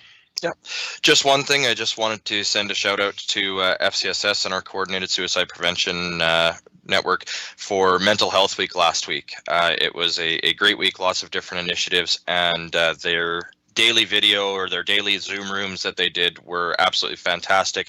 I think I saw Councillor Bennett at almost every single one of them. I think I've managed to make all but one of them. And so, you know, it's just, again, another fantastic initiative and being very creative and adaptive in order to continue reaching out to our community in the ways that we are able to, rather than focusing on what we aren't able to do. So big thank you to them again. Thank you very much. Okay, so the rest of the members of council, I'll go through the list. Again, if you have questions to update, questions to ask either Councillor Meyer or Councillor Laurie regarding the task force, this is an appropriate time. You can also provide council with information and just discussion items that you've heard around the town over the last 2 weeks. I'll start with Councillor Matties. Deputy Mayor, go ahead.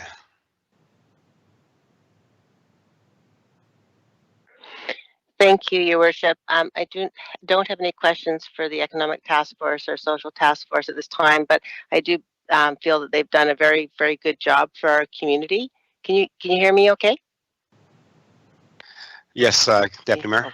Oh, good. Yes. So I'm very, very pleased with the initiatives that have come out on that.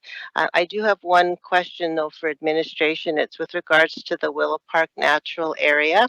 I had a question from one of our community members, as well as I've noticed myself that the ground has been tilled, you know, in terms of close to right beside Willow Park, but also in the park area between High Park and Willow Park. And just wondering if there's a status update. Okay, that's a good question. Thank you, Deputy Mayor. And that's part of the approval that we did with council last fall for the Willow Park natural area upgrading. Is the general manager still on to provide an update? Yes, Your Worship, through you to Deputy Mayor Matties. So we are working on the Willow Park natural area in the coming month here. It is on the parks work plan. There's some work we're doing to level off one of the remaining piles of material, and then we're going to continue on with the seeding and the cleanup of the area and get it ready for the rest of the summer. Okay, thank you, Deputy Mayor. Anything else? No, that's everything. Thank you. Thank you, Deputy Mayor. Moving on to Councillor Bennett. Thank you, Mr. Mayor. I have one question and one comment. So my question to administration, I've noticed that a Francophone school has been delegated to Legal, and another one, I think, to Beaumont. So I'm wondering what the status is on our talks and discussions with the Francophone School Board. Are they still interested in opening one here in Stony Plain? Okay. Thank you, Councillor Bennett. General Manager of Strategic Services, are we still meeting? Your Worship, through to yourself and Councillor Bennett, we haven't had any specific communications in the last couple of weeks with the Francophone School Division directly that I'm aware of. We did receive a correspondence from our letter of support that was submitted to the Minister of Education, acknowledging our interest in our support for a school to be located in our region. So that's really the last kind of specific communication we've had with regards to the project at this point in time, but we can certainly follow up and see if there's anything new or further that needs to be addressed. Thank you. Councillor Bennett. Thank you for that. I'm just, I'm a little concerned with two new rules from that very school board already being approved. I'm a little concerned that that we're still on their docket, but thank you for following up on that. And then the comment I have is that, Mr. Mayor, I went for a long walk today, and you know, on a positive note, we certainly do have a lot of construction and building going here. I know the statistics with economic development and what's happening with it, and everything looks pretty negative. But on the east,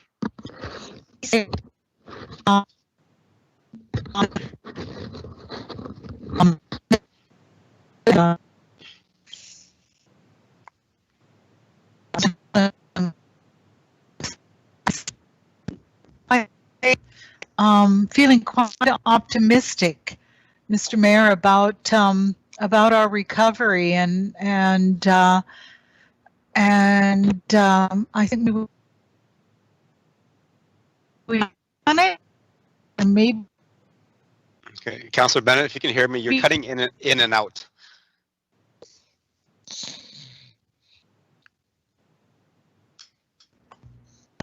I'm not sure why. I have everything set up here. Okay, that's not better. Did you want me to repeat that whole thing, or do you have the gist? I had the gist. Do you have the gist of what I was saying? A lot of construction and building. We're going to get out of this on the economic side, the COVID-19. I do have the drift, unless you want to add some more to that. No, that's good. You've got it. Okay, thank you. Moving on to Councillor Loy. Any information items or council discussion you want to bring forward? No, Your Worship, not this evening. Thank you. Moving on to Councillor Palechko. Yes, thank you. Can you hear me? Yes, I can hear you. I'm glad I can't see you. Well, thanks for that tonight. I appreciate that comment. I'm just wondering, over the last little bit, with budgets and stuff that has come up, I've had a few questions regarding our transit, and I'm just wondering if administration can provide some details on working with the city of Spruce Grove and with the agreements that we have in place. Are we able to reduce that funding by the reduction in service that they're offering today? Okay. Question, administrative staff. Your Worship, I'll just ask the General Manager of Planning Infrastructure to comment on the process or the agreements or contracts that we have in place there. Yes, Your Worship, through you to Councillor Palechko. So we are in discussions with the city of Spruce Grove on the various agreements and the amounts of money that the town would be contributing towards the commuter system. So it is fair to say that as their costs go down, their ask and contribution of our residents to their system goes down as well. So we are aware of that situation, and of course they're open and transparent about their both their revenue and their costs. And you know, I would call our working relationship very strong right now, and we're working together. Both on the commuter side and on the introduction of local service. So we'll continue to work through those numbers, and if there are reductions in the amount that come forward, then we'll definitely be trying to secure those. Thank you. Thank you very much. I appreciate that. Just one other further thing. I just, you know, I know we're in a bit of a rush tonight, but I think it's very important that we acknowledge all of the effort that our town employees and staff are doing through this time. Everybody, when you're around, is very chipper, very helpful, and I think it's very good for our community. So kudos to everybody at the town. Okay. Thank you, Councillor Palechko. And I'll just make mine very short as well. Again, I'll echo the fact that you just said. Kudos to our staff. Yes, our staff are doing a great job of maintaining some normalcy within the community and making sure the services that our residents require are met. And then I do have one question to ask one of the general managers, even the town manager, is with the changes in the temporary summer student funding that was announced by the federal government. I know usually we apply for the program in February, so that day has already passed. Is it a possibility, because I think I was reading that they've opened up the ceiling to allow municipalities to apply now to get some temporary summer students working through the summer that we did not apply for in February? Hi, Your Worship, Town Manager. I'll ask our General Manager of Corporate Services if she can provide any comment or any update on that at this time. Your Worship, I don't have an update tonight, but we could do a follow-up tomorrow and provide anything we know via email to council. Okay, thank you. Appreciate that. Okay, with that, we're going to move into our next meeting, which is a closed session, 12.1 and 12.2. So again, if there's any media or public members that wish to be present when we come out of closed session, they must remain close to the vicinity or give their names to a recording secretary or town manager so that we can inform them to come back. There are no motions made in closed session. The only motion that's made is to come out back into public session. And at that time, we'll check to see if anybody else has left the name to come forward. And then we will resume our council meeting. If there's anything that needs to be decided on, then at that time during the public session, we'll have a motion by council to move forward. Right? If that's all said, we're all ready to go. So I need a motion to move into closed session. Councillor Bennett, please. I make the motion that council move into closed session. Okay, thank you. I'll call the question. Councillor Meyer. In favor. Councillor Bennett. In favor. Councillor Plechko. In favor. Councillor Laurie. In favor. Deputy Mayor. In favor. Councillor Loy. In favor. Yeah, I'm in favor as well. So that means to go into closed session.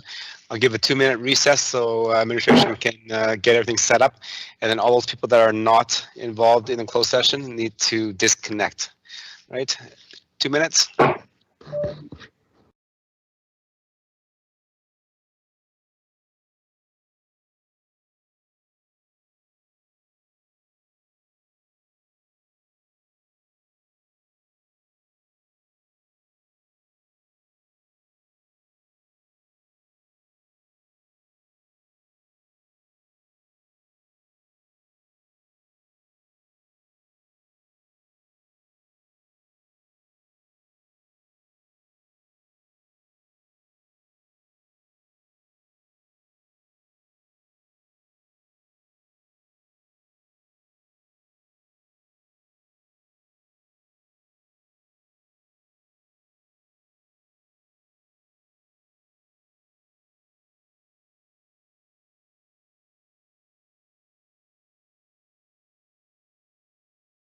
That motion, William.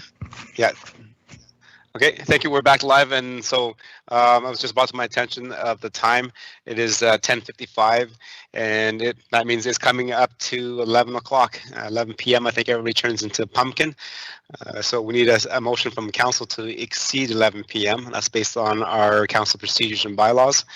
Before we do that, so Councillor Bennett, I'm going to ask you to make a motion to go past 11 o'clock before we make the motion to you actually made the motion to go in camera already, so I'm not going to ask you to do that. We're just going to revert back to that after. So Councillor Plechko, I needed you to make a motion to go past 11 p.m. Yes, thank you, Your Worship. I so make that motion to take council past 11 p.m. Okay, thank you very much.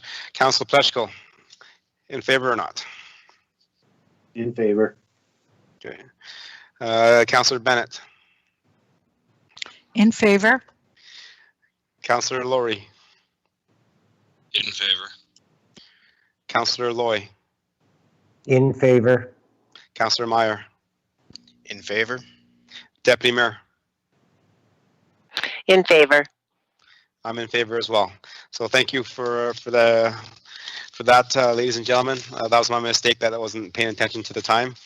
So, and to the members of the public that are watching, so we had to go back and get a motion to extend our meeting past 11 p.m. So that has passed, and now we're going back to the original motion, the motion that Councillor Bennett made to go into closed session that was passed already. So 2-minute recess while we get everybody off that shouldn't be here, and then we'll continue.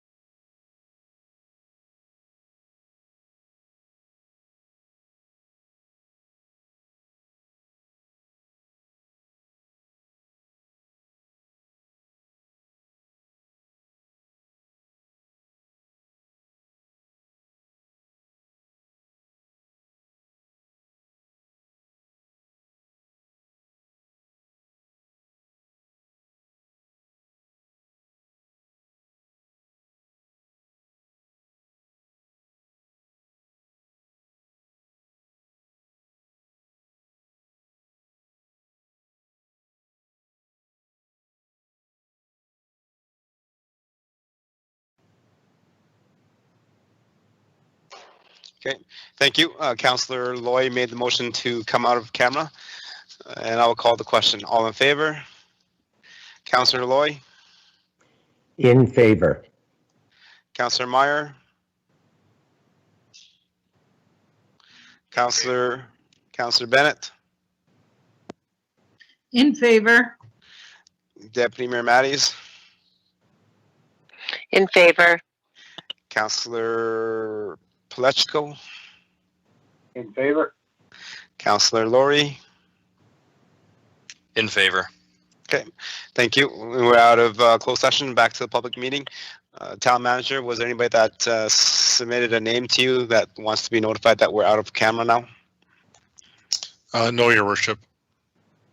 Okay, so with that, we'll move on. We won't wait for anybody. We're moving on, and item in 12.1. If I can have a motion for that, please. Councillor Palechko.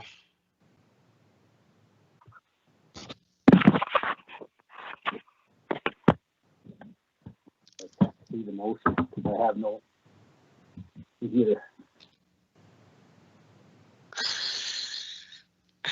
All right, also, I'm going to ask Councillor Laurie to make the motion. Thank you, Your Worship. I'll move that Town Council approves $250,000 for engineering, geotechnical, and environmental investigations required to confirm the use of a wetland to manage stormwater for the Umbak Business Park. Okay, thank you very much, Councillor Laurie. Administration, anything to add? No, Your Worship. Okay, thank you very much. Thank you, Councillor Laurie. With that, I'm going to call the question. All in favor? Councillor Laurie. In favor. Councillor Palechko. In favor? Deputy Mayor.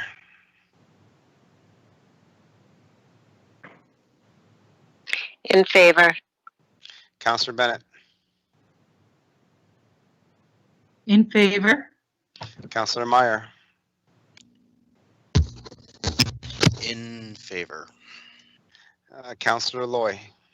In favor. Thank you. And that moves on us to item 12.2. That is the shovel-ready projects. Councillor Bennett, please.